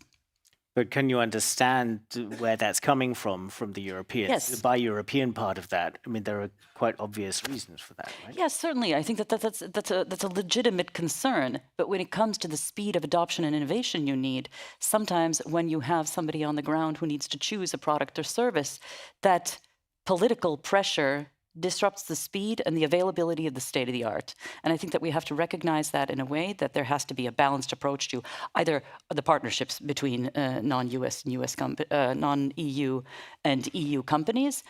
And this gets into a heavy debate, which also filters into the regulatory process, which is trustworthy products.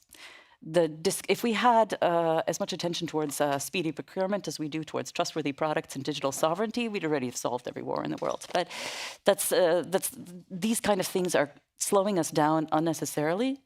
I think a lot of us who have worked in military procurement or in defense procurement have a visibility of what we trust and what we don't trust, and how to identify those products.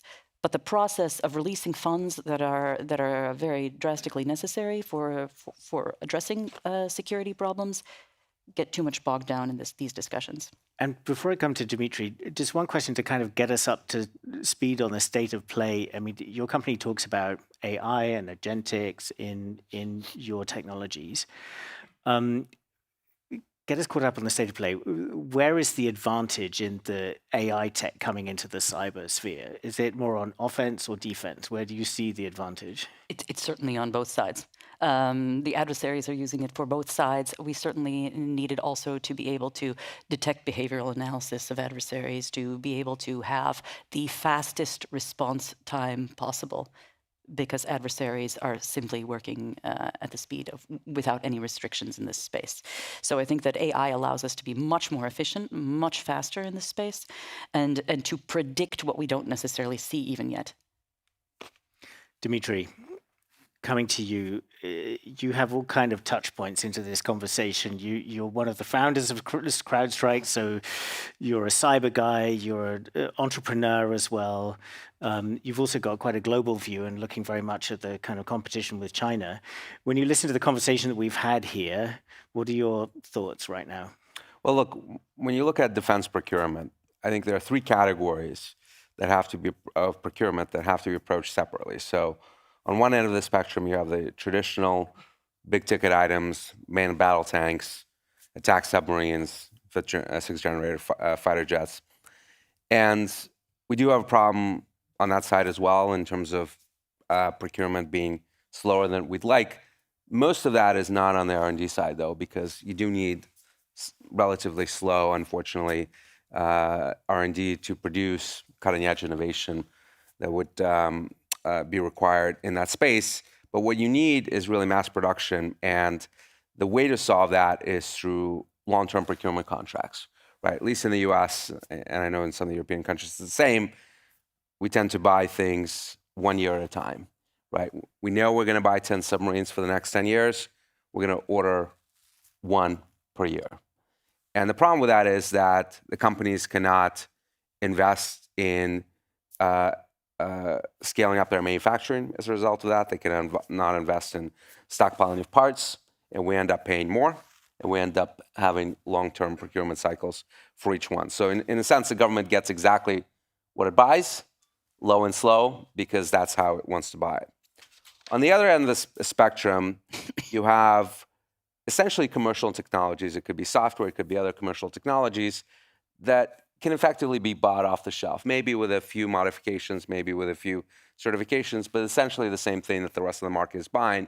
And unfortunately, in a lot of defense ministries, you still have the old process being used for something that you can literally buy off with a credit card, right? And that process needs to be completely blown up. And you want to enable the warfighters and certainly procurement departments to buy that capability quickly, because you already know how it works. You already have a lot of experience in industry. Maybe you need a few tweaks to it, but you should not be applying the crazy long RFI process to this capability as you do to others. And then in the middle, you have this mix of technologies. You know, drones certainly fall into this category, and others that have come sometimes from commercial industry, but have been adapted for defense. And you know, there, I do think we need to be a little slower than industry would like, because the reality is that when you're building things specifically for military purpose, you really need to make sure they satisfy the requirements of the military.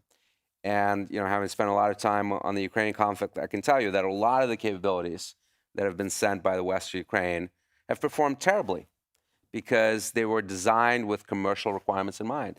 I can tell you one of the first drones that one of the US companies sent into Ukraine used Wi-Fi for communications. Wi-Fi. I mean, it was completely useless on a battlefield that is, you know, completely saturated with jamming and other forms of electronic warfare.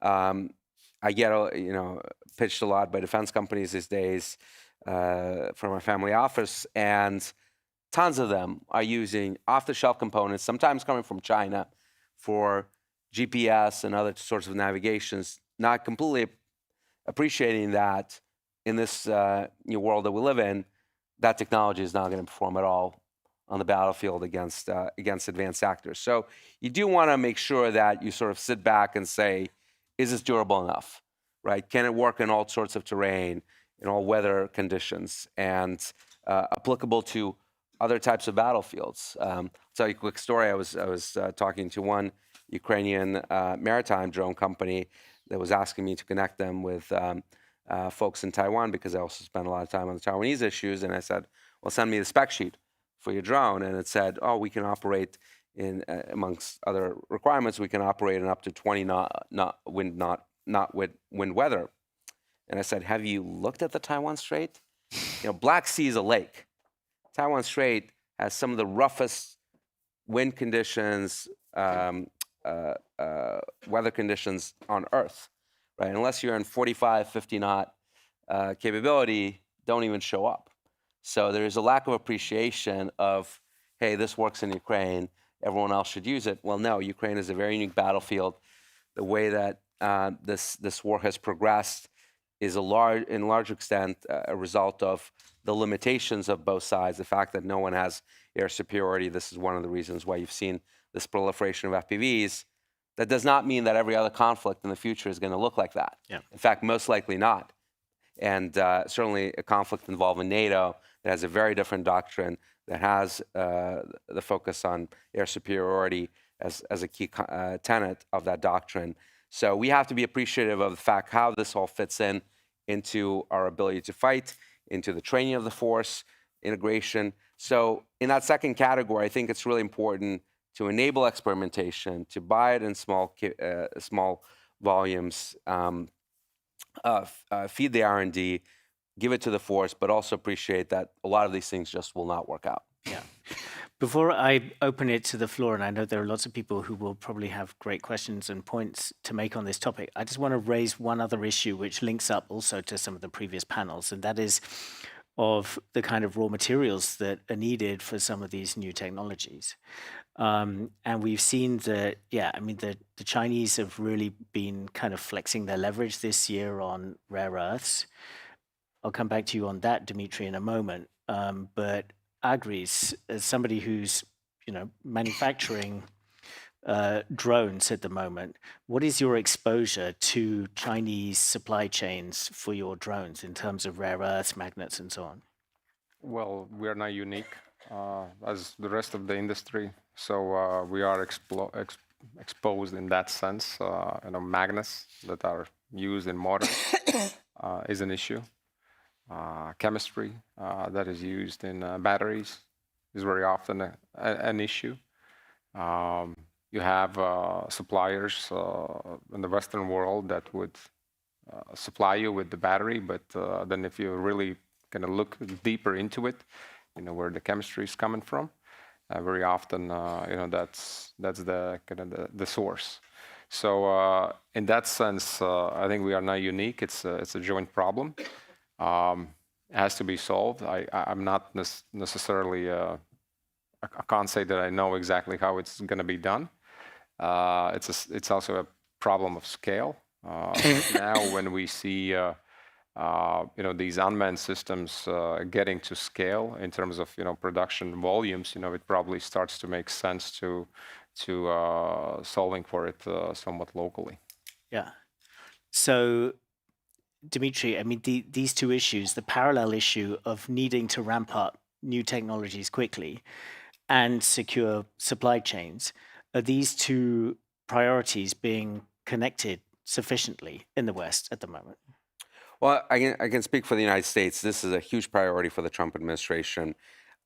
We've known for a long time that we have this insane dependency on China for both rare earths, but also other critical minerals that they don't necessarily mine a lot of, but they certainly have cornered the market in many of these cases on refining and processing, which is a huge issue. And in fact, just yesterday, the Chinese have basically declared an economic equivalent of nuclear war. Yeah. Right? They have declared that come December 1st, so just you know, a month and a half from now or so, they are going to require individual licenses for end use of any rare earth exports, and they're going to be explicitly banning anything that goes into advanced chips. They're going to be banning anything that's going into a military use case everywhere around the world, right? And given their dominance in certain critical minerals, like yttrium, for example, really critical in defense applications, really critical in semiconductor manufacturing equipment, this is a huge concern, right? The answer to that is not necessarily to trade something else away to relax their controls, because that's a recipe for more dependence and a recipe for disaster in the event of a conflict with China over Taiwan. But it's to invest in indigenous production. And the good news is that we have the minerals in lots of places in the U.S. We have mines for rare earths. There's a mine just 45 minutes outside of Las Vegas called Mountain Pass that I visited last year that actually extracts 15% of the world's rare earths today. And they're now investing in refining and processing on site of those minerals. It doesn't even cost that much. When I asked the CEO of that company, of MP Materials, what it would cost to process everything that's coming out of that mine domestically, he said, the answer is single-digit billions, which sounds like a lot, but in the grand scheme of things, for something as critical as this, is a rounding error, right? And he's not even asking largely for government support. U.S. government, Department of Defense actually invested in the company along with Apple and General Motors this year. But the critical thing that they need is to make sure that the Chinese cannot upset the market the way they've been doing it by dumping below cost these minerals to drive everyone else out of business. That's how they've captured most of that market share. But the second critical need here is to have these long-term contracts to provide stability to the manufacturers to invest in production. And the good news is that with a lot of these, particularly rare earths, you don't actually need a lot of these materials. 50 kilograms of yttrium is going to last you literally 10 years. So if you can, as a Department of Defense or other militaries, can place contracts to start stockpiling those materials, you're going to see investments, you're going to see others come to the fore from the private sector and say, you know what, we're going to be in this business because we know we'll have guaranteed contracts. I mean, let's bring this to Europe before opening up. I mean, maybe to you, Hector. And let me just quickly cue this up, because I was in Japan earlier this year, which also doesn't have its own resources of rare earths. And there I was accompanying the German president who was on a visit there, and they were studying the example of Japan, which after tussles with the Chinese over the Senkaku Islands a decade ago, had a huge cut in its supply of rare earths from China. So that was kind of a laboratory test of this situation. They're held up as a successful country for having managed to reduce its dependence on China from the 90% to the 50% through supplies from Indonesia. That's 10 years from 90 to 50%. If the Chinese are really going to get aggressive on this, what cards can Europe play? And should Europe be kind of connecting these issues more strongly, just like we're hearing about the US?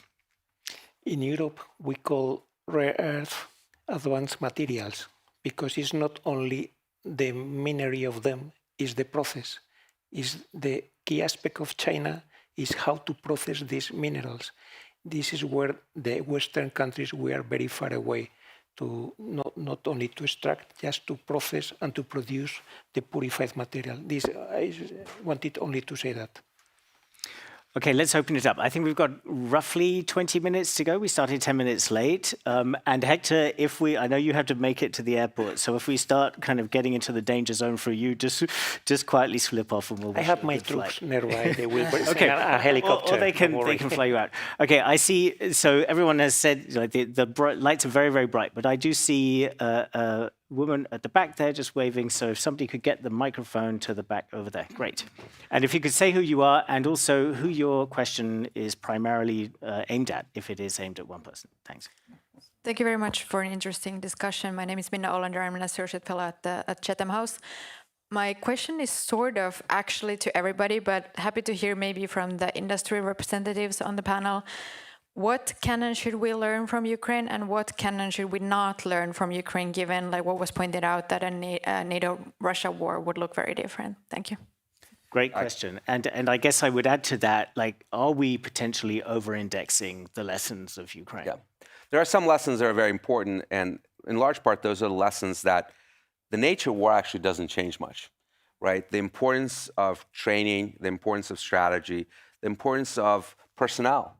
Right, with all this talk about drones, the reality is there's a huge amount of human capital that the Ukrainians have to spend to operate these drones, to make sure that they're effective, to train up the people, particularly on the FPV side, to be really, really proficient operators. It takes up to 6 months for someone to be really, really good at that. So those fundamentals that have always applied in warfare have not changed. The exact tactics that are being used with FPVs, with fiber optics, I'm more skeptical that they will be applicable in other conflicts, and particularly if you look at the next likely conflict, with regards to China and Taiwan, that is going to be maritime conflict. That is not going to be land war, right? And you have the tyranny of distance, you have the tyranny of weather, and the naval domain is incredibly complex. Communications are very difficult. The jamming that the Chinese are going to engage in a much smaller geographic area than Ukraine is going to be much more intense. So it's going to present very, very different challenges. And we should learn also the lesson from other past wars that you should never fight the last war. You should think about the future. Liga, from a cyber point of view, what are the lessons of Ukraine so far? Maybe not necessarily from a cyber point of view, from a technology point of view. I can reflect back to the invasion in February of 2022, when before that, Ukraine had been debating for years its own Cloud Act. So it had been in the position where it did not want data to leave its territory. Within 2 weeks of the invasion of Ukraine, the parliament convened and changed that act in order to transfer data outside of Ukraine. Within 2 weeks, in wartime, recognizing that territorial integrity is part of what your security also in the digital space. So I would take that as a learning to consider that we shouldn't put ourselves into situations where the discussion about how data flows is going to put us in a very tough space if that territorial integrity is not maintained. Yeah, I agree. Presumably the learnings for your business are significant, yeah? And you're working on as you said, an interceptor and also the sensors, the whole kind of drone defense system. How much is that informed by what's going on there? Well, very much, of course. I think, something that we learn, and I think everyone learns, is just the sheer volume of targets that you are dealing with. So therefore, the price per one successful strike is of essential importance. I think that cannot be overlooked. But then at the same time, I do agree here with Dimitri, over-reliance on manual app operation is not something we will be able to adopt in the Western world to that extent. We are professional, somewhat small armies relative to the army of Ukraine. So we need to rely on autonomy. We need to invest in autonomous weapon systems. So that is what we do at Origin. We recognize that we don't have the numbers that Ukrainians have. So the technology that can give us scale has to be autonomy based. Kaspar, anything from you before I move to the next question? Yes, from the LMT sort of a core business perspective, the separate story is communications. What we have seen throughout this war is that we actually entered this war with completely obsolete, outdated general communications doctrine as military has been trained. It has been completely changed, and it is evolving all the time while this war is going on. The question is when the next war will be and where. That is the separate debate, I guess. But the digitalization of the battlefield, the presence of the digital technologies, presence of the commercial communication technologies will be completely different and has evolved hugely. Okay, next question. I would like to say something from the European policy point of view about technology. Is that technology is not everything. Think that why the Ukrainians are resisting there, because they have the willingness to win. Think about all our technology in Afghanistan we lost with an army without technology because they wanted to win as well. So, but technology as well is important from the point of view of our independence. Why? Because when the signal of the telecommunication commercial network was shut down in doubt, we lost Kherson. Okay, so technology is important, but not always is the same. So we need, at European level, independence to be all together and to have the willingness to win. All right, so I think there was a hand over here. Yes, the woman down near the front. Hello, Maria Golubova, Malays Crisis Simulations. I have a question about Europe, and not so much from a point of view of procurement, etc., but from a point of view of the security of its critical infrastructure, and where do you see the largest technological gaps there? I mean, there's a lot of regulation. There is NIS2 for cyber, there is Cyber Solidarity Act, etc., etc., but one hears, for example, that electronic warfare can be deployed much more as a hybrid threat than it is currently. I mean, everybody heard when Ursula von der Leyen's plane was spoofed or jammed, but apparently there can be lots of effects on transport, communications, etc., etc. Lots of companies are pretty vulnerable if they have SCADA systems to people penetrating from their IT system to their operational system, etc. So where do you think European institutions should be taking the new step to protect the infrastructure in terms of technologies? So come to you, Liga, first on that one. Sure. I think it's a very good question to think about when you think about the kind of holistic security of Europe and how we could integrate the approach to technology with defense.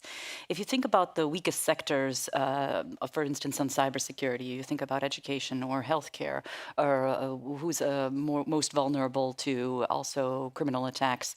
It's these organizations that are kind of the gateways to different parts of your systems and technologies. I would certainly encourage Europe to look at, if you think about, buying together, buying products in a different way, I would also encourage you to be smart about buying products and think about how you can offset risks to your cybersecurity by when you ask companies to create safer systems for you. For instance, if you were to buy something from my company, is there an opportunity for you to ask us to do more training, to do more integration into the education systems or into healthcare systems, and look at a whole of society approach rather than having kind of a sectoral approach to procurement, which might lead to losing some advantages that you could be asking from bigger tech companies to invest and make your society more safe, not just in the defense sector, but also in those sectors that are a bit weaker. Casper is obviously a big infrastructure player. Thoughts? Yes. So the big question is, again, the cyber threats, physical threats, but in general, the big question is about the threat perception. At the moment, if you are looking at Latvia and the telecom industry in general, we have been learning a lot from the Ukraine's experience about the resilience of network, the multiplication of the network systems, data centers, etc. The question, has it been a widespread tendency in Europe?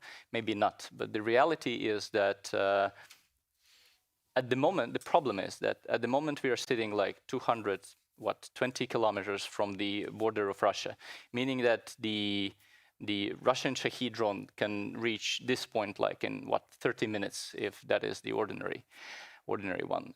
The reality is that nowadays, and we have seen that through the recent incidents, that's not only a problem of Baltics, Poland, and some of those 7 countries. That's the problem of all countries.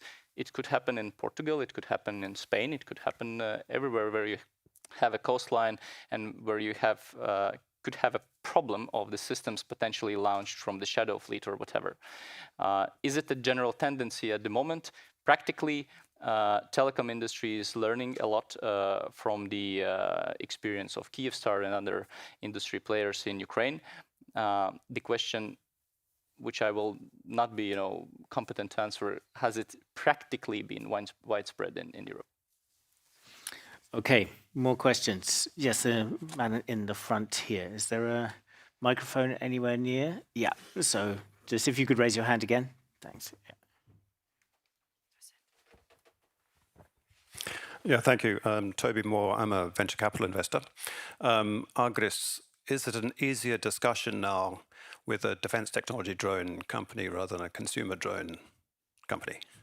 From a venture capital? With potential investors, and while you're waiting for your next government procurement contract and you need money in the bank?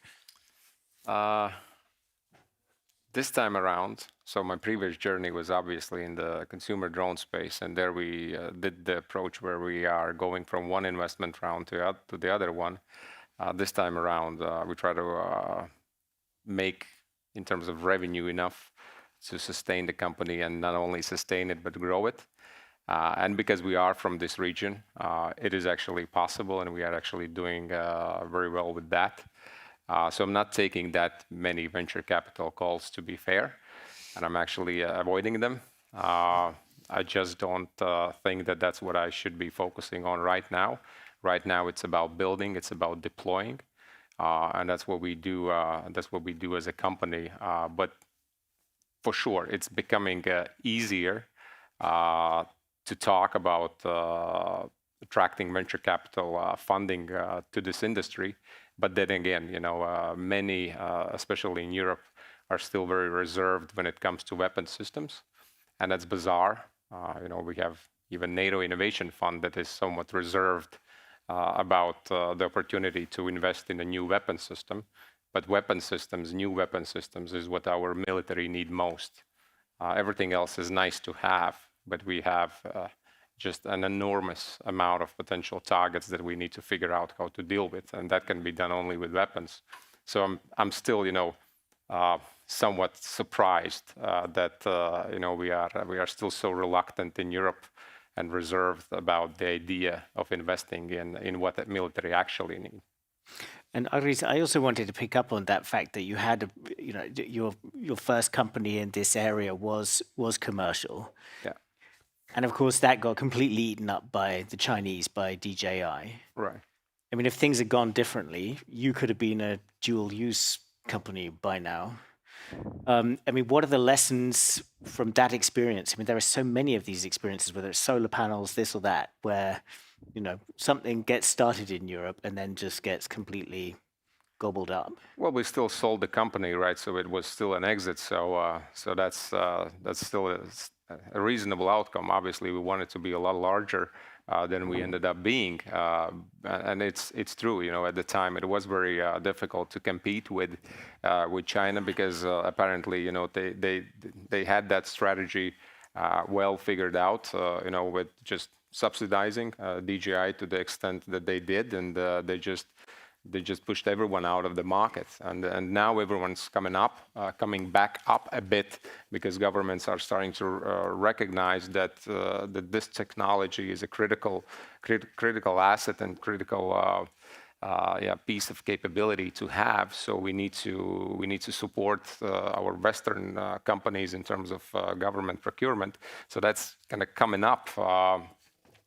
Yeah, but sorry, I deviated from the original. Okay, but yeah, so you came out of it okay, Yes, but you know, Europe maybe not so much in this area. Yes, for sure. You know, it's a matter of, I think it's a scaling problem to a large extent. You know, we are a saturated market. You know, US in that sense is in a lot better position. You know, it's harder to get things going, but if you are in the business, you know, you get to scale, and in many of these businesses, scale matters. Europe, yes, is still very saturated. We talk a lot about joint procurements, procuring things together jointly, but you know, it's not something that we see to the extent that it would allow us, you know, to really scale these businesses and really grow them really big.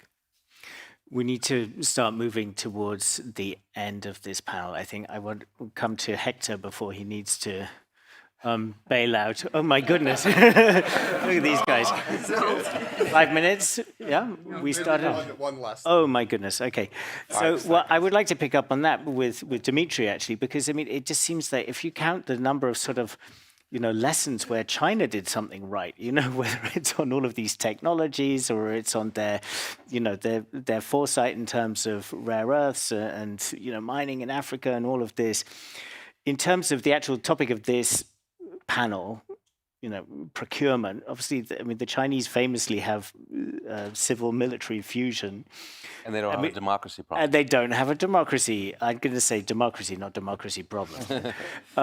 But what are the, I mean, without turning the West into a a dictatorship, what are the lessons that can be applied to this area of technology, procurement, and everything that could be potentially learned from the Chinese? Well, look, when you're competing with these authoritarian regimes where you have state capitalism at best and perhaps socialism at worst, you have to appreciate that, particularly in the military domain, but in certain other critical sectors, the governments have to be way more involved. They have to be involved with purchasing. They have to be involved in potentially investments, as we're now doing in the US, directly into these companies to support them. And frankly, you also need a level playing field where you have to target these abusers with tariffs, if appropriate, to make sure there's a level playing field for your own companies, but also to the companies that are supporting Russia in its conflict with Ukraine. You have to sanction them. You have to go after their funding sources. So there has to be an offensive strategy here as well to make sure that we damage these companies as much as possible. And look, we have to preserve our advantage in the critical components that we still have in the West. And the number one critical advantage today is semiconductors, right? China has not been able to bypass us or even catch up with us in the area of production of certainly advanced semiconductors, although they're trying to do that at the foundational level. We have to make sure they don't get there. We have the choke points because in the West, we produce virtually all the equipment that you need to produce semiconductors. We produce the chemicals and other ingredients that you need for the processing. We have to cut off China from that. Just as they're trying to cut us off from critical minerals, we have to do the same on semiconductors. So it's going to be a very interesting meeting between Trump and Xi Jinping if that really happens at the end of October. Okay, I think I would love to come back to you each for a last comment, but I don't think I'm allowed, right? Okay. Well, this is not a democracy, even though we're in Latvia. Thank you very much from me, and yeah. All right, let's move on to the next thing. And thanks to the host as well. Thank you. It looks like we are in the middle of the Riga conference. If you have any questions about agenda, remember that on the website you can find everything, also the side events, rigaconference.lv. But now we have a coffee break until 3:30 p.m. So let's see you back in 20 minutes for the next panel.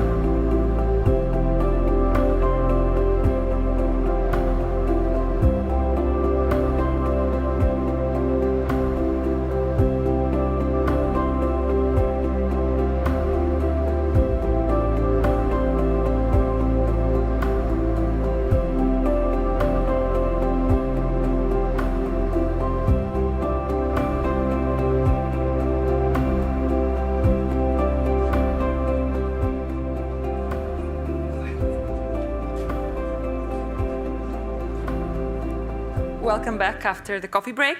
Thank you for joining us.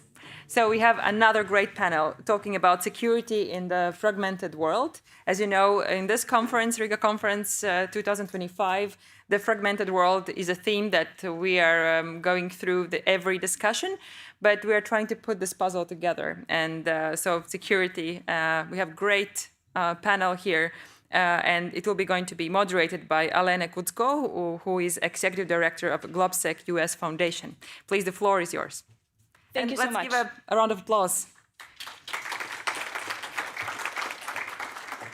Thank you so much, everybody, for being here, especially to those of you who abandoned the end of your coffee break to come here and start the discussion. Appreciate it. So at this panel, for the next 60 minutes, we're going to be talking about security in the fragmented world. And before I introduce our great panel, let me paint a picture of the year for you in a couple of sentences. If I had to summarize it, I would say that this year, the world is arming faster, trading less, and trusts almost nobody. Why do we think that? A couple data points for you. If we look at the defense budgets are exploding. They went up globally at about 10% in comparison to the previous year. At the same time, confidence in global institutions, multilateralism, is at the record low. Only 1 in 4 individuals globally trust organizations like UN or regional institutions and think that they will do something good for the world, which is a very low number. At the same time, if you look at the number of active wars and conflicts, it's record high since 1946, which is again a pretty dramatic statement for the past 70 years. But if we look also at economy and trade is technically still expanding. As a whole, the world trades a lot, but only within political comfort zones. So the trade between political allies is going up, but the trade between emergent rival political blocs is going down, and it's already down by 1/5 over the past couple of years alone. So fragmentation is no longer just a risk scenario, it's already a reality that we are living in. But luckily for us, we have a fantastic panel today to discuss these issues. From my left, we have Ambassador Zeki Levent Gyumrukçu, who is currently Deputy Minister of Foreign Affairs of the Republic of Turkey, but was until last year the permanent representative to NATO and has an immense experience dealing with NATO as an institution. Then we have with us Ambassador Angus Campbell, who is currently Australia's ambassador to Belgium, the European Union, NATO, and Luxembourg. But before that, he served as the Chief of Defense Forces of Australia 6 years prior to his appointment as an ambassador. And we also have with us Professor Jason Lee, who is Director of the ILMI International Relations Institute and Director of the Jean Monnet EU Center of Excellence at Korea University. Professor Lee works a lot on the EU, but also US foreign policy and global institutions as well. We will start with a short warm-up questions for everybody. We talk a lot about fragmentation, but it's very important to understand what it actually means in practice and what defining this fragmentation, how it makes the world different from what it used to be. So I will go to each of you and ask what it means for you and maybe what do you fear the most when we talk about fragmentation. And Mr. Minister, I'll go to you first. Thank you so much. I mean, first of all, I would like to thank the organizers for inviting me. That's my first time in Riga. Definitely not going to be my last time, though, so I really liked it. And it's, of course, a privilege to be on the same panel with Ambassador Campbell and, of course, Professor Lee. In response to your question, in fact, I mean, what you said in your introductory remarks, I mean, I think presents the right picture, really. Because, I mean, I remember when I joined the Foreign Service back in 1990, we were all very hopeful that the post-Cold War was going to produce a more peaceful and democratic world, where the, international order was going to be based on rules, principles, and standards, rather than on a balance of terror, as it used to be during the Cold War. But now, as you have just described, we are even worse off than in the Cold War years, in terms of wars, in terms of the slide back from democracy and such. So, but the net result of that is, and especially, the fact that, the global institutions that we have created over the last 80 decades, 80 years, is, increasingly increasingly becoming more ineffective and unfunctional in dealing with those issues, in maintaining peace and security.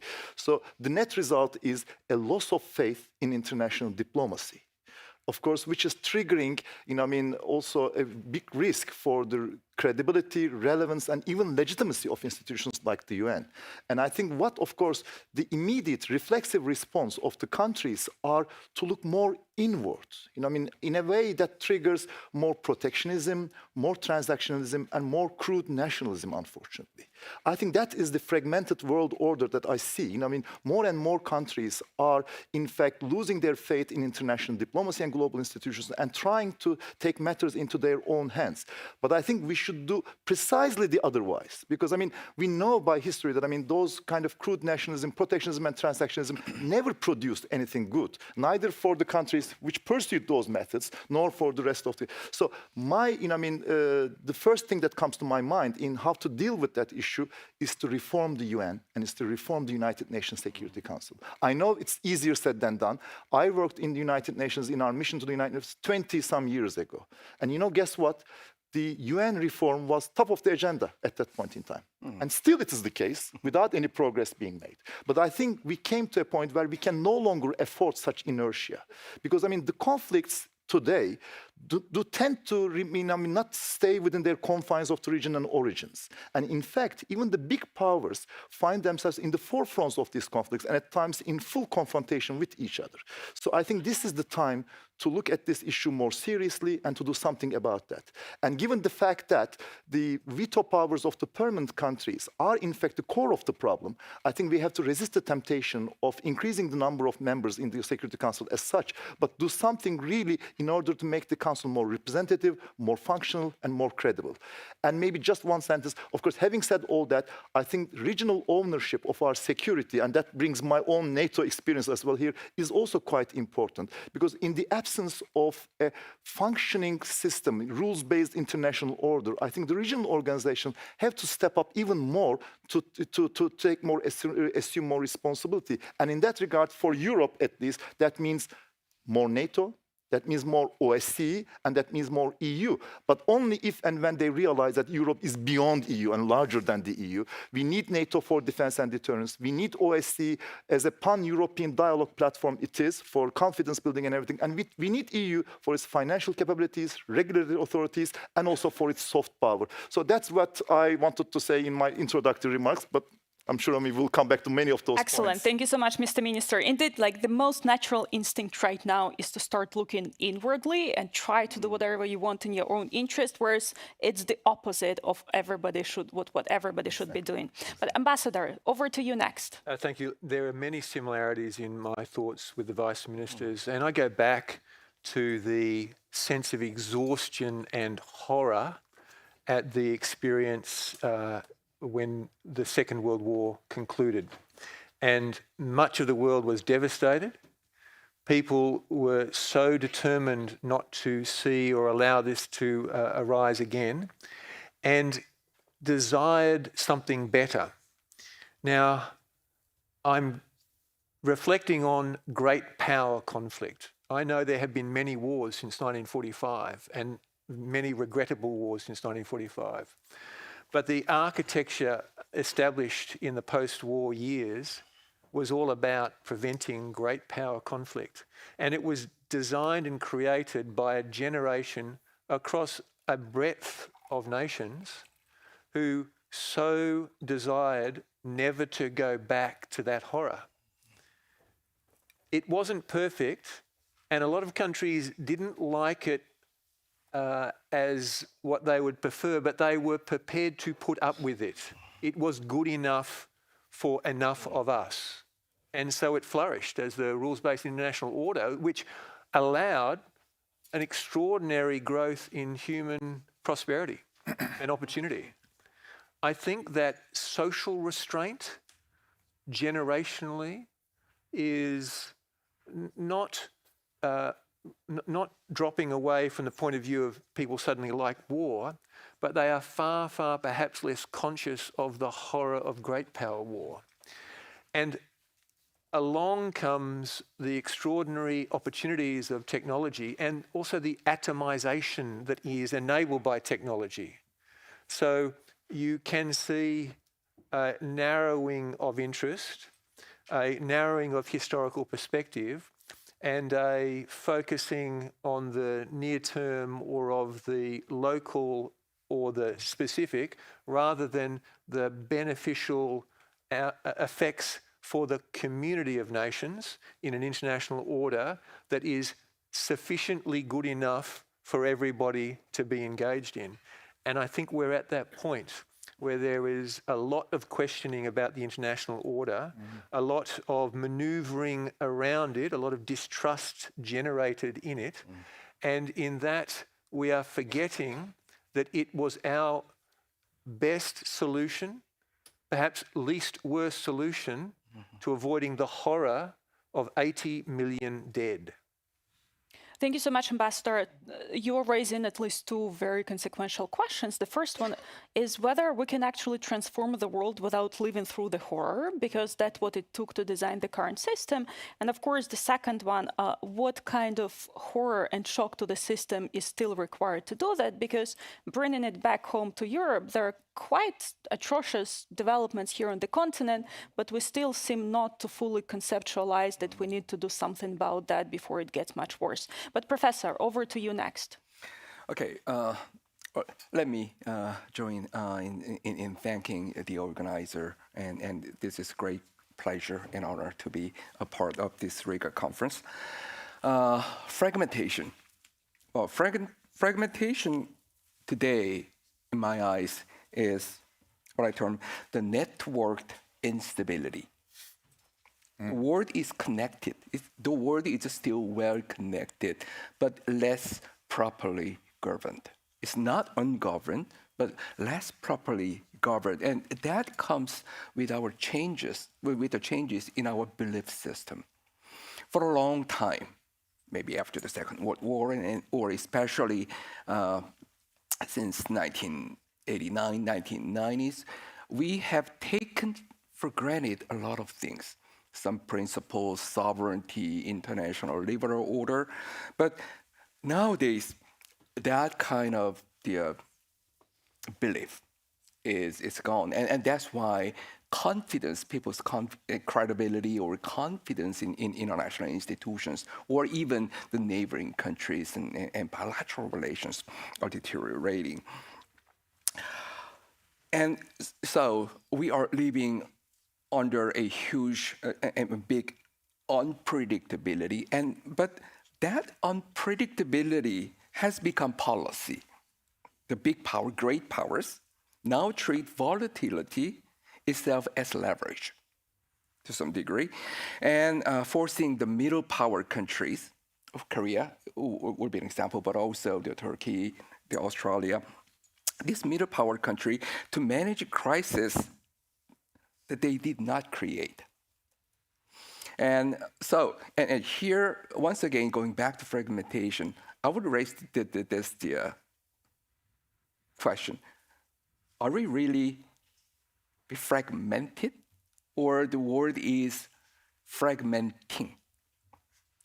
So is it ongoing, the procedure, or is already an outcome? Most likely, it seems, well, ing is still going on. It's not yet totally fragmented. We do have the order. We do have and this setting is certainly, well, this is still the converging forces of the world order. Well, that is certainly centripetal.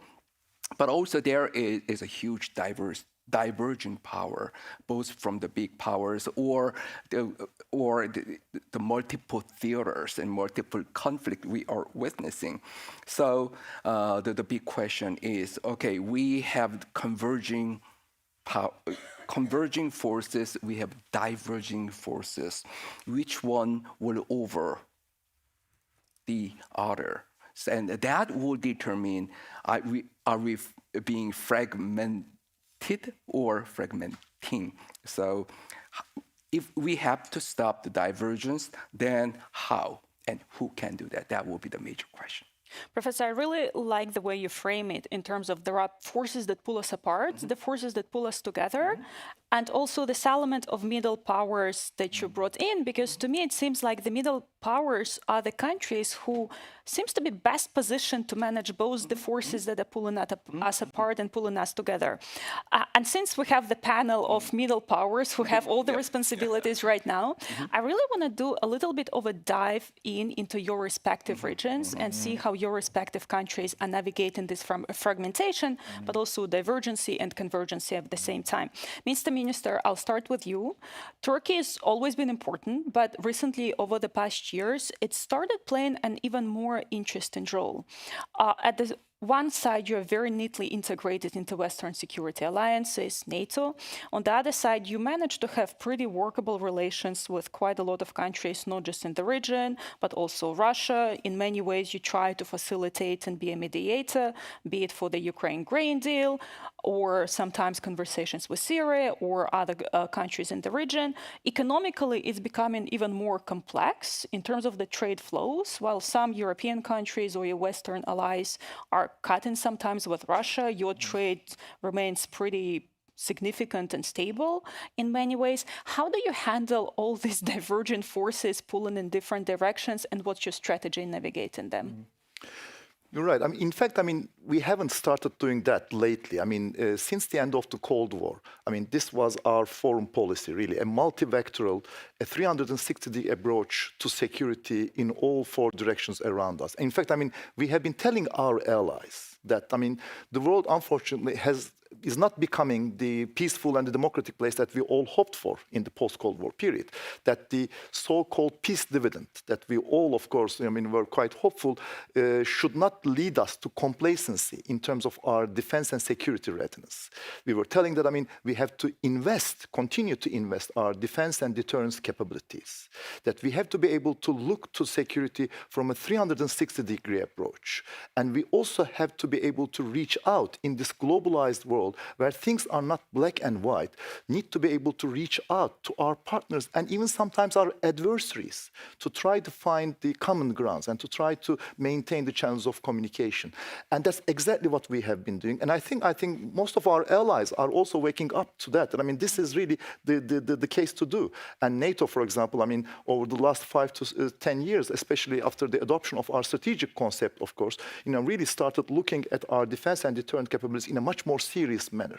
And now we're trying to revitalize our defense industry bases. We're trying to also, tighten the cooperation schemes among ourselves as well, but also trying to reach out to our partners in all directions, like, for example, the Asia-Pacific partners or our partners to the south. Just a year ago, for example, we have come up within NATO with a new action plan reflecting on our relationship with the countries in Northern Africa and in the Middle East. So I think Turkey has been doing the right thing for some time. And yes, of course, it puts us in difficult situations time to time, as to what need to do.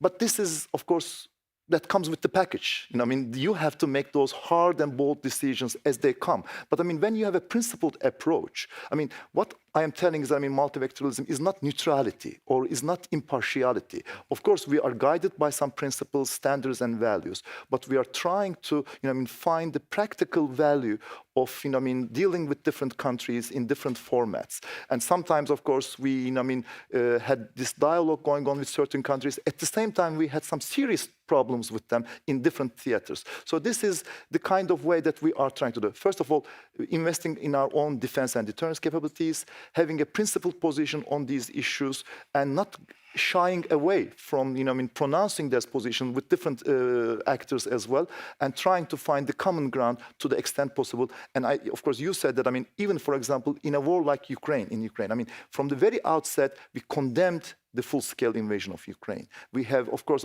committed ourselves politically, economically in support of Ukraine, but also we maintained our channels of communication with Russia as well, which brought some very important initiatives to the benefit of not only the Ukrainians, but to the whole world. Black Sea Grain Initiative, for example, helped us avert the global food crisis at that time. So this is the, kind of mentality that we approach to foreign policy at this point in time, in a more wider, multivectoral, but still in a very principled way. And Ambassador, I'm really, because you've been a permanent representative to NATO for a few years, and as you mentioned, Turkey has held this position for quite some time, especially over the past years. Was it difficult to explain this position to NATO partners? And do you feel like now the entire NATO is moving more towards your thinking than before? I'll give a short answer to that. Yes. Tell us. It was difficult. It was difficult for a very short while, but I think people started understanding us much better over the last few years. That's what I'm going to tell. What is still not understood? Which issue are you still struggling to explain? Depends, of course. I don't think you can generalize that. This part of what we are trying to do in our own region, in our wider neighborhood, I think, it's a case-by-case, approach. In every single situation, there are certain things which are difficult to understand and appreciate at the outset. But that's why we have NATO. NATO for us is not just a military alliance. It's also the ultimate transatlantic policy consultations forum where we can get together with all our 31 allies, but also with our partners from different corners of the world and discuss these things in a very honest manner. So that is, I think, the best value of NATO. And that is where, of course, we first maybe start from diverging points of view, but at the same time, every time, at the end of the day, we reach a consensus. Excellent. Let's move to partners across the world. Ambassador, let's zoom a little bit on Indo-Pacific, but also Australia specifically. Australia is also a very interesting case, especially for Europeans, when we try to understand how to merge our understanding of security with this reality of trade and economic relations, depending on where you are in the world. And Australia is a great case because on the one hand, you are very deeply integrated also in the Western security infrastructure and actually going deeper and deeper into this integration. On the other hand, China is your largest trading partner, if I check the numbers correctly, and that seems to be working well for you. At the same time, we know that Indo-Pacific is becoming one of the most contested regions in the world. Can you guide us a little bit through your thinking from the position of Australia, how you're thinking about it? Sure. Australia, like I think any country, is most influential and most perhaps actively present in its nearer region. But that doesn't mean it's absent elsewhere. And Australia has had a very long history of engagement throughout the world. And one that I think is both based on values and interests and with many like-minded partners. Because we do believe in a multilateral world in which middle and small powers can depend on rules to assure themselves of their future and their opportunities and their prosperity. The fragmenting question is all about the fragmenting of the opportunities of multilateralism for everybody, and the less clear relationship between a community of rules and a hierarchy of power. We have relationships in Europe, in North America, in Southeast Asia, in the Pacific, in North Asia. And yeah, we have a wide trading relationship. For anyone who is looking for critical raw materials, we have them. We'd like to sell them to you. Okay. We are buying. Yeah, exactly. Great friend in Korea. And one of those countries with whom we have a very significant trading relationship is with China. It is our largest trading partner. China has a trading relationship, I'm told, with about 100 to 140, depending on how you count it, countries see China as their largest trading partner. And China, of course, is an emerging, it is a great power which is emerging more powerfully. And that can cause some security anxiety in the Indo-Pacific.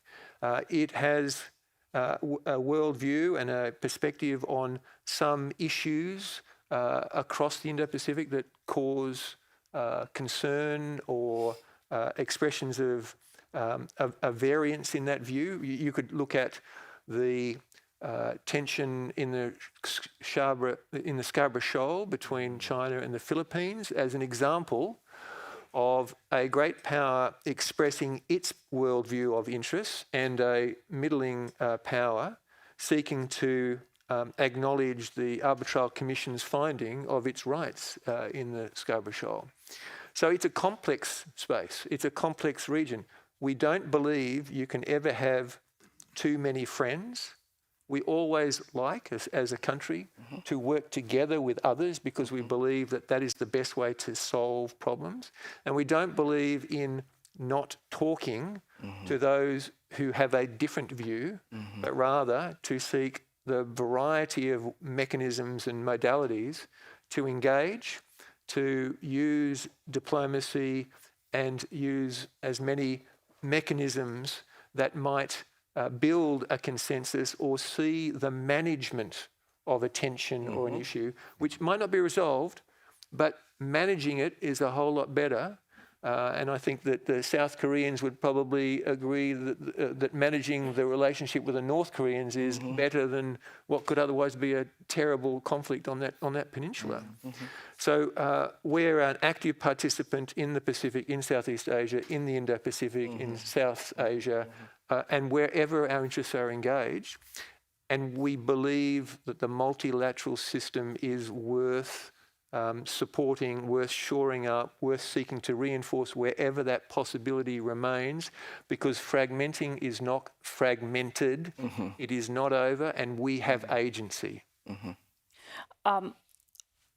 You're now in Brussels and trying to explain this complexity to Europeans. Do we here understand the complexity of the region well? And if you said that there is one thing that we do not properly understand here in Europe yet, what would that be? Look, I don't presume to suggest what you do or don't understand in Europe.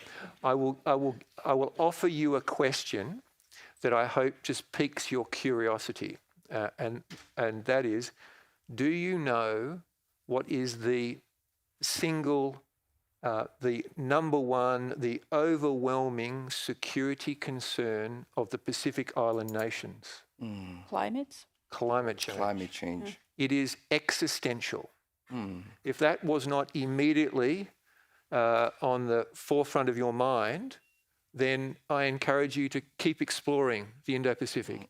It is an extraordinarily diverse, rich, wonderful place, and it's part of a world that is deeply interconnected. What happens there will influence Europe, where 40% of your trade flows. What happens in Europe will absolutely influence what's happening in the Indo-Pacific. And I think our collective determination to remain curious and to remain engaged is the best way to approach solving problems together. Thank you so much. I really love the framing. There is no such thing as too many friends. So let's move to our friends from South Korea. Professor, for me, South Korea was always a very interesting place to look at when we talk about discussions about the change in world order, because in many ways, some of the situations you're facing right now with the North Korea, it's still the remnant of the Cold War. But we also see that some of the rules and mechanisms for stability from the Cold War are evaporating. How are you handling this situation? And maybe from the point of view of South Korea, how are you looking for new friends?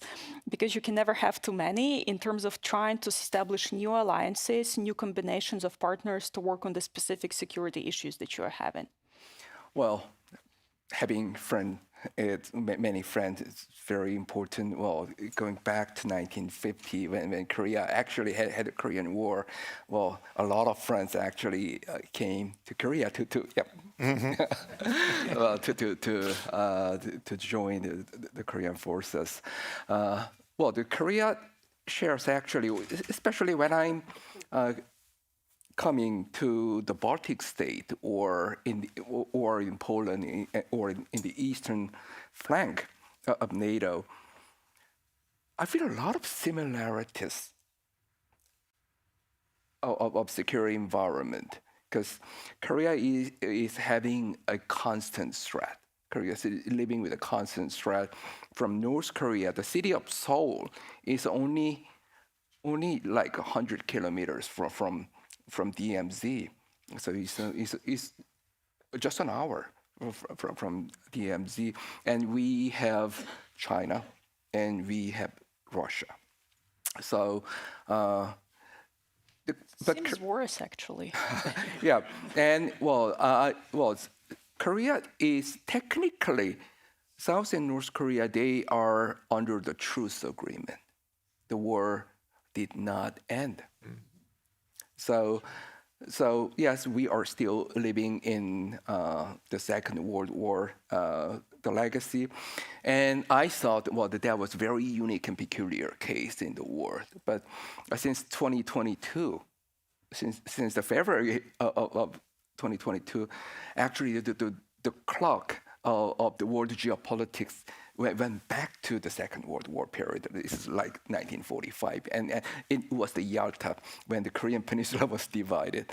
And that is nowadays the Crimea and the Ukraine. So, well, security is certainly connected, but have to keep in mind that Korea has a lot of Korea has a strong alliance with the United States. Well, that will be the backbone of Korea's security. And during past few years, Korea has built a trilateral partnership between U.S., Japan, and Korea. And nowadays, Korea is very active. Well, Korea has been invited several times to the G7 summit as an observer. And also Korea joined NATO plus AP4 or IP4 in the Pacific for the Korea, Japan, Australia, and New Zealand for the past 3 consecutive years.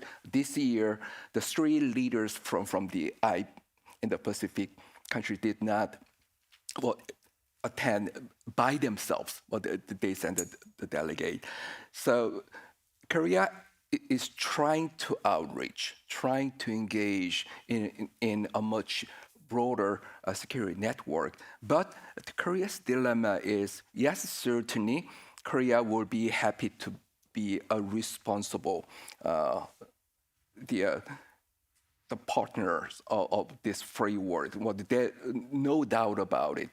But at the same time, we have to adeptly manage the risk of China and Russia and North Korea. We certainly have to keep a certain line. We are already actually under we are stepping on the red line.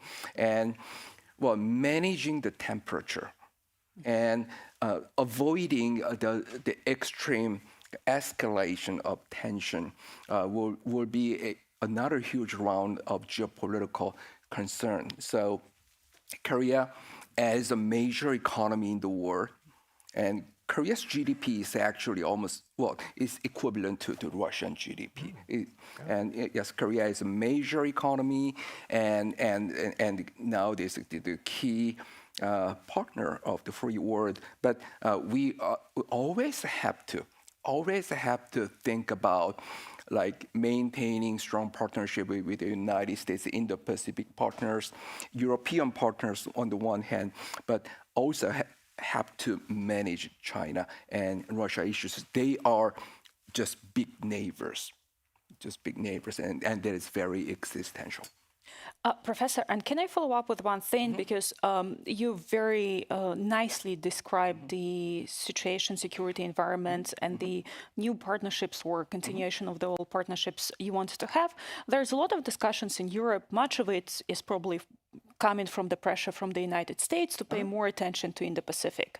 And if you were to give advice, Europeans, in terms of what would be something that Europeans can actually get involved more in Indo-Pacific that would actually have some practical, constructive, positive result, be it on some narrow issue like, I don't know, protection of undersea cables or maybe some technology issue. If you were advising Europeans to focus on something to get involved in the Indo-Pacific, what would that be? Okay, I would say still Indo-Pacific is quite far away. I was welcoming from the other side of the Eurasian continent. I was welcoming the European outreach to Indo-Pacific. But we also have to keep in mind that their willingness, we have a lot of strategies and vision. But what are the actual common interests in the Indo-Pacific between Europe and Indo-Pacific countries, and especially Korea. One example that is more kind of Korea-specific issue, but for example, North Korea. North Korea was a threat, but very distant threat to European people for a long time. But North Korea is just a few hundred kilometers away. North Korea is fighting against the Ukraine in Russian territory. So North Korea actually became the existential, the real security threat. On the other hand, South Korea is contributing to the defense industry and security preparedness of European countries. So yes, certainly security is getting connected. But we still lack a lot of practice. And still the risk is the strategic inconsistency. We are talking a lot about the common Indo-Pacific policy, NATO plus IP4. But for example, NATO's focus on Ukraine and Asia's focus on deterrence against China and North Korea can evolve separately. And that could leave a gap that authoritarian coordination want to exploit. So the answer is we have to close that gap. We need cross-regional habit of cooperation. I think this session is in that sense particularly meaningful. So we need to learn and practice how to solve the issues together. Well, security dialogue will be one thing. Maybe advanced level will be some sort of the kind of the common exercises. But I think especially the cybersecurity and that kind of more neutral but more common interest agenda should be tackled in the short run. Excellent. We have also an opportunity to bring in questions from the audience. So if somebody wants to ask a question, please wave at me. I'll try to see through the lights as much as I can.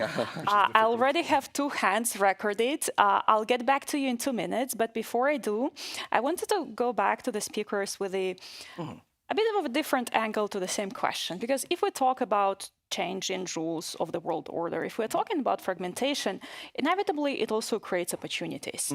And maybe middle powers, middle-sized countries, actually the ones who paradoxically benefit not insignificantly if of course, they're doing the right things to grasp these opportunities and both position themselves or maybe create new rules for the world order. So I wanted to go very briefly to you with this round. Like, if you had to name what's the opportunity is right now for your country or in general for the world, what would be the thing that you would highlight?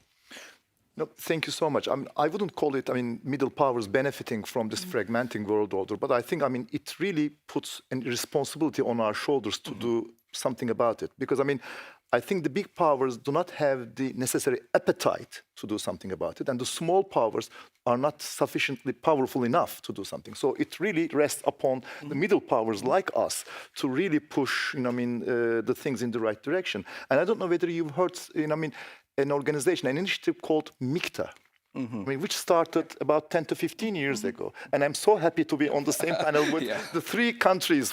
MICTA is Mexico, Indonesia, Korea, Turkey, and Australia.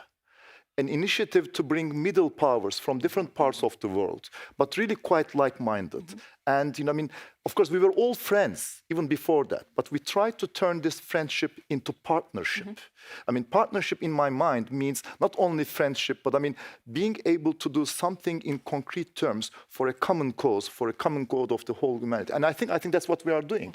And the kind of agenda items that we are trying to deal with is UN reform, first of all, and also how to tackle the global challenges from a point of view of the middle powers. And we do that by initiating a security dialogue that Professor Lee pointed out. Because, from this security dialogue, what comes out is that, of course, we are all very much consumed by our own immediate problems, the regional wars and this and that. But when you are able to look at it in a more sort of a global perspective, you found out that, Climate change, for example, is a threat for all of us. The widening gap of digitalization between the developed and the developing world is even a more serious threat.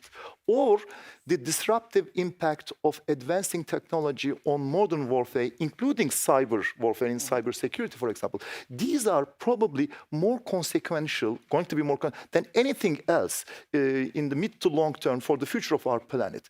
So that is, I think, first and foremost, rather than trying to specify one or the other thing, this is the kind of thing that we need among the middle powers, a security dialogue, a sort of a partnership, and to take lead in certain areas in global institutions like UN or in our regional sort of formats and try to do something differently, try to bring some difference on the ground. So that's what I'm going to say as our priority from the Turkish point of view. Sounds like BRICS, but for a different set of certainly actors. Different, certainly different. Yeah. Ambassador? Look, I think we are stronger together, always. And wherever we can reinforce the truly multilateral system, we absolutely should do that. Where that is not possible, we shouldn't give up on the multilateral system, but perhaps it will be plurilateral or minilateral or bilateral.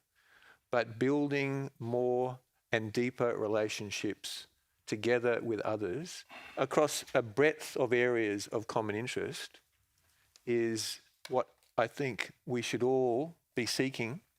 And where you can connect those groups together to move from bilateral to minilateral to plurilateral to re-energize the multilateral, this is a great pathway.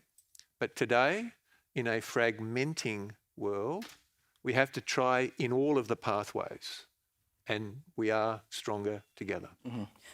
Professor? Okay, fragmentation is painful, but it forces innovation in governance, especially for the middle power countries who will uphold the international norms, international liberal, say, or institutional order.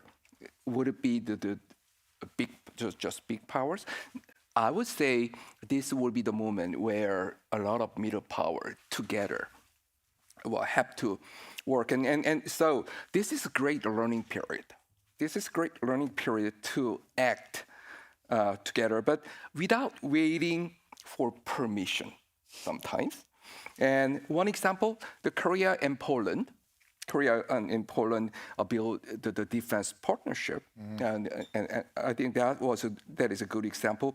A commercial deal for defense industry that we have discussed well throughout the days, and especially this morning, has become a new pillar of Europe's rearmament. So these kind of modular networks are the silver lining in a disordered world. So we are finding new modus vivendi, but there is a condition, only when those countries are ready and those countries are proactive. Great. Start talking to whoever you can, and then we can not quickly, but at some point scale up and diversify all the groups coming together. Let's start with the questions. I have a hand over there, and then I had a hand in the middle. If you could please raise them so that microphone can reach you. Go ahead. Thank you. Richard Walker from Deutsche Welle. I'd like to ask the panelists about China's nuclear weapons expansion and the potential destabilizing impact of that. Obviously, there's been an ongoing debate about nuclear deterrence in Korea anyway. I'd like to ask for each of your views on that and its destabilizing potential. And is there anything that middle powers can do to try to change the calculation and planning that the Chinese have? Thanks. Thanks so much. And for the sake of time, we'll take a few questions at a time. There was another hand somewhere in the middle. If we can get... Okay, somebody has the microphone. Go ahead. Hello, Hanna Sheles, Ukrainian Prism. I have the question to our Korean colleague. When in December 2023 we were in Korea and we're speaking about the first North Korean soldiers already being in Russia, that was the perception like, no, we are not involved. Europe is too far. We don't care. And we're afraid that Russia can spoil something here. 2 years later, we have 30,000 North Koreans already in the mid of Europe. Does it change the perception of South Korea? what type of the alliances it needs. That to be concentrated only on the regional alliances, Japan, yep, something around, is not any more relevant considering the threats that are really posing just transcontinental, that you cannot be at the different continent and feel that you're safe. Perfect. Let's take these two questions at a time. You don't have to answer both. You can pick. So, Professor, you go first. Okay. China's nuclear expansion is nothing new. China has expanded, especially in military terms, over the past decades. And technology-wise, do not underestimate the China's very rapid the growth in digital technology and other military satellite and technology. So the issue's been there. The rather may for South Korea, how to, well, we have North Korea nuclear threat. That could be more imminent. We could have potential Chinese and Russian nuclear threat. So how to build the extended deterrence? Unless South Korea will go nuclear self-armament, which will be highly contested, but how to maintain and how to build a solid extended nuclear deterrence together with the United States and allies. So that, I guess that will be the foremost priority. And the second, related with that, what we are still pursuing, denuclearization, or at least freezing the North Korean nuclear program. So in that sense, non-proliferation regime should be strengthened. But at this moment, one very kind of the dire things going on is not many people, and especially United States and all the key players, are paying sufficient attention to the proliferation issues. So we need to, and here, I would say the key stakeholders should be much keener on implementing properly the measures for non-proliferation. There are several measures to prevent the nuclear, especially the transfer of nuclear technology or nuclear the material. North Korean issues, yes, well, certainly that is a very serious issue. But I would say that would not dramatically change the partnership or alliance issues. We already, South Korea, already have participated in the, well, been standing in solidarity with Ukraine. I would rather say the more salient issue in Korea regarding North Korean dispatch to Russia is first, Russo-North Korea military ties and alliance got strengthened. North Korea, I would say, has been the biggest beneficiary of the Russo-Ukrainian war. They got the hard cash by dispatching soldiers. They got the technology transfer, missile technology and other satellite, but the key technology transfer from Russia, allegedly. Plus, they are learning fast. Koreans are learning fast. North Korea is not an exception. North Korea is rapidly picking up the information and necessary tactics and technologies in dealing with the drone wars and other kind of the modern technologies. So that will increase both the conventional and non-conventional military threat potentially to South Korea. So we are very keen on that. We are closely following up that issue. Ambassador, what can we do about Chinese nuclear? Australia is concerned by the scale, the speed, and the sophistication across both the conventional and nuclear development of military and military-related capability in the People's Republic of China. Concerned because all of that is with a lack of transparency about intent. And we are not a nuclear weapon state. We have absolutely no intention of becoming a nuclear weapon state. We have a long and very proud history of being a signatory to the whole breadth of nuclear non-proliferation treaties and regimes. We are also an ally and have greatly appreciated our alliance relationship with the United States and the extended deterrent component of that relationship. Minister? I think both questions show how interlinked we are in terms of our security in Euro-Atlantic and Asia-Pacific regions, really. And I mean, I don't think we can turn a blind eye anymore to what is happening in different parts of the world, because nothing is local anymore. Everything is global in terms of the impact that it brings to the world. So, so I fully agree with what my two colleagues have said. I don't want to add too much, but I think with respect to China's nuclear program, it is very important because, I mean, nowadays, of course, I mean, when it comes to nuclear issues, we're talking about the new start, it's expiring next year, and how important it is for the US and Russia to come together and to find a way to extend this sort of strategic risk reduction talks. And I think it's going to be highly important to be able to bring China into the discussion as well, because I mean, it's obvious that, I mean, the scale of nuclear weaponization that we see in China will become a very important matter in terms of the strategic risk discussion globally. I'm not only regionally, but globally as well. So that's my take on that. Thanks so much. Let's take a few more questions. There is a person with a microphone over there, and I need the microphones here to the front row as well. Hello. First of all, I would like to greet and say thank you each and every speaker for the interesting panel. My question will be to Minister. Considering Turkey's increasing engagement in the South Caucasus and its support for regional initiatives like the Zangezur corridor, how does Ankara view NATO's potential role or limits in promoting stability in the region after the Karabakh conflict? Thank you. Thanks so much. Let's get the microphone to the front row. If there are any other hands, please wave at me so that we can make sure we bring you in. Yeah, thank you so much. So I have a question for you, Professor. We see that how now Russia is a really big, strong allies with North Korea. North Korea supports Russia not only rhetorically, but on the battlefield, yeah, as you perfectly say. So my question is, what is your red lines about Russia-North Korea friendship? Because we understood that, yeah, Russia can pay by money, but of course, North Korea is interested in Russian military technologies.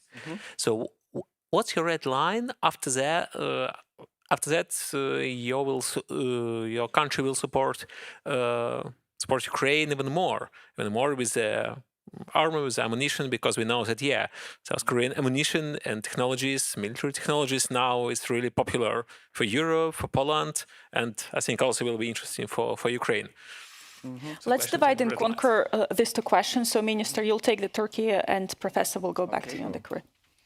Let me go first, if you like. I mean, yes, indeed. I mean, what we are seeing in the Caucasus, in South Caucasus right now, is very positive from our point of view, but I think from a more regional and global point of view as well, because for the first time in the last 35 years, the Southern Caucasus has the real potential to become the linchpin between Europe and Asia in every sense of the world, in terms of transport corridors, in terms of trade routes, in terms of energy pipelines and whatnot.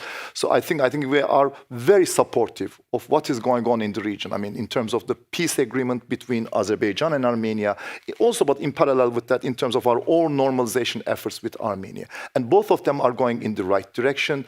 As you know, Azerbaijan and Armenia has already agreed on a draft peace agreement. There are just a few stumbling blocks for it to be signed very soon. And also in parallel, we are also working on our own normalization process with Armenia, and it's going quite well. I think in a very short period of time, you will see this region becoming fully normalized and changing the entire geostrategic landscape, not only of this region, but as I said, between Europe and Asia. So that's, I think in principle, how we approach that and how we try to support this process from our point of view. But as it comes to NATO's role in that, of course, as with all the other partners, I think NATO has a role and value added to bring into this with its own partnership, relations with both Armenia, Azerbaijan, and for that matter with Georgia as well. I think this region is so important that NATO cannot really, afford to be indifferent to. So I think in terms of defense reform, in terms of, capacity building, in terms of reaching an understanding on the pressing security issues, NATO's partnership with those countries are going to be very important in the years to come, especially when peace is solidified and when there is more lasting and sustainable peace and security in the region. And Professor, on the red lines? Okay, I guess they already passed the red line. So are you supporting Ukraine more? The Russia-North Korea ties. Well, I think they already passed the red line. But if we find a bit kind of thicker and darker red line, I would say. Then I would say a few things, especially regarding nuclear. One is Russian kind of recognition and political support at an international level of North Korea as nuclear power, and bringing North Korea into that level, and giving kind of the political cheering. And a real red line is Russia working as a venue of actual nuclear proliferation, North Korean nuclear weapons or missile technology to Iran or other potentially the dangerous countries. So that would be the real red line, and very immediately, kind of the Russo-North Korea kind of military exercises in East Sea, and especially when they violate the flying zone or other kind of the border issue, that would be a real red line. There are very thick red lines on the clock that we see here, so we'll need to start wrapping up. But I wanted to wrap up with you and go back with one question to everybody. Since we're now having a panel of responsible middle powers, I wanted you to highlight one action that you or your country can take in the upcoming year that would decrease fragmentation in the world. And please be warned, next year you'll have to come back here to Riga and we'll check how you did on your own commitments. So, Ambassador, let's start with Australia. Look, I'd point to an interesting development with the intention of the European Union and the CPTPP community to establish a dialogue. And I know that Commissioner Šefčovič is going to be participating in a gathering of CPTPP delegates. And I think this is a really interesting example of one of those coming together, engaging opportunities across different groupings. I don't know where it'll go, but I'm pleased to see people are thinking about these innovative initiatives and opportunities to pursue new forms that encourage a world that can develop through trade, which has been so beneficial to so many hundreds of millions of people over these last decades. And for those of us who do not know TPP, you got to be kidding me. It's CPTPP, and I'll get one of my trade experts to get back to you on that. Thank you so much, but we get the message: new creative forms of engagements that are blurring the domains and portfolios. Yeah. Professor? Okay, the Indo-Pacific, I would say, is not just a maritime term. The Indo-Pacific is a huge sea of emerging market and advancing technologies.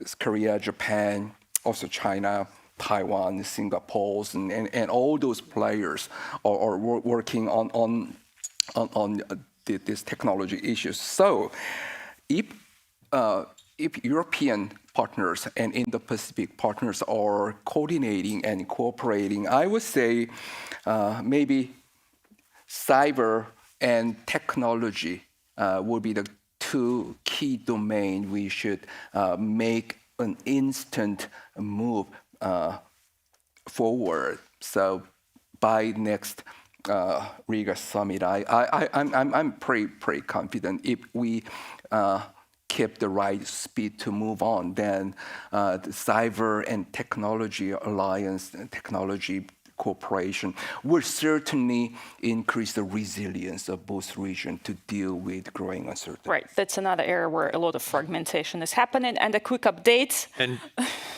just so you know, not only does Google tell me the answer, but my very good colleagues back in our embassy in Brussels have also told me the answer. And you'll understand why I can never remember it. The Comprehensive and Progressive Agreement for Trans-Pacific Partnership, trading relationship. Fantastic. Love it. And CPTPP just rolls off the tongue. Bottom line, trade more with the countries in the region. And Mr. Minister, your action points. I mean, I think apart from what we are trying to do in our own region, in terms of, for example, brokering a deal between Israel and the Palestinians in Gaza, which the first phase has just been agreed and Turkey has taken a very important part, or our attempts to host and facilitate the direct talks between Ukraine and Russia in order to reach a ceasefire and a lasting solution, and many others in our region. I'm just going to name two initiatives that we have started for more than 15 years ago. I mean, one of them is 20-year-old now, and one thing that we are hoping to do in the just next couple of years. The two initiatives are the Alliance of Civilizations and Mediation for Peace. Alliance of Civilization is an attempt under the auspices of the United Nations in order to fight against growing radicalism, extremism, racism, and xenophobia, which is unfortunately on the rise in global terms all around the world. I think that is a very important initiative, bringing almost every country from different parts of the world. And it has been now 20 years. It is working on, in media, women, youth, and digital sort of issues. I think it's a very important initiative in terms of trying to, fight against this fragmentation in the whole world. The second one is Mediation for Peace, which really focuses on, our capacity building efforts on conflict prevention. Rather than just crisis management, I think there is so much that we can do before the conflicts and crisis erupts. And that requires diplomacy, but that requires also some sort of expertise in mediation efforts. And that's what we are trying to do within that initiative, trying to build capacity in Africa, in Asia, in the Middle East, but particularly focusing on women and youth in order to bring the next generation of leaders from those countries in that area. And the third thing that I'm going to say, we're hoping to host the next climate conference, COP, in Turkey. But we're not trying to do it alone. We're hoping to do it together with Australia. Hopefully, we're still in discussions with that, but we're hoping to co-chair it with Australia. And the reason why is because, we both have a priority about the Pacific Island states.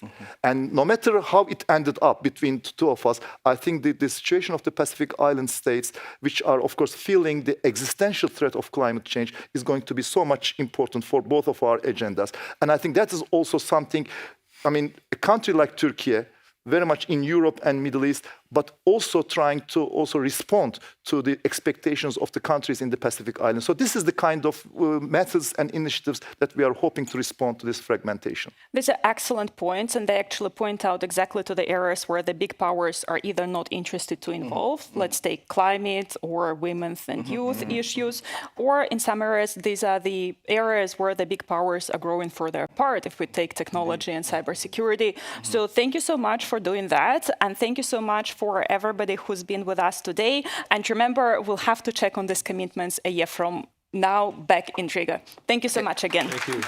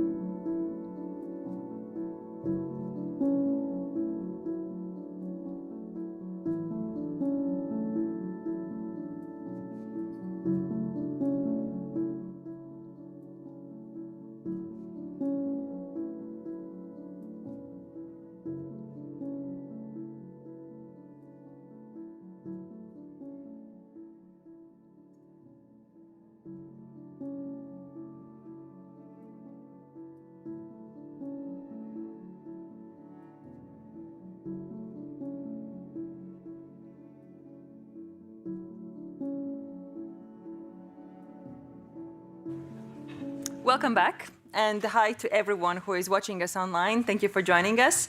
Also, thank you for your questions and comments and networking. It's been a pleasure, both during the panel sessions and the coffee breaks, and thank you for coming back. As you know, we all are in the gray zone right now, the Baltic Sea region, and I think it's worth to have a conversation about that. We have a great panel of experts, and we have an amazing moderator, which is a senior fellow at the Stockholm Free World Forum, Minna Allender, and the floor is all yours. And she promised that she will give a floor as well to you. So if you have any comments, critics, opinions, and questions, you'll be very welcome to take microphone and ask in the end of the conversation. So let's have a round of applause. It just cheers up people. Thank you very much, and welcome to this very, very topical conversation about the so-called gray zone warfare, or actually, as the title of the panel says, we are now out of the gray zone and very much out in the open.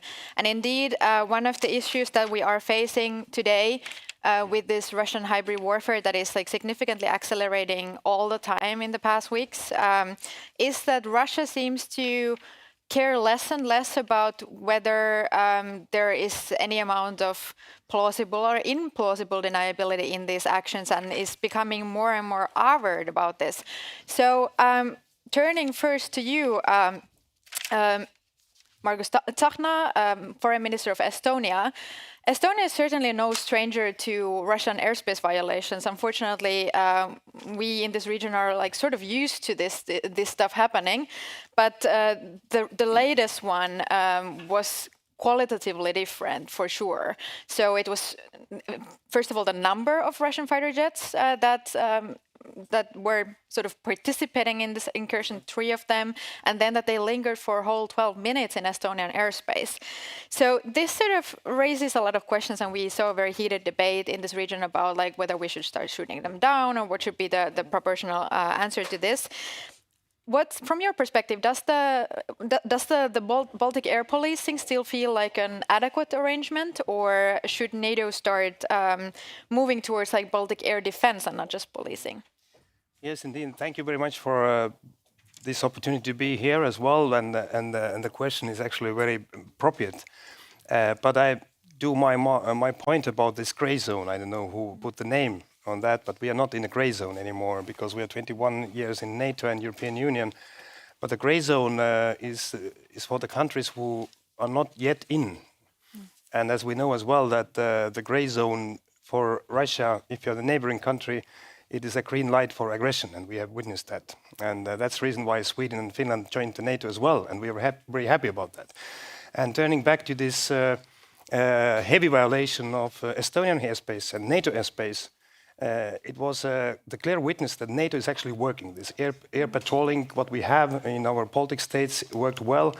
And as well, technically what happened, and it is like the protocol that if the Russian planes take off, then Finland actually took over the first.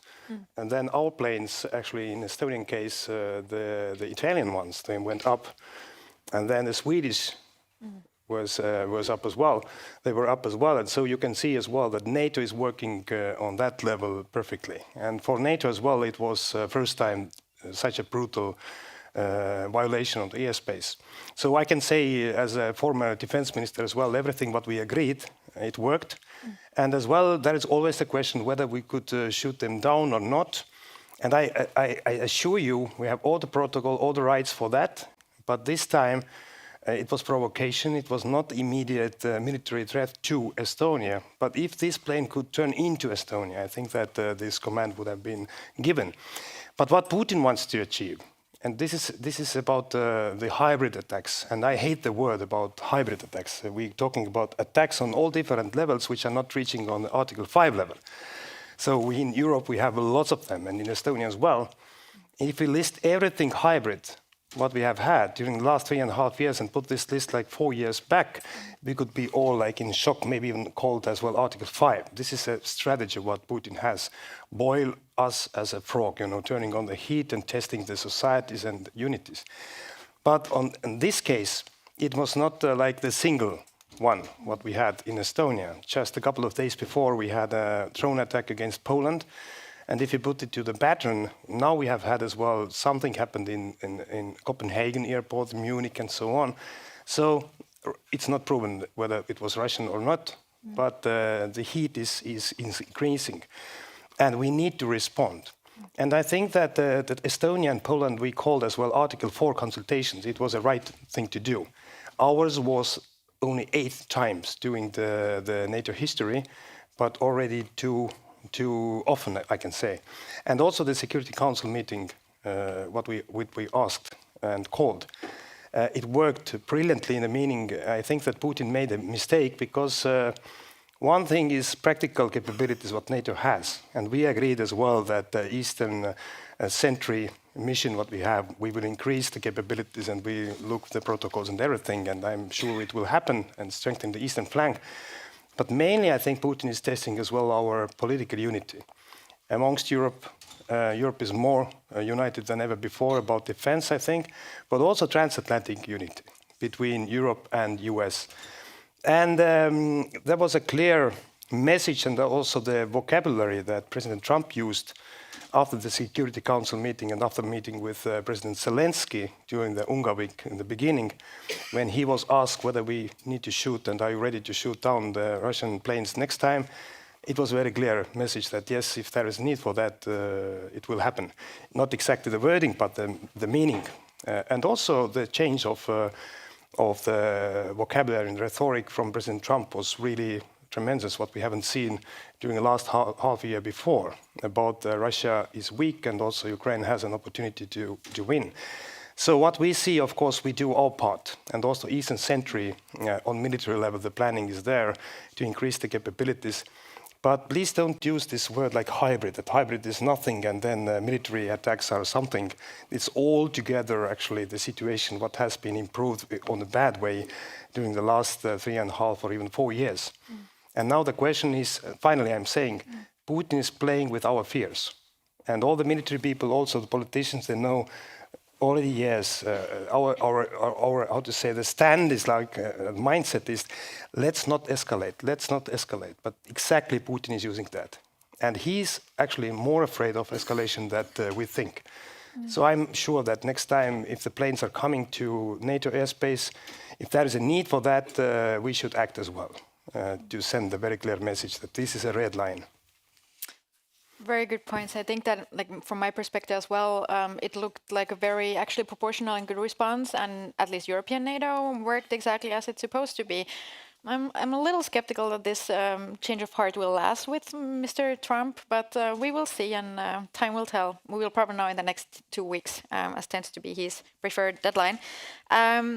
Turning now to you, Colonel Hans Granlund, from who is the Chief of Staff at the Commander Task Force Baltic, and this is actually quite a new thing within NATO, and one of those multiple ways that NATO has responded in the past years and months to the rising or increasing maritime threats.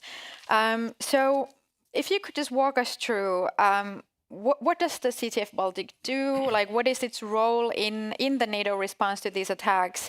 How does it relate to these other initiatives Minister Tsahkna just mentioned, for example, the Eastern Sentry, but we have also the Baltic Sentry and Task Force X. So how does this all sort of hang together? And if you could also just share something with us, what kind of Russian activity do you observe from? Okay, thank you very much, and thank you for having me here today. So the CTF Baltic, as you alluded to, is quite new. We were inaugurated 21st October last year, so we're not 1 year fully. And but we went into action on the 10th of January this year, and we've been leading the Baltic Center since. And CTF Baltic is a task force answering to NATO MARCOM when we are activated. And with that, we are also a multinational staff hosted by Germany. And currently 13 nations participate, all the nations around the Baltic Sea, and then some. So our task is to, in wartime, command NATO forces in the Baltic Sea, and in peacetime, plan for and then coordinate any actions or activities in the Baltic Sea. And as you said, the Baltic Sentry is one of these activities that is ongoing right now. And just also to follow on to what we heard here, hybrid warfare, and in my daily work there is also a lot of talk about the shadow fleet. Both these labels, I think, is something that draws attention away from there's a situation at hand that on our tactical level needs to be addressed, and that's what we do. And the formal task for the Baltic Sentry is to protect the critical underwater infrastructure, and that's what we do. And we do that on a daily basis with the nations that is providing forces. So under our command on a daily basis there is the NATO standing maritime groups when they are in the Baltic Sea, and then other forces associated or affiliated to us by the nations. And on a day-by-day then status, we see to it that we can be where we need to be in order to protect this infrastructure. And one funny thing with this critical underwater infrastructure thing is that when this all started, a lot of this was said to be bad seamanship. That was the bad weather, bad seamanship. And apparently we haven't had any bad seamanship and bad weather since the Baltic Sentry started. So we've been lucky so far. Climate change. Could be.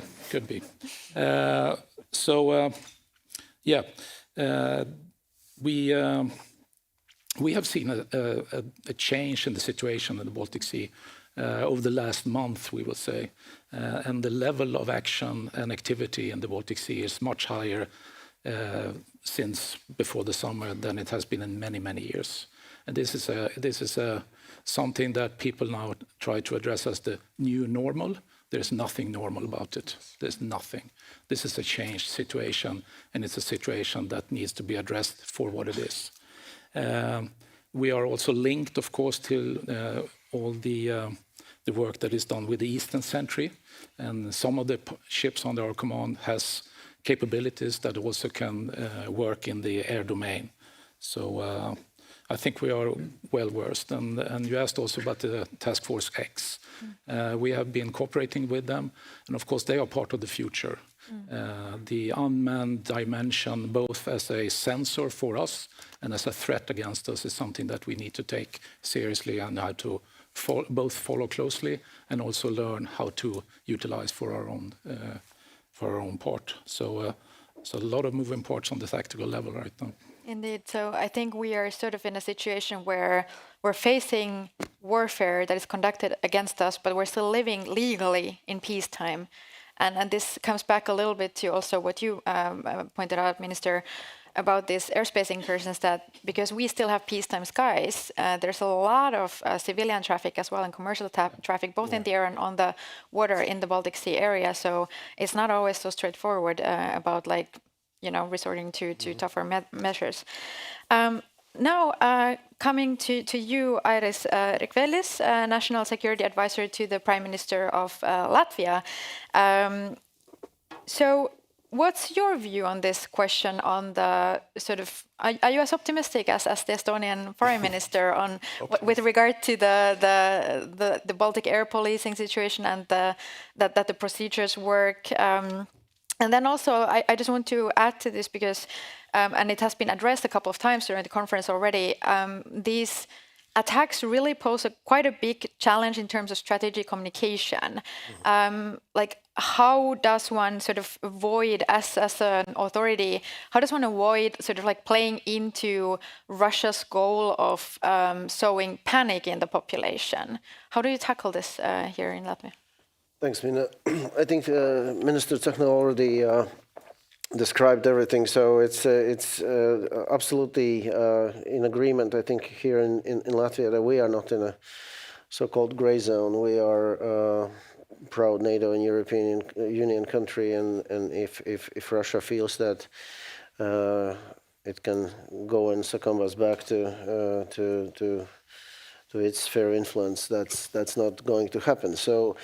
With these incursions in NATO airspace, particularly the latest one in Estonia, I think response of air policing was exemplary, but obviously 12 minutes in NATO airspace is too much. Obviously, we need to do something against that, and I think this is in hands of Secure that we trust fully. I mean, Eastern Sentry is the right response. Let me remind you that the decade ago in Wales Summit, we agreed that all these measures, they were called at the time reassurance measures, but also our philosophy on deterrence and defense was based on premise that this will be scaled up and down as necessary. So I don't think we are in a situation where we can scale down. So we need to scale up. So we in Latvia always are ready to host more allied troops on our soil, on our skies, and our waters.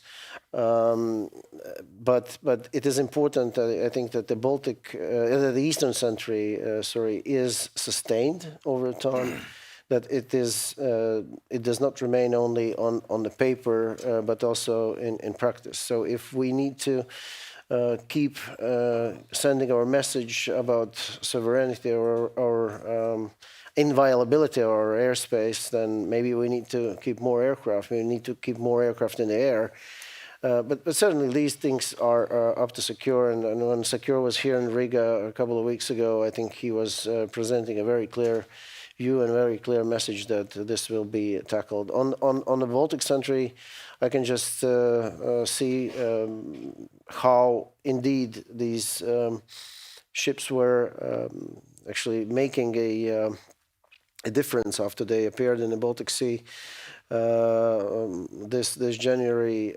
We'll see whether that was indeed a bad seamanship. I need to trust police and investigative services that what they're saying, but as a national security expert, I certainly find it hard to believe that this was just so simple.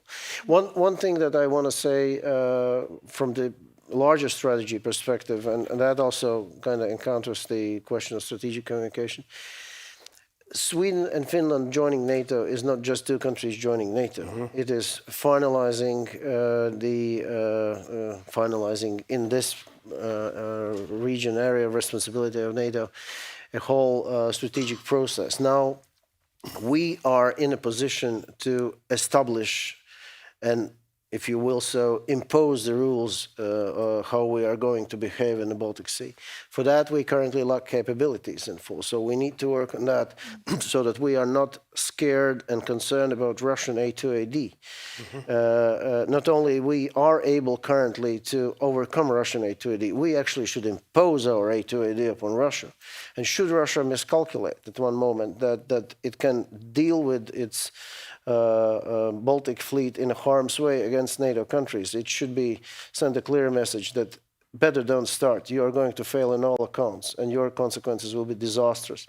What I want to say with that is that this is a very strong message also from the communications perspective to all our people here.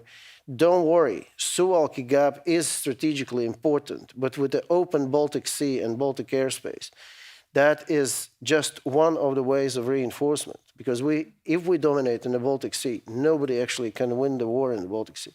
So I think with this understanding, we can then build our communication strategies to our people that these incursions indeed are of psychological nature. They are nothing more than simply attempts to disrupt our lifestyle, disrupt our trust to government, and make us kind of psychologically nervous. This is, it may happen. It happened 10 years ago, it happened 15 years ago in a smaller scale. We have lived here in the Baltics under the Russian hybrid or different psychological influence operations for years, for centuries actually. So nothing new in this regard. I'm not scared of that, and nobody should. I think that we have a very good communicative background to so to say send the message not only to our people but also those in Western Europe and across the ocean that this region is particularly important, and those who will dominate in the Baltic Sea will also dominate strategically in Northern Europe. As you say, the new possibilities of cooperation in this region are indeed very important and great. It's actually very interesting to read NATO documents from the 1950s, even where they analyze sort of the role of Sweden and how nice it would be if the Swedes maybe made up their mind. So now, 75 years later, here we are. Getting to you, Jan Swords, legal advisor at NATO. We have already addressed a number of sort of legal aspects here as well, and unfortunately, Russia is quite good at identifying and exploiting legal loopholes in our legal frameworks, and they of course know that rule of law is very dear to us, and based on like the recent months, you could almost say that the first hurdle to a response is quite often figuring out who has jurisdiction to respond, and that's sort of an issue, especially in the maritime area, where, for example, the UNCLOS seems to give quite a lot of leeway to this type of attacks, but not a whole lot of space to prosecute, actually, as we saw in this very recent Finnish court case against the crew of the Eagle S. So my question to you is sort of, what can NATO actually do here? Like, how can NATO help its member states streamline this kind of responses that are to attacks that are actually primarily not of military nature in that sense? Well, firstly, thank you very much for the invitation. It's a great question. But what I would, before I actually get on to what NATO and what allies are doing to perhaps tighten up on the legal side of the house, I just want to sort of push back very gently on a couple of those points. So firstly, I wouldn't say it's really a legal loophole that a state's domestic criminal jurisdiction doesn't apply extraterritorially as a matter of course, that it doesn't apply to foreign nationals, that it doesn't apply to foreign flagged vessels in respect of acts which might be occurring in international waters. So it's a deliberate feature of the international legal system and private international law, and it also reflects the importance of freedom of navigation. So in a sense, it's really for us to try to find the exception to that general position. And of course, if we do want to upset that delicate balance, then we shouldn't be surprised if some of the other countries then seek to exploit that sort of a stance. So we'll see sort of exorbitant jurisdiction being exercised in the Strait of Hormuz or South China Sea or elsewhere. And obviously that would have an adverse effect on freedom of navigation, which we all benefit from. And I suppose my second preliminary point, which actually chimes with some of the comments that we've already had, is that although we can seek to identify legal solutions to operational problems, there are also operational solutions to operational problems. We've heard about the sort of shadow fleet, we've heard about the spooks and saboteurs. They obviously sort of thrive in the shadows. But if we change, and we are changing our operational posture, then we can start deterring these attacks rather than having debates about how we can prosecute these people after these sorts of attacks. And I think that's the prevention obviously being better than cure. But you asked about what the states are doing and how we can sort of help on that legal side. And rest assured, there is so much going on in this area. There are no shortage of meeting of legal advisors on this at NATO, but also at other fora. And to pick up on your point about jurisdiction, yes, a lot of the work is on teasing out how to exercise jurisdiction. So whether allies and coastal states can exercise jurisdiction, particularly on the international waters. That's where a lot of this happens, and that's where it's most difficult legally. So they're looking at whether they can exercise these exceptions. They're also looking at whether we can sort of put some pressure on the flag states, often flag states of convenience, who do definitely have jurisdiction, and whether we can get them to do what they're supposed to do, which is to sort of investigate and to prosecute in these sorts of cases, or indeed whether they can just cooperate with us, or indeed consent to us boarding these vessels, which might be suspicious. So that's on jurisdiction. Another thing that people are exploring is the permissibility of acting within UNCLOS, within the Convention on the Law of the Sea, short of exercising jurisdiction and short of enforcing the law, short of using a force. So, I mean, typically the argument is if you have a right to lay cables and pipelines under international law, and you have a right to repair them, surely you should be able to protect them, and that vindicating your right to lay the cables must involve being able to sort of protect it, and that's not really an act of jurisdiction, it's enforcement, just giving effect to the reality of a right that you have, and whether that can be done with due regard, and that's a key sort of UNCLOS provision, with due regard for other rights under maritime law, such as freedom of navigation. And finally, outside the law of the sea, states are also looking at those sort of self-help measures in general international law. What do I mean by that? So rights of retorsion, whether you can impose costs on states that are acting in an unfriendly or unlawful way. So acts of retorsion, also legal countermeasures, which enables you to sort of do things which might otherwise be unlawful, non-forceful, proportionate things if you have been the victim of something unlawful. An interesting debate about whether that can be done collectively as well as individually. And of course, you know, I wouldn't be a NATO representative if I didn't mention the relevance of self-defense potentially. So when would some of these events potentially trigger the right of self-defense in Article 5, and then, you know, beyond that, even the plea of necessity, when the vital interests of a state are engaged, that can give you a basis to take action, even when you're not able to attribute responsibility. Yeah, indeed, you mentioned there are like a number of things. Attributions, of course, one thing, but unfortunately, it seems that Russia is way beyond the caring about naming and shaming. So I don't think that we're going to get very far with that only, unfortunately. So we need to be a bit more creative. I also find the idea of like cooperating with the Cook Islands.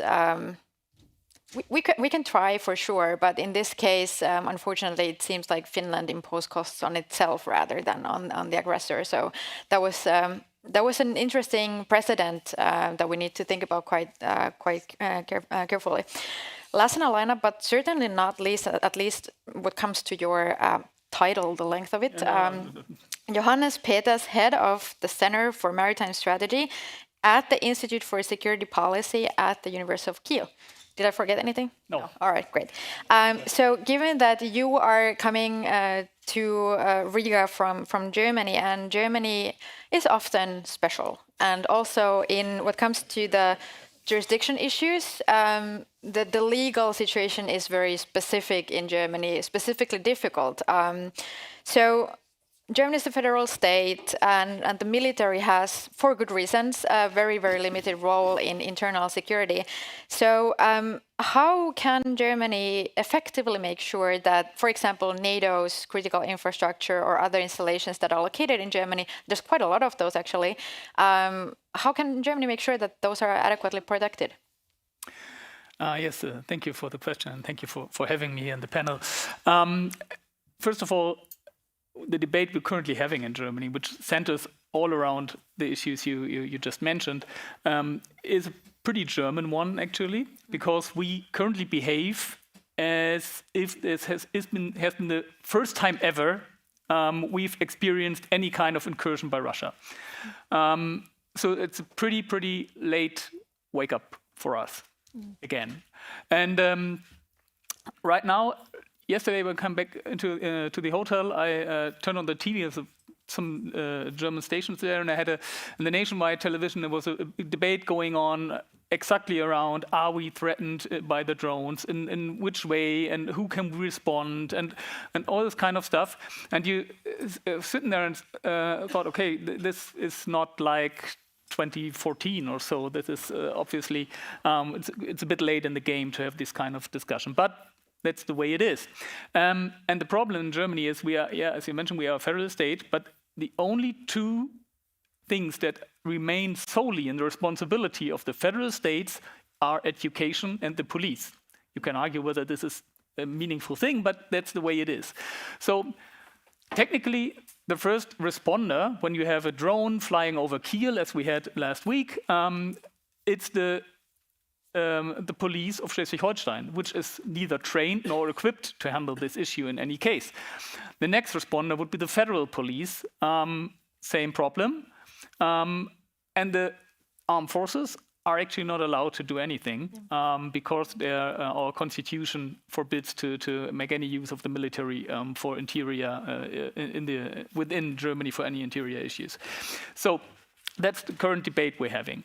Right now, it seems to be the development goes in having one legal framework for all federal states that makes completely clear where is in the responsibility, when and how, which mainly means it will be the federal police.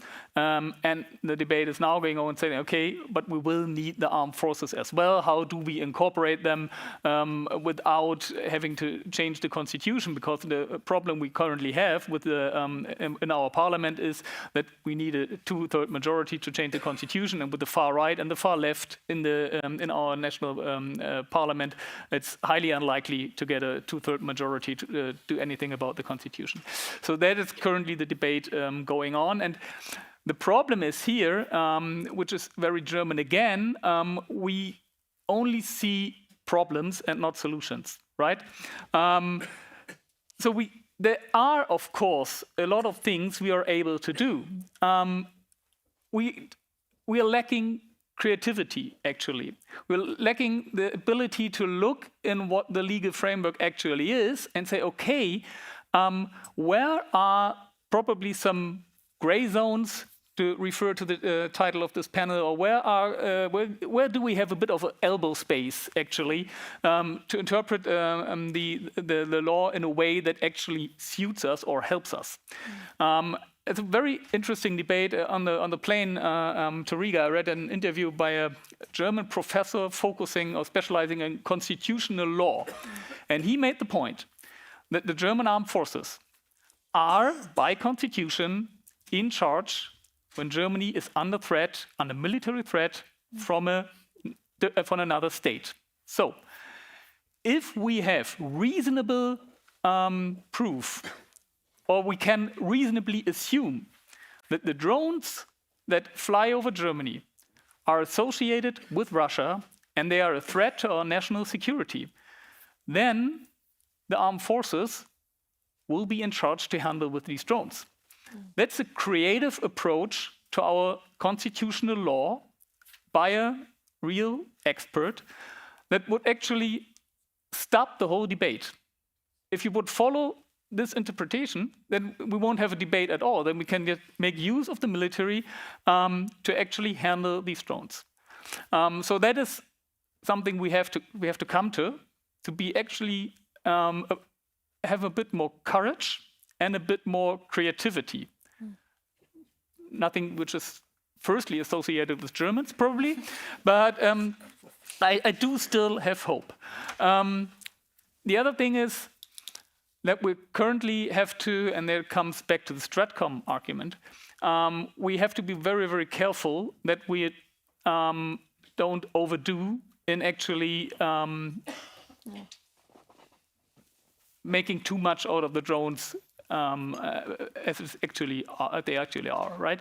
It's no military incursion. We are not under threat. There were no target data generated, or all these kind of questions that were brought to me by a lot of people over the last week. The sole reason is to sow uncertainty within our society, right? To diminish the backing for the people who actually, for the politicians in charge. That's the main reason behind it, nothing else. So, and that we have to communicate clearly that this is not a military threat, but the sole reason is actually to bring this debate into the German society and give it the certain spin that the people believe we are under threat, wars at our doorsteps, and you, dear Chancellor, are responsible for it because you are stupidly supporting Ukraine, and now we've now we have this situation that you can't protect us anymore. That's the reason that actually the spin Russia wants to have. And we are not very much used to this kind of discussion in Germany. Now it's high time for having it. It was not our choice. Again, it was brought by us externally, but now we're having these discussions. So, bottom line is, as I said, there are possibilities to actually deal with it if we really want to, and if we really say, okay, we actually go forward, we make decisions, and then we act. And it is important to actually frame the conversation not in the way Russia wants it to be framed, but in the way it should be framed. That is actually the two main issues we're currently facing. I think you raised a lot of important points about like the question where we are actually on the peace-war continuum, sort of where exactly we're at the moment. And I would maybe just add to that it's one interesting point in that Eagle S verdict in Finland was that the court ruled that the damage that this would have, or this caused or could have caused, was not significant enough to really warrant a heavier sentence. So we were sort of victims of our own resilience. So thanks to the redundancy of the infrastructure, it wasn't sort of, there was no case for this for the prosecution's case. So I'm very happy with the panel because like everybody kept to time. So we have plenty of time for questions also from the audience. And I see right away the first one here in the front. Yes, good evening. Can you wait a minute? Somebody's running with the mic to you. Perfect. Good evening, Christoph Karich, German Defense Attaché here in Riga. Thank you very much for us Navy guys here. It was a pleasure to follow your discussion on the Baltic Sea. On 26th January, a ship called Westhen dropped his anchor close to the island of Gotland. And the captain said, what I read from the media, he was in distress. The wind was Beaufort 5, as I call it from my Navy command in Germany, and the wave height was 1.50 meters. And the ship was 35,000 tons. He was not in distress. That was bullshit. So I would like to see him in prison, because he's a blunt liar. Now, I would like to ask Mr. Scholz from Legal Affairs and maybe His Excellency from Estonia, how can we get this crew to prison? Thank you. Great question. Do we have a second question right away, or? So here front. Yes, Edward. The mic is just behind you. Yes. Hello, Edward Lucas. I'm interested in the balance between defence and deterrence, and I'd like the panel's thoughts on that. See, if we had time, we could build up fantastic defences, but we don't. We could make the whole Baltic region into a giant Finland. So we need deterrent responses, and they probably shouldn't be tit for tat. They perhaps shouldn't even be from the country that's been hurt. They might be better from another country. But I think Russia sees that we don't have those deterrent responses at the moment, and that's why they're continuing to escalate. So how do we rebuild the escalation ladder here? All right. Would Mr. Swart from Legal Affairs like to kick off? Thank you for the question. I mean, I obviously sort of teased out some of the jurisdictional questions in my sort of introductory comments, and obviously that is going to be a very important part of any analysis. I'm afraid I don't know the exact facts of this case, although I can say that if lying were a crime, that would be bad news for lawyers, I have to say. Minister. Yes, what we should do, I'm not a legal expert, but of course we would put this crew in prison but the question is, finally, we need to have a legal basis for that, and this is now the ball is going back to the legal office. Ping pong.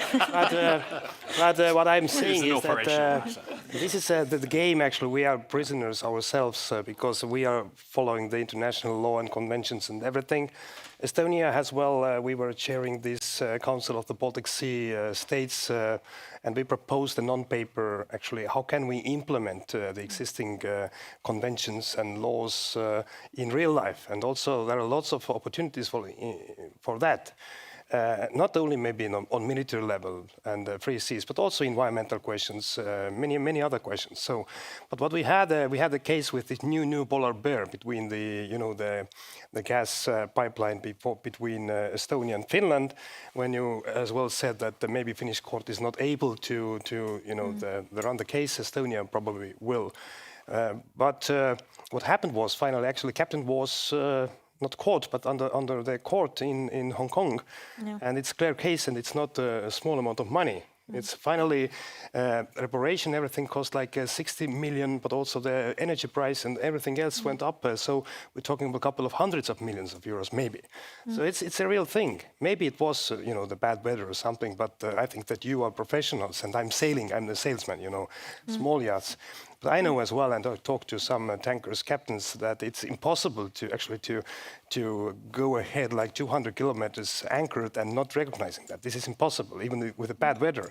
So, but the case is there, how much and where we can use the force. We had a case with a tanker Jaguar in spring, which came in, it was a so-called shadow fleet without flag, insurance and everything, came into Estonian not territorial, but economical waters. So we went there and we asked to cooperate. Of course, she didn't. And then we escorted the ship out from economical waters. But we could stop as well, based on all different conventions, if we could see that anchor is coming out and we see direct threat to our infrastructure. We could use the force there. Of course, after in the court, maybe we could argue it was a right and wrong. But it is all it's about our fear of escalation. This is all goes there, and Russia is using. And this very specific case in spring, first time ever, Russia sent a fighter jet to follow and to protect this shadow fleet vessel. Before that, they never, connected themselves to that. They said, "Oh, sorry, these are the guys who are making some business." But this was a real, evidence that actually Russia is connected and ready to use military force as well. Yeah, but we were ready to go there if the anchor could have been out, and there would be all the legal parts. So, and happily as well, it's not a question between Estonia and Finland and the Baltic Sea. France actually did last week the same approach, and I think that this is a case we can have actually as well legal ways out, but we need to have not fear about that. Yeah, that was a very interesting case indeed, because it was sort of the first moment when Russia sort of came out of this gray zone that they used to, like this legal gray zone or like this kind of attribution gray zone that they and used to hide in. And even they violated the NATO airspace for whatever, the 48 seconds or whatever, but they came in. So, and we were already frozen. So we cannot be like this. The second question was on the balance between defense and deterrence. Maybe you would like to tackle that one. I can give it a stab. I think deterrence should be seen as the first line of defense. And there is no contradiction between the two terms.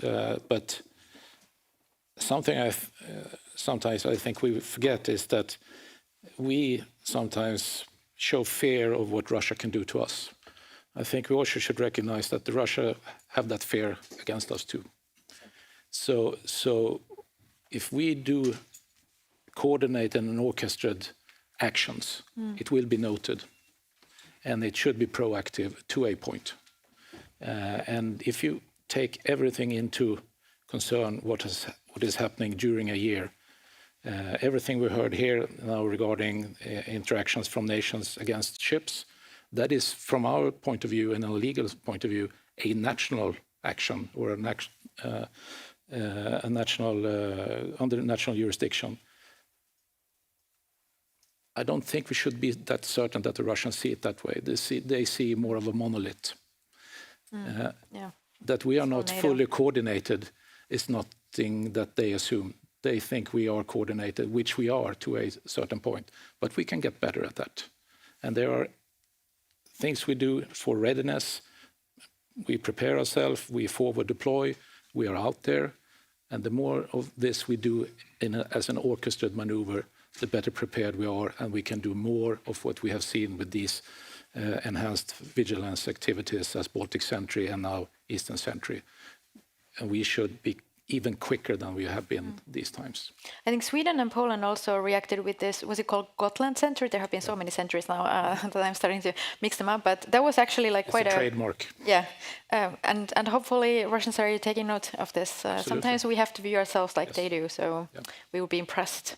Anybody else comments on this deterrence and defense question? Yeah, I would probably say we have to make up our minds that we are actually successful with the deterrence we do, because the case you mentioned when Russia sent out a fighter jet to actually escort this or make a statement regarding this vessel, it was a strategic loss for Russia, right? Because they gave away the card saying we have nothing to do with bad seamanship of private companies.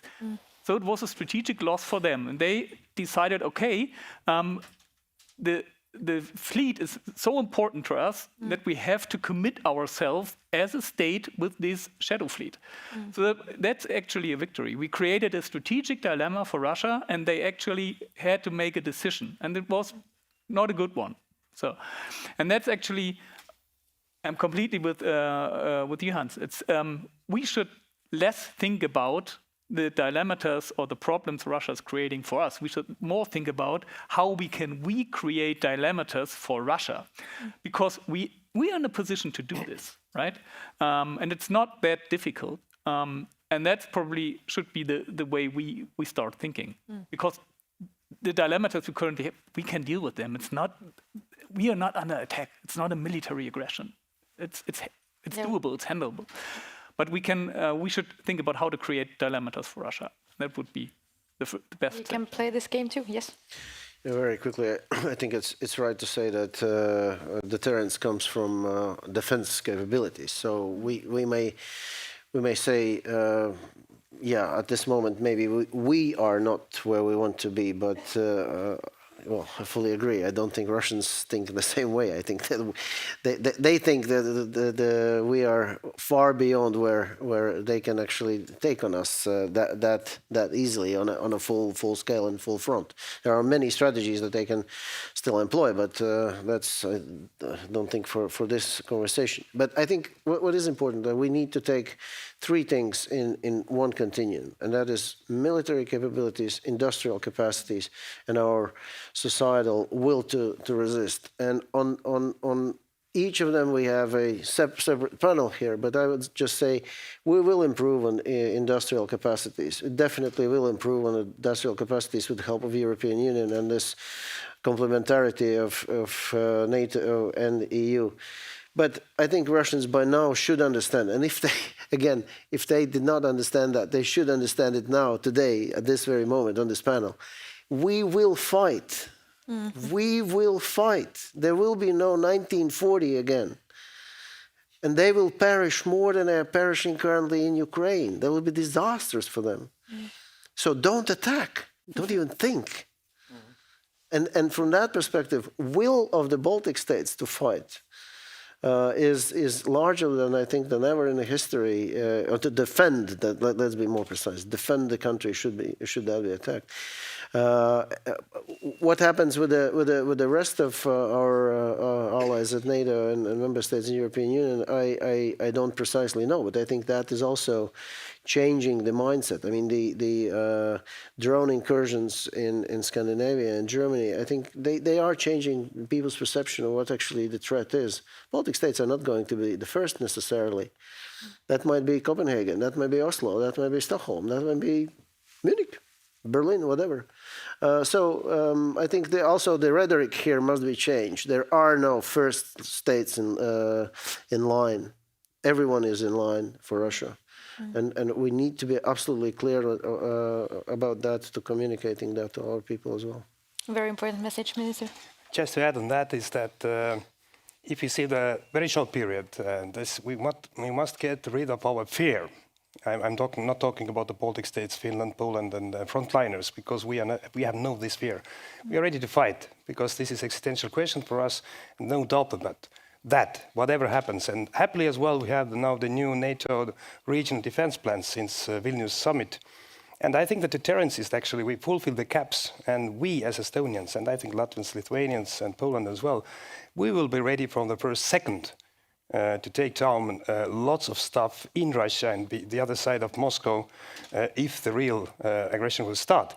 But we need to understand as well that Russia is weak, in the meaning of he's stuck in Ukraine already more than 3 years. He has no full-scale capabilities for full-scale aggression right now, but then behind that, we need to have this political unity and as well the will to fight and readiness to fight. Without that, this is exactly why Putin is testing us, pushing the lines about different hybrid stuff, and then we always think about the legal opportunities and whatever. We need to show that we are ready to fight, and that's it. And that is a good deterrence with the real capabilities. We missed 10 years, actually, I'm sure, because 2014 was already very clear. So maybe 2008, Georgia, but okay. But now we're there. Mm. We have time for one more question. Is there... Yes, over here.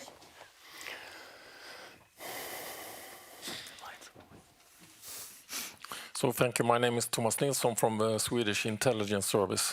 I would like to follow up that was brought up of some of the panelists in the discussion.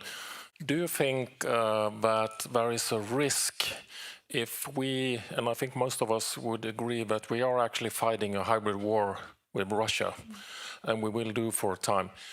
If we label every incident and bad things that happen in our society world as a hybrid warfare, and we say it's Russia all the time, could that actually be a risk that is playing along the Russian strategic objectives and the theme, the Russian spin used against us? I would argue that strategic communication is an important element in hybrid warfare. Also connected to that, a risk for overusing, using that word, overusing the Article 4 consultation, because you could imagine if Russia saying, if you look, NATO is not protecting you towards our population. They are going to Brussels and they talk and consultation, and you're spending 5% of your hard-earned tax money on this. Is that really the way to do it? Well, I think... I can answer that easily. I agree that everything what happens in our families and whatever, the domestic violence, Russia is not responsible probably. But about cases which Russia is responsible, or whoever, North Korea, or I don't know, we must say it publicly out. I sent out at the end of August the first secretary of Russian embassy in Tallinn, who literally was mediating the different attacks and attempts in Estonian territory. We have arrested more than close to 20 persons, some of them they are in prison, because there is a lot of evidence actually that Russian secret services are acting in Europe, financing, coordinating and hiring people. So, and these cases, of course, if we have proof, we must be allowed and then act as well. Article 4, I'm not happy as well that we need to call them, but if we call Article 4 without results, it will be the problem. But we actually, as you remember as well, we called Article 4 on Friday, and finally we gathered on Tuesday, and the reason was to have a military consultation, actually what will be the outcome of that, as an Eastern Century, increasing the capabilities, so on. So I'm sure that we have an old saying in Estonian language that don't call wolf, wolf, wolf all the time, and finally, if it's coming, then what is reacting? But these times, in the pattern, it was a right time. But also there must be a real outcome to show as well to your people that actually there was some kind of decision on whatever. Just gathering and talking, we do it in European Union a lot, but not in NATO. So. Could you remind the audience what it was in this case, the outcome of that meeting? Outcome was that it was agreed that the Eastern Century will be in the meaning of military level increase the capabilities. Let's see in the further. But there are some things as well. I think even in Estonia, everything is too public already. You know, all the military planning, all the capabilities. Sometimes I think that I love Finnish people more because they are doing stuff and then talking later. So I think that we'll see in the future what will be the outcome of that. But the reaction was solid. You have no idea what kind of domestic issues that strategic culture of not talking creates in my country. Go ahead, you wanted to Yes, very quickly. I mean, you are all here in the midst of, almost in the midst of October. And the largest catastrophe in Riga is usually the first snow, always at the end of October when it comes. Whatever we prepare, we always have a tragedy here. Other than that, Latvia does not have any other threat except Russia. So if that is a threat, there is only one source where that comes from. It does not come from Estonia or from Lithuania or from Sweden, usually. It can only come from Russia and Belarus. We didn't talk about instrumentalization of the migration that we're actually fighting every day. I mean, 10,000 cases for this size of a country. I mean, this is huge strain of our border guards and national guards and military. So my point is, there are no any other threats. What should Latvian then kind of restrict himself if that is always Russia? Then on Article 4, first of all, there are no limitations, right, on Article 4, but I fully agree. If a country feels that it's being threatened, it has a right. And this right must be kept sacrosanct as any other article in the Washington Treaty.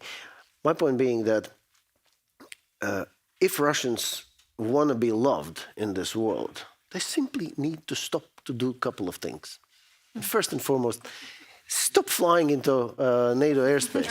Stop the war in Ukraine and get rid of your empirical ambitions. And believe you me, we will be all so happy about such a great neighbor, such a rich neighbor, such a powerful neighbor. But this is not going to happen. So we stick where we are.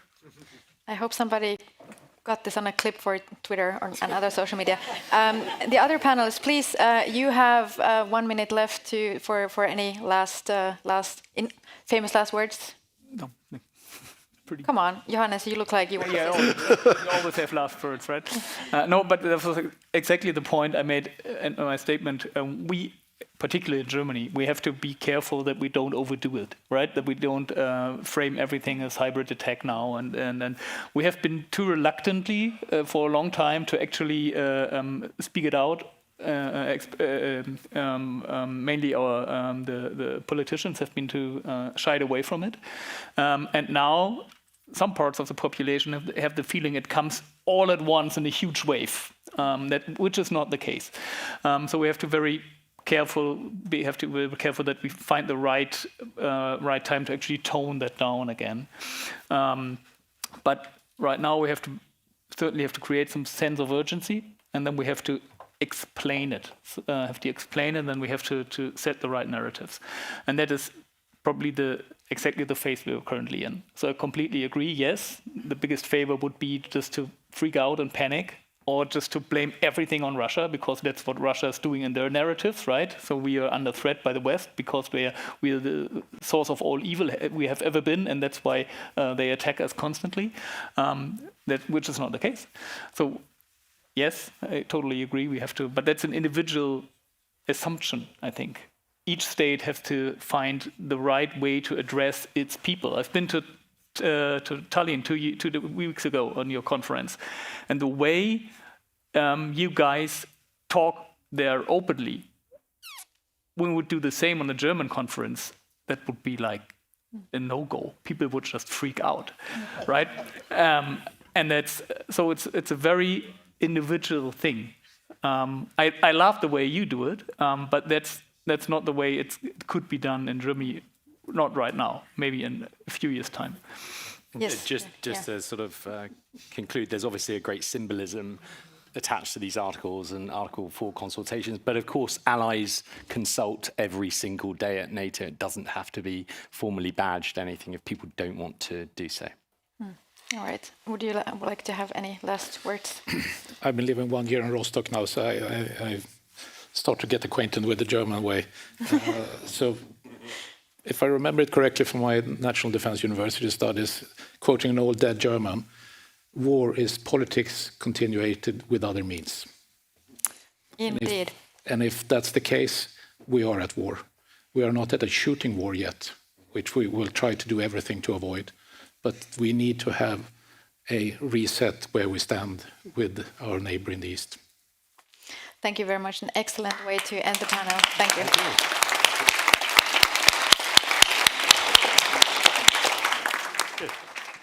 Thank you very much to our distinguished speakers. We now have one final coffee break. Please be back at 6:30 sharp. The Latvian Chief of Defense will be speaking, and he does not appreciate anyone being late. Thank you.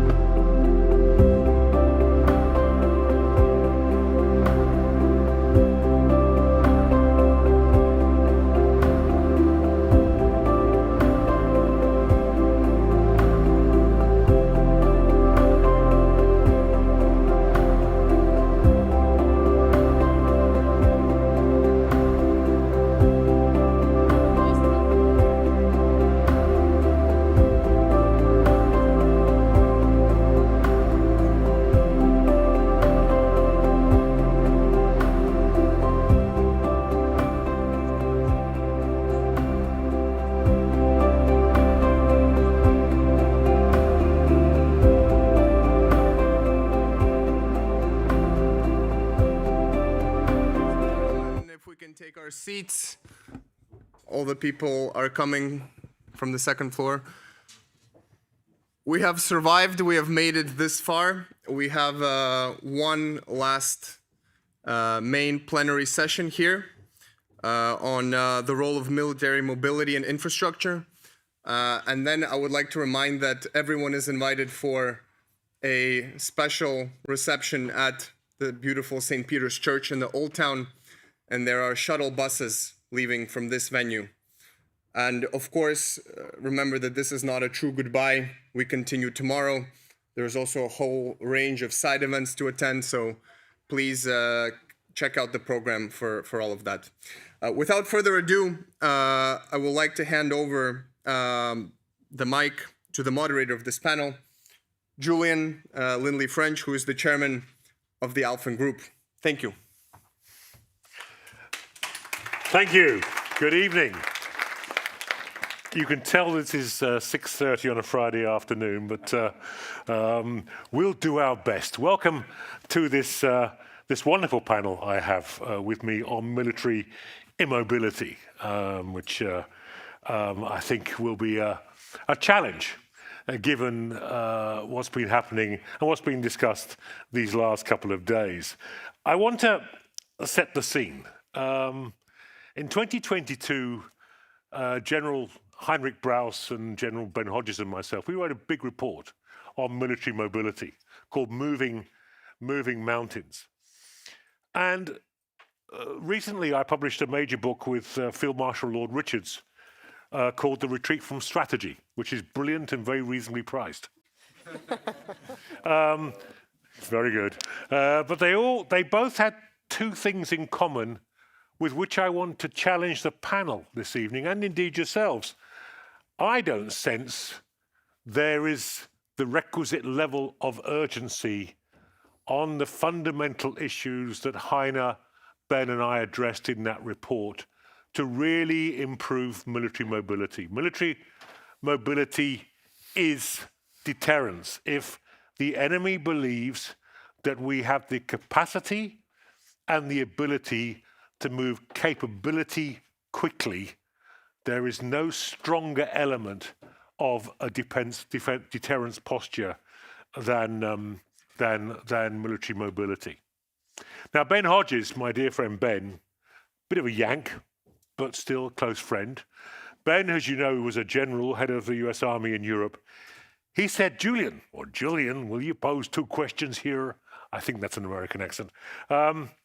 So I'm going to pose two questions, which I want the channel to consider as we go through their remarks, and they'll maybe address it at the end. And these are the fundamental questions that we need to address, particularly as Europeans in the new Europe with the new NATO facing the new threats. First, in the event of the worst case, a major attack on Latvia, could Latvia hold out for the 2 weeks it would take for NATO land forces to arrive in some strength? Remember, the fundamental policy of NATO is deterrence by denial, not deterrence by punishment. We don't want to have to rescue our friend and fellow Europeans here in Latvia from a Russian invasion. We want to deter it. We want to stop it before it even crosses the border. And if not, the second question. Given all the plans that are in place, NATO plans, EU plans, national plans, bilateral, trilateral plans, to enhance military mobility, I say, again, a crucial element of deterrence. If we make significant progress, say, by 2030, which has been pretty much set as the target, would we then be able to say that Latvia could hold out that minimum 2-week period they would need to before NATO land forces could reinforce in strength? So those are the two fundamental questions that I want to address in this session. Now, I'm joined by a wonderful panel. who will address these issues. I'm going to start with Lieutenant Colonel Eric Steinman, who's a senior research fellow at the Klingendal Security Unit, because Eric is going to give us a conceptual understanding of what military mobility means now, what it means for our alliance and the Union. I'll then follow with Cécile Maisonneuve, who is the founder and president of Decisive, is the title, which I'm fascinated to learn more about. That will be followed by Richard Coles. Richard, you're a member of the European Parliament of everything, foreign affairs, international trade, industry, research, and energy. Yes. I'm surprised you get time to do any work with the title that long, but there you go. I'm a good old-fashioned Yorkshireman, so there you have it. And finally, Chief of Defence Staff, Sir Major General Kaspars Pudens, who is the Chief of Defence of Latvia. And what I've asked Kaspars to do is not only to give us his version, his interpretation of where we are at in the challenge of military mobility, but also to have the last word on what he hears in the panel, and he will lead us home. Now, I will run a tight ship. Each of our panelists has 5 minutes, no more. I'll shut you down if you go longer. Then I will turn to the audience and gather questions from you, if I can ever see you, that is. So it's quite difficult with these amazing lights. And then 10 minutes from the end, I will ask my panelists to give us their final reflections in reverse order of the initial speaking. So on that note, let me invite Eric. Sir, the floor is yours. Well, thank you, sir. I want to start with a quote of General Eisenhower.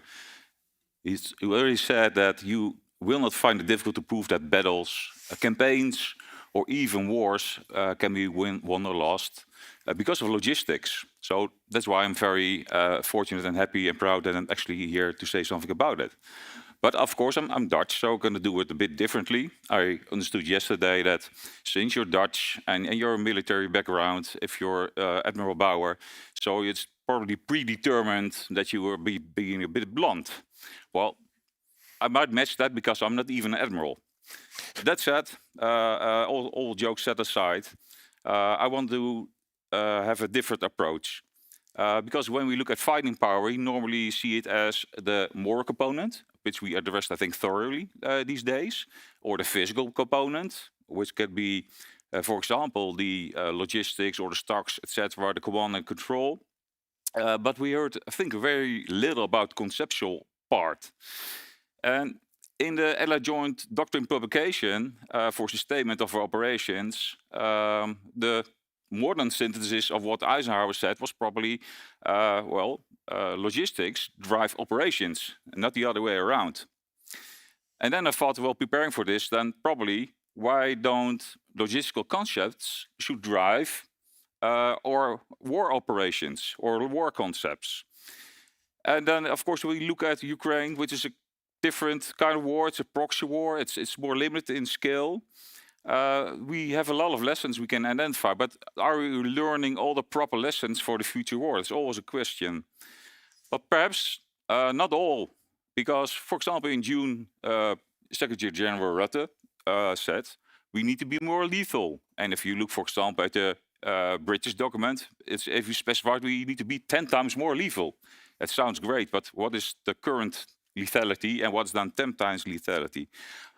But I personally think that we should focus more on survivability, because I think that is the lesson identified we haven't learned yet. Yes, we can focus on firepower and targeting, and it's important. We learned some lessons, not all. But if you look at, for example, a simple framework, the onion ring, is about don't be understood. It has to do with what you intend, something we heard before as well. Second layer will be don't be detected, for example, in the electromagnetic spectrum. Don't be seen, with intelligence, surveillance, and reconnaissance means. And don't be hit, which is, of course, the core. You want to be, you want your soldiers to be safe as possible. And you can think about air defense capabilities, etc.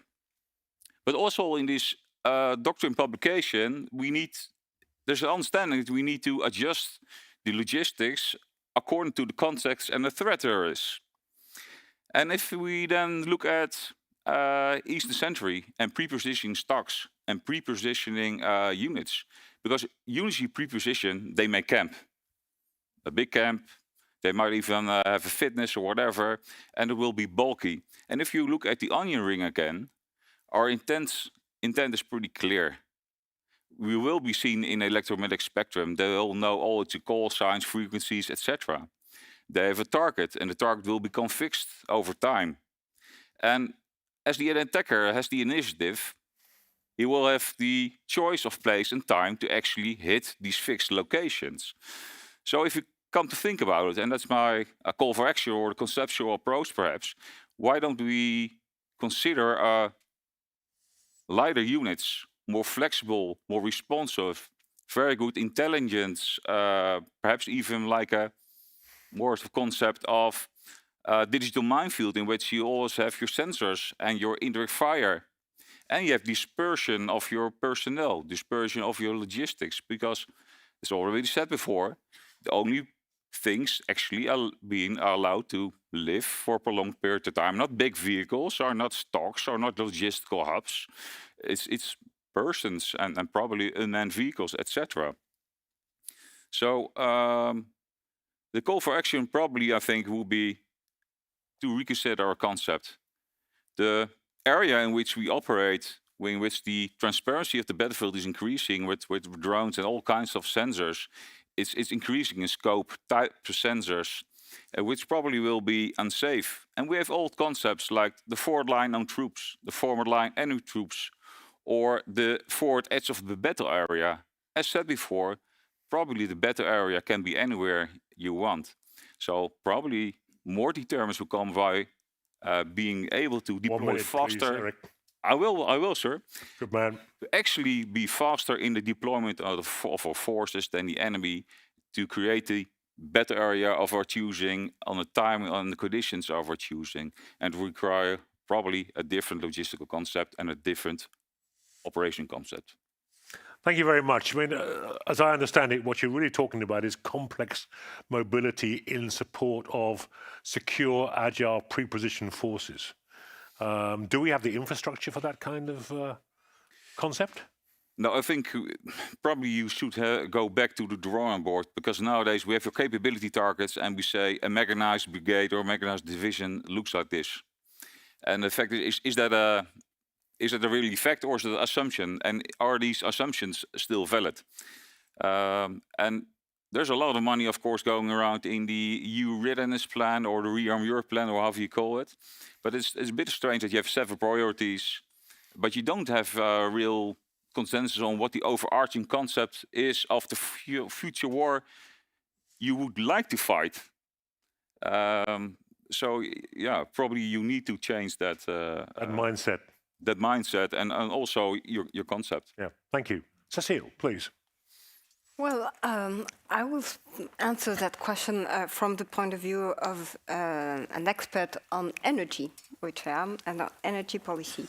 And to rephrase your question, the question I would like to address during this session is, do we have an energy system resilient enough to deal with this kind of agility and of rapidness that we need?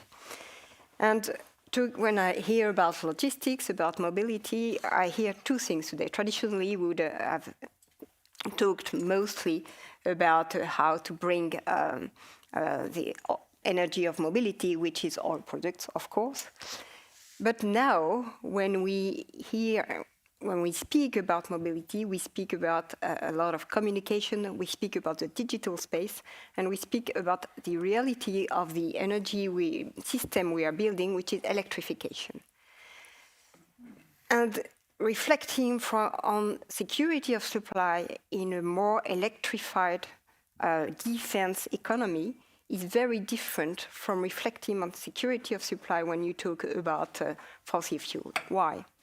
Because we are talking about a system, the electric system, which will make all the digital space work, a system where every second at every minute, every hour, every day, every month, we have to balance the system. So this is, by definition, a very complex system, even in peace times. But in war times, this becomes even more complex. And the difficulty of this is that in an integrated system such as the European one, this system must be strong not only where the battle is happening, but also very far away behind, because this electricity system is very much integrated. So the question I would like to address is, do we build a resilient and a solid, a robust electricity system which for this kind of events? And the reality is that we have designed, we have conceived a system which was of course designed for peacetime, not for such extreme events such as the ones we are talking. And we are only starting to consider that this new electricity system and this new electrification of our activities, whatever they are, has its own weaknesses, and until now they have not really been addressed. And talking about security of supply, when you talk about the electricity system, you're talking about three kinds of security. We are talking about, of course, clean security. So where are you fueling your electricity system from? And there we have this issue of dependency with China. You are talking about, of course, physical security of the infrastructure, and no need to talk about what's happening in this region for some physical infrastructure such as undersea cable or so on. But you're also talking about the internal stability of the system, and from that point of view, what we recently in Spain is an extremely, I would say, interesting and worrying situation, and I will come back on that. And you're talking about the economical security of your system, because when you have to sustain war efforts, you need the energy not to be too pricey. And from that point of view, the economical security, the affordability of this new energy vector is questionable when we are in Europe. So just to come back on what I just said regarding the resilience of the system we have built, in every expert of the European electricity grid is warning that we are building a system which will not provide generation adequacy in 2030. So the transmission operator are saying that. If you read recent reports also by the Joint Research Commission committee to the Commission, you will see the same.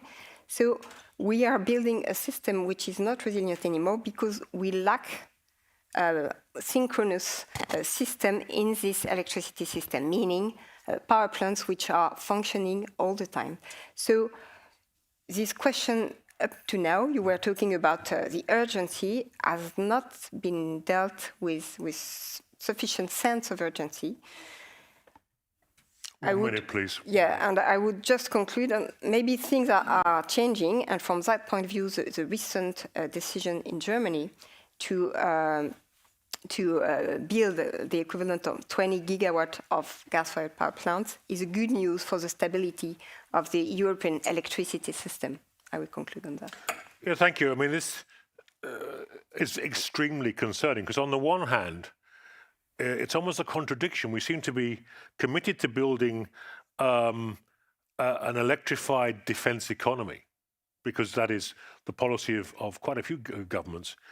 And yet you're suggesting that there are potential critical points of failure, even as late as 2030, in the supply of electricity. Is that correct? Exactly. Yes, because the thing is that what ensures the stability of the system is rotating machines. Gas-fired power plants, coal-fired power plants, hydroelectric systems, nuclear power plants are rotating machines, as opposed to renewable energy system, it's on-off. So there is no inertia in the system. And with the new systems that we are building, these rotating machines are used less and less because renewables are first to come on the grid. And for that reason, the competitiveness of this rotating machine is degraded. And we are currently seeing many gas-fired power plants, or in some countries, nuclear power plants or coal power plants, decommissioned. And so we don't have anymore these stable machines in the system, at the same moment, we're still building new capacities in renewables because of political objectives, but which are not the ones which enable the system to work correctly. Yeah. And up to that, the grid is not adapted to these new machines. That's exactly what we saw in Spain. So this problem has to be dealt with. Problem is that this value chain of electricity mechanism is full of bottlenecks all around the world, and not only in Europe, it's the same in the US, and it takes time to build this. It takes time to transform this grid system. We need 6 or 7 years to build the gas-fired power plants. So we really, really have a sense of urgency to find here to act quite quickly. Thank you. I mean, it just emphasizes you cannot separate issues like military mobility from broader policy choices. Exactly. And those broader policy choices are essentially that if you want to be able to project defensive power, you've got to be able to protect people and the home base, because that is the source of the very energy and capability required to act. Rihard. Yes. On your first question, as active member of National Guards, I have no other duty than to defend for 12 days until reinforcements come. To answer that, Commander will elaborate, are we ready or not, and if we can do that, but the ambition is there, absolutely. But on broader, on 2030, the readiness, the rearm Europe, so you mentioned I'm on different committees, and the last one with the long title, it's actually very important when it comes to military mobility, when it comes to defense industry altogether. And I have to say that we just now concluded, I was a rapporteur for mini omnibus on defense. And one particular part is particularly dedicated to mobility, not only military mobility, but counter mobility. This is what the European Parliament stress on, counter mobility. But also integrating the dual-use infrastructure, also applicable to energy. But I have to say, I agree that the sense of urgency is not there. There are still politicians dealing with how we can combine this with our climate ambitions and integrate these projects. Well, those are purely military. And military, yet no tanks are on batteries, no others on batteries. It's actually the fossil fuel, which is the lifeline for any military equipment for these days. And that's a harsh reality. And I don't think it's quickly going to change to that. And based on that, of course, it triggers me negatively when I hear MEPs submitting amendments or opposition to allowing to create the dual-use fueling stations. And the trigger word for them is fueling. No, it has to be green and so on. And this is something, it's hard to comprehend. Yeah. That you have to still deal with this kind of mindset. And unfortunately, it illustrates the lack of sense of urgency. You just mentioned already 12 days. I don't think those MEPs are thinking those ways, the 12 days, and we have to think about reinforcements. But let me come back to what is at stake right now, what has been done. There's a lot of plans, strategies adopted. The issue is implementation, and for implementation, money following those projects and initiatives. I'm pleased to see that the last NATO summit, there is an agreement to divide the 5% expenditure, 3.5 on hardware, defense capabilities, and 1.5 on infrastructure. Let's hope that registers in the NATO member states in Europe.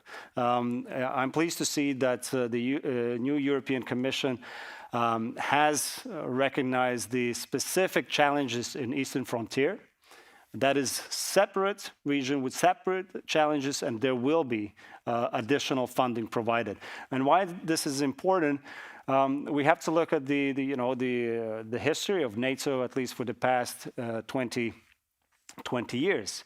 Of course, at the beginning, the threat is not that big. The enlargement goes its way on who wants to join, and it gradually increases. Gradually, we made decisions, very important decisions, on the battle groups, then integrating on different ones as well. But all of those decisions hasn't been followed with, do we have proper infrastructure? We have the infrastructure when we have to facilitate the host country, the battle groups, in certain places, but then again, the reinforcement, sustainment, that is something that is still not there. And there is a report of the European Parliament, a draft report right now on mobility, and it particularly stresses the recognition that mobility plays a crucial part in those three crucial ingredients for Article 5, which is forward presence, which is reinforcement, and sustainment as well to maintain it. As I mentioned, Baltic, Central Eastern Europe, we've been somewhat left out of this era of peace dividends, and it's over. And if we look at the harsh reality, the disproportionality that we have with the West Europe, with the South Europe, let's take it, the biggest tool to have any resupplies, it's train. Ukraine shows train is the main artery when it comes to resupplies and the movement of mobility. And we have still no connection. Well, Rail Baltica, it's 2030, right? So this is where we have to really change the mindset. And it's both roads. And last point, I know it's 1 minute, so 20 seconds. All right. Regulation is one. There are still, according to the European auditors, still the average take to get approval permit for military movements ability takes 45 days. That's insane. You talk about 12 days to make for reinforcements. So here, the last point I want to say, we work in the regional area as well. We have the JEF, Joint Expeditionary Force.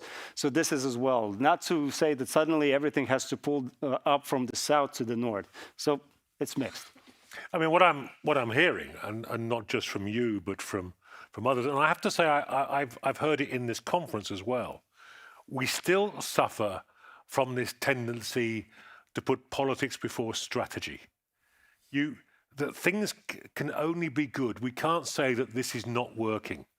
From my perspective as an expert, and having spoken with colleagues of yours in the European Parliament and elsewhere, I think we're almost in denial about the slowness of improving a critical factor of military mobility, which is corridor building, infrastructure development, permissions across borders. Would you agree with that?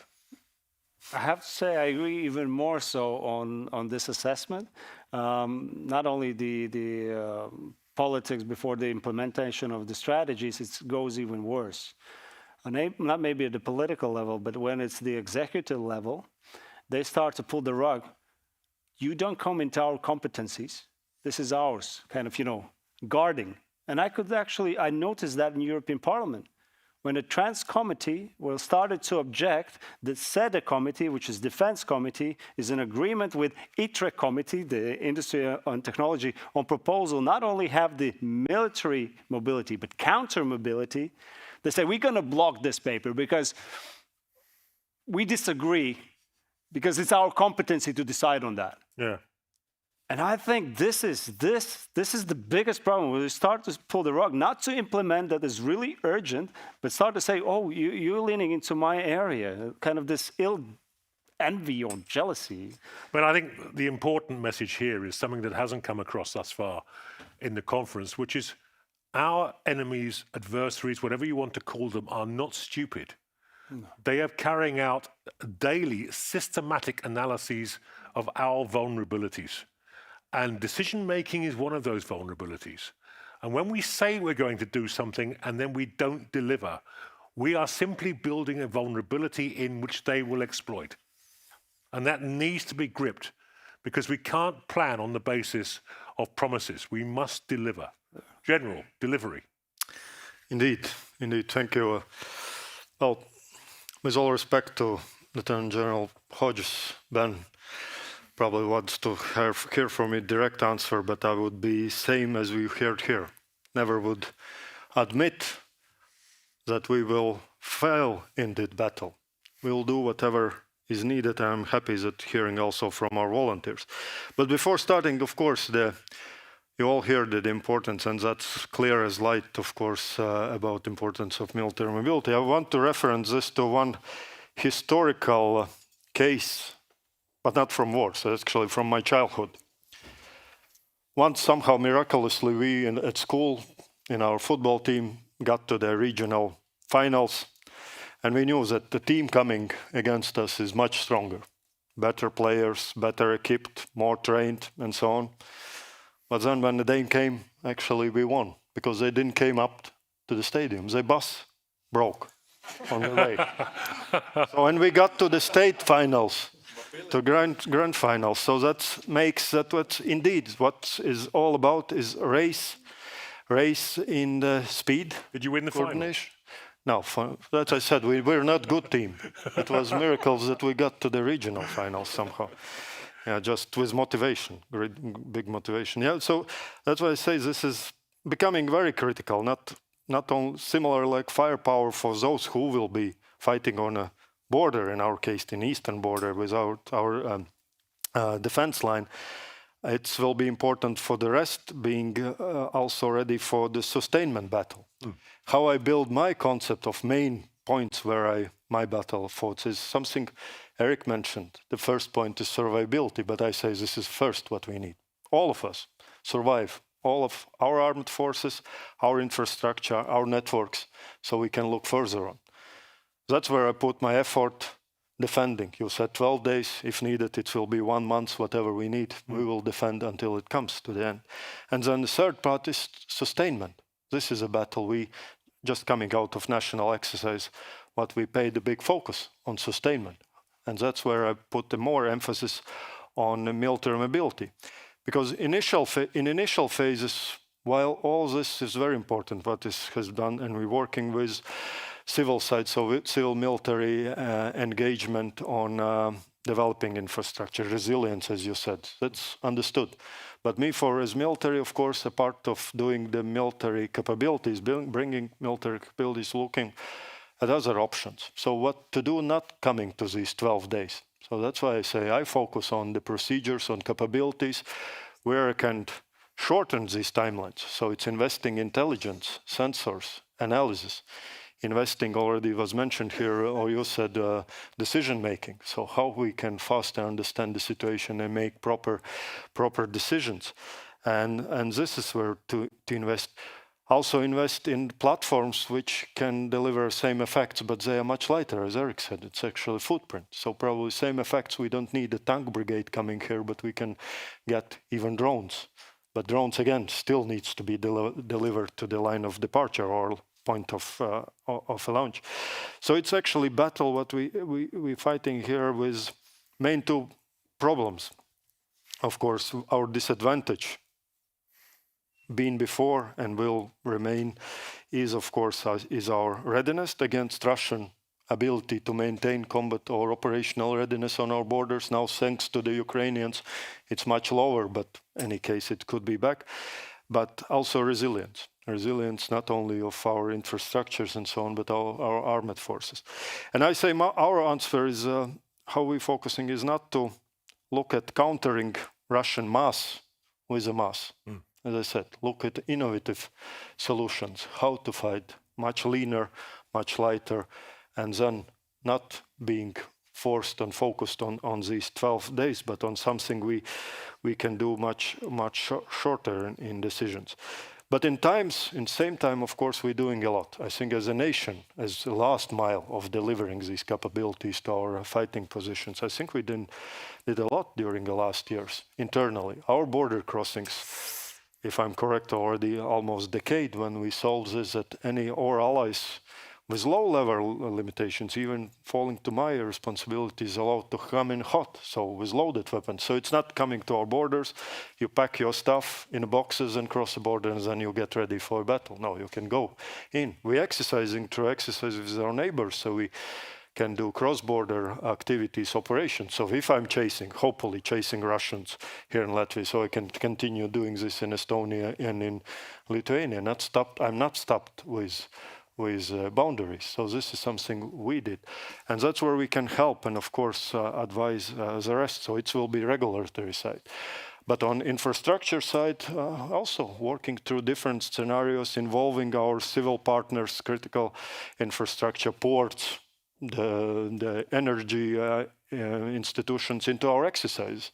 So through exercise, they realize where the vulnerabilities are. And that's where we're advising.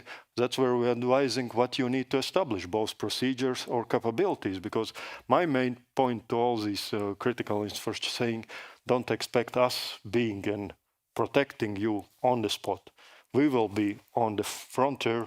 We will be around protecting. It's your responsibility to build your resilience through different cyber offensives or sabotage offensives. This is your responsibility, particularly now with all the different kinds and levels of drones. So counter drones, it's not looking at us. We can advise, we can boost your capability development, but at one point you can even develop it much faster. You are business organizations, many of them, so they can do it much faster.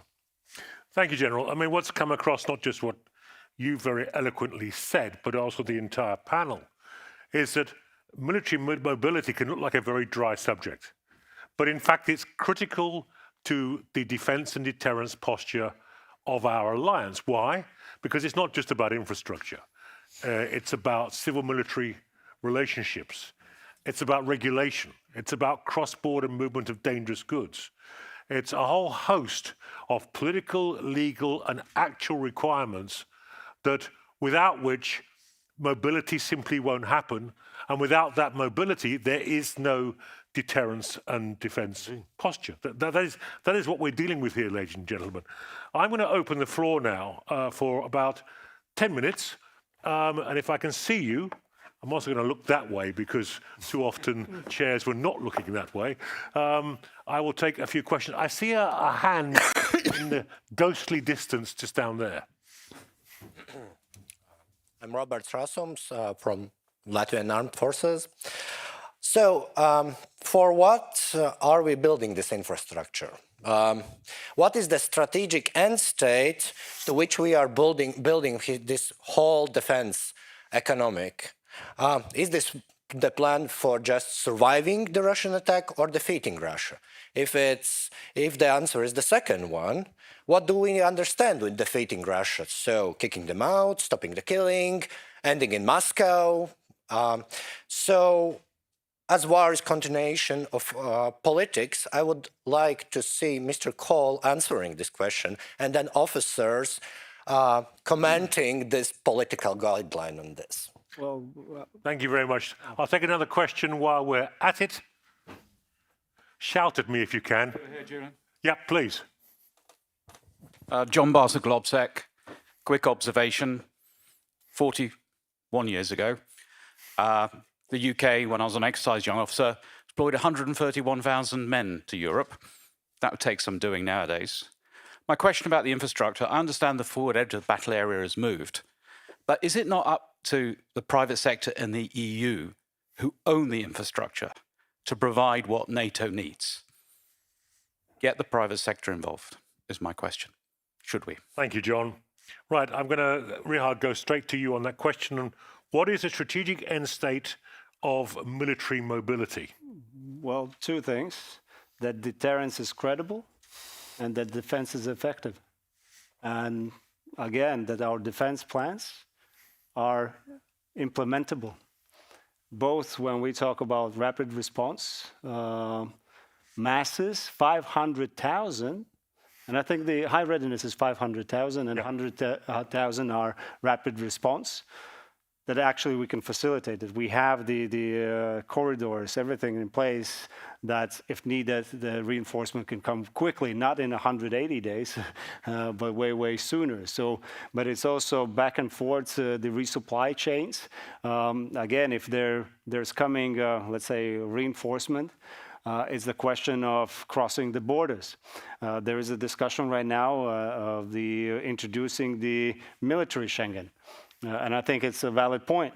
Absolutely. It takes almost a month to cross all the German federative states for any equipment to get to the Poland and Baltics. So this is to abolish unnecessary burden and to have these capabilities on reinforcement there that actually applies to adopted defense plans. In case of, but when it comes to what to do with Russia's strategic defeat, well, it's our task ongoing, actually. It's not the future. It should be right now. Continuous support to Ukraine, but also depleting smart way the capabilities of Russia that it's at the point that it actually cannot wage imperialistic war at any neighboring country. But that is something that you need to get a consensus, not only within the European Union, but within NATO. And I always called for have the Casablanca conference and to agree of capitulation of Moscow, like, you know, our predecessors did in Second World War. Yeah. Yes. Yeah. Thank you. Anybody else want to respond to that particular question? If I may, yeah, please. I understood the question. Of course, it's all about all us collectively. The aim, of course, is to building our capabilities, both in defense, collective as NATO, to deter and deny, if needed, adversary in Russia. But at the same time, of course, these capabilities needs clearly to demonstrate, and not only capabilities, but our all procedures clearly demonstrate our both willingness and readiness, if needed, to go and defeat Russia. Of course, it will be based on also political decisions. But nationally, of course, everyone has his own role. As I said in my remarks, I know what is our limit of capabilities and at the same time building our ambitions. And my role in overall this theory of victory is to hold the adversary, stop him there, so preparing, fix him in a box so our allies can come in and kill him where it's needed. And then if it's not stops and denies him any further, then we need to demonstrate with our readiness to go and defeat wherever it will stop.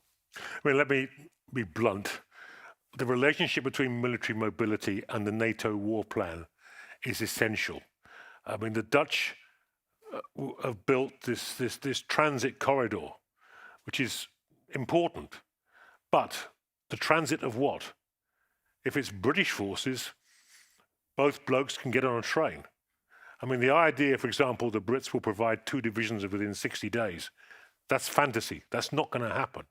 So it's one thing having a military mobility plan, but we've got to have capability and capacity to move securely across Europe to where they're needed. So again, this linkage is absolutely vital. On the private sector, Cecile, Eric, do you want to comment on the vital role of the private sector in enabling effective military mobility? Yeah, maybe also it is about deterrence, but it's about real force projection. You need to be able to defeat the enemy. And just get back to the last question. Yeah, if you're in war with Russia, you can also do deep strikes. Of course, you know, the war doesn't stop or end at the border of one of the countries being attacked. But I do think it's important also to think about sensors and transportation and cooperation, of course, with the civilian sector. It will be vital. It will be a whole society approach then. So it will be really clear. But for me, it's very important for the concept of what do you need to sustain. So if we do pre-deploy a force, it is not about only sense of urgency, what we talked about, but it's also about, what you said, sir, rational, proper decision-making. So if we pre-position our forces, we may have not thought about the ideas that the incursions with drones create an increase in influx in the Eastern Century ambitions are actually perhaps meant to fix our forces, because all the forces there fixed, anti-drone capability, etc., will not be sent to Ukraine. So what do we need to sustain? I think it would be far more of a deterrence for Russia if there were little forward presence, and they know, because we demonstrated with exercise, etc., that we're capable of transporting our combat power to the area we choose to compensate for their initiative of being the attacker and be there earlier, and that everywhere in our NATO territory we have sensors and in their fire just in a kill box and killing the first Russian aggressors. I think that's far more of a deterrence. And then all of a sudden you have a different task of what to sustain and what to ask of the civilian environment. Thank you. Cecile. The role of the private sector when it comes to the energy field, we absolutely need some investment from the private sector. But for the moment, we have to say that there is absolutely no reason why the private sector would invest in a more robust system, both for regulation reasons, but also because there is no demand. There is no, when I was insisting on the role of electricity, because there is no demand. So you don't invest when there is no demand. We have only policy-oriented goals, but we have not a demand-driven system. So we have to find a way to reboost this demand in Europe for new and more robust energy systems. And from that point of view, there is a very strong link, in my view, between electrification, digitalization, and because digitalization as a digital sector per se is an electricity-intensive consumer. So we need to re-enclench this, I would say, virtuous circle, because for the moment we are not in such a circle. For the moment, basically, the private sector is kind of frozen by this, I would say, by this energy policy, which have discouraged any proper investment. Well, it does strike me, before I go to the next question, that there's a profound absence of political leadership here. I mean, when you go back to 1935, the British created what they call the Shadow Factory Plan.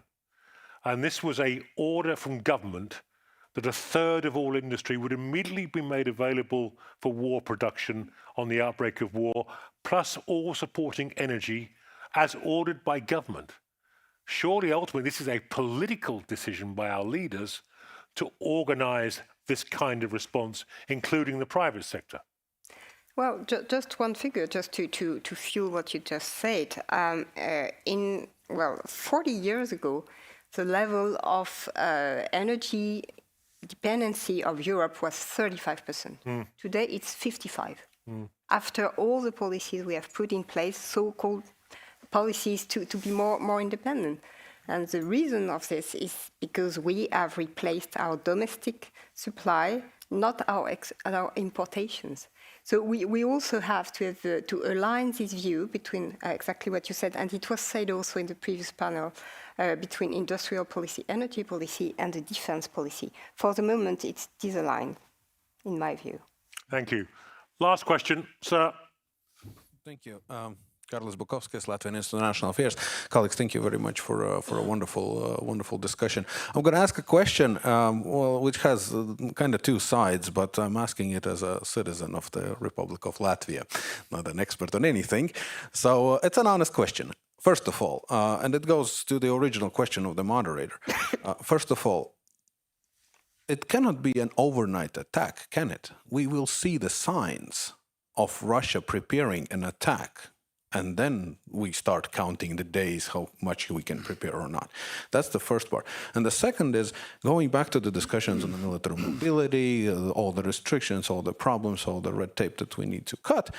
The question is that, and we saw that already in Ukraine or any other situation, when the threat comes, the chain of command becomes much shorter, decision-making becomes much quicker. There is no question of bureaucracy of doing this or that. There is just simply need of survival. And then every procedure is being accelerated. So we are kind of discussing the current world in which we are thinking how to reduce the problems and hurdles which prevent us making our cooperation easier. Thank you. But at the moment of... Exactly. Thank you. Thank you. General. And then Eric. Indeed, on the first part, that's how we say in military, don't fight the settings. If it was said major attacks, then it's major attack coming in. But you're right. And that's what I mentioned by saying we are limiting this ability, being surprised, even we have these plans, and we have to react on what I said, our disadvantage of being in disadvantage of combat readiness and decision making. But at the same time, we, through our contingency plans and exercise, also realizing and preparing for this at first days until we make these decisions, until D-Day or X-Day, it will be the most challenging and demanding, because it will not go according to plans, according to what we expected, but we have some principles in place. So that's what we are expecting and preparing and testing. And you're right, at one point, and for military, I would say this is most difficult part until the war starts. When war starts, it's easy. Then you just fight. This is clear pictures, and you can understand where to move and where is adversary moving. Until then, of course, adversary offensive side has initiative, and we are on disadvantages side. Through the training, through testing different procedures, being transparent with our allies on what our capabilities, what our contingencies, what our expectations. And expectations at the same time is managing also expectation of our societies, that there will be some chaos and some losses and some casualties in a war. Thank you. Eric, can I fold your response into your final remarks? Because I've got 9 minutes left and I'm going to finish on time. Will do. I think I'll probably comment and say two things. Is that in my former job... Will you say it when you say it? So I can get on with the wrap-up? So just hold there for a second. Thank you very much. I appreciate that. So what we're going to do in reverse order, with Eric giving a little bit extra to whet our appetites. Rihard, your final remarks. Well, I would love to continue all the discussion. I will just start with my last point I made on the military Schengen.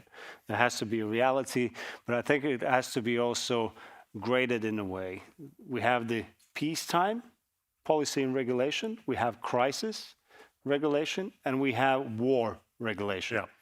That in the Schengen, when it's a peacetime, business as usual. When it's a crisis, you lift certain restrictions off. When it's a war, everything according to the protocols and so on. And last point I wanted to say, we didn't touch upon, but it triggered with the private sector, but from different perspective, non-governmental sector.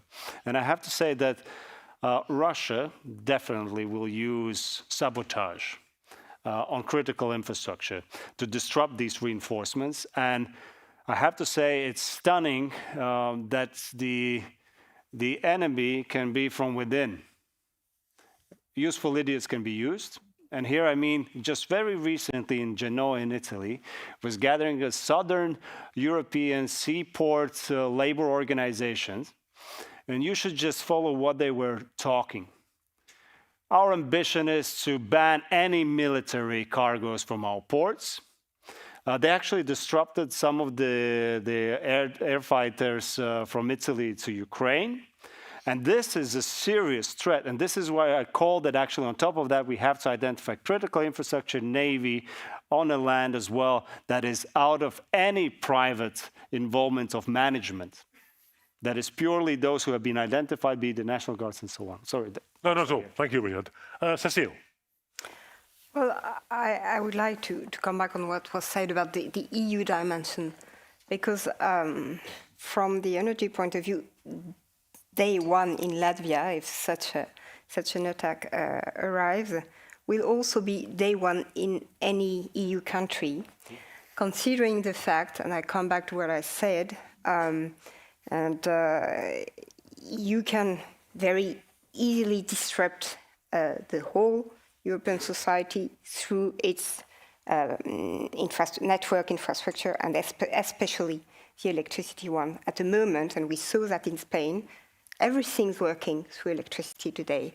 So this sense of emergency on what we have to do, I think we have to convey it all over the EU. I'm saying that because just 3 days ago, the operator of the Spanish electricity system said that the proper measures do not have been taken to solve the problem in Spain. And he says that it could happen tomorrow. So last time we managed to stop, I would say, the contagiosity of this disruption of the network. But what if next time we can't manage to stop it and it expands to all Europe? It would be, in the current situation, a real problem, that a problem which was born in Andalusia would struck countries which are under a huge threat from Russia. And I'm not sure that its sense of emergency and contagiosity of what we're talking about has been really dealt with. Thank you very much. Eric. Yes, well, to conclude and reacting to the last question is that, of course, when it's war, it's clear there are different processes. There's a unity of effort, there's a unity of command. And probably, as discussed, we will win from the Russian Federation. But this is not what you want. You want to be prepared in your processes, in your mindset, that upfront you're already innovative, adaptive, etc. And after 12 days of fighting, preferably, we already want to have won the war. And actually, we want the Russians to know that probably we're going to win this war within 12 days. So it will not even be necessary. So I always get a bit grumpy if we say, well, just wait until the war starts, and then everything will be fine. No, it will not be fine, because we'll have a war of attrition and will be costly in our livelihood, in human life, human capital. So I think we have a responsibility to crack on and do better and be better prepared. Thank you, Eric. General. Well, military mobility is clear that it's silent but very important element of credible deterrence. And I think if it's there, present, then all what we need is deterrence, and then we will not speak about these 12 days of potential attacks. So it's more to deter. But what has to be done, all the proposals, but to summarize, indeed, this is something to encourage further workings, that it should be dual-use infrastructure, developed or changed to dual-use infrastructure. It should be about diversity and resilience of this infrastructure. Problem is that, of course, where we stuck, at least I think everywhere, is who will pay for this dual-use infrastructure. So it shouldn't be single developer of this dual-use infrastructure, so it should be balanced. And another one, of course, is regulations you heard about, and this is something also being done, but to be continued working on this, that we are not surprising each other with some new papers requirements, so predictability of these procedures, and also that standardization of these procedures. I think we are there, should be, so I will surprise that they will still have different forms, but I think more about faster processing of these forms. So what's it done? I think this will improve very much, but as entailed in overall part, even it's still only one part of credible deterrence. So we'll still invest into the military capabilities, in the procedures and civil military relations. And main point, of course, it all has to be exercised, and which shows the demonstration of our capabilities, potential to finding and mitigating our weakness, and also will improve our readiness. Thank you, General. Thank you all. Before I thank the panel, let me conclude with a very brief audit of the main recommendations from our 2022 report that I put forward to 10 very senior military members of the Alphen Group to get their assessment of where they thought we were at this moment. Streamlining of cross-border movement permissions, 3 out of 10. Undertaking and implementing a comprehensive infrastructure assessment, 2 out of 10. Standardizing networks of national points of contact and appointing them, including a possible single point leadership, 3 out of 10. Increase EU funding for military mobility, 4 out of 10 if realized. Extending NATO common funding, 2 out of 10. Fully harnessing capability catalogues that are relevant to military mobility, 3 out of 10. Fostering a culture of cyber resilience for military mobility, 4 out of 10. Establishing a comprehensive program of EU-NATO civil military exercises devoted to military mobility, 3 out of 10. And finally, enhancing the structured dialogue of military mobility, 7 out of 10, because we're very good at talking about things. I'd like to thank my wonderful panel for their expert insights. Please join me in a round of applause. And at 19:30 and 47 seconds, this session is now closed. Ladies and gentlemen, thank you very much. There are now shuttle buses leaving from the main entrance that will take you to St. Peter's Church, where we will continue with the concert and the reception. See you tomorrow at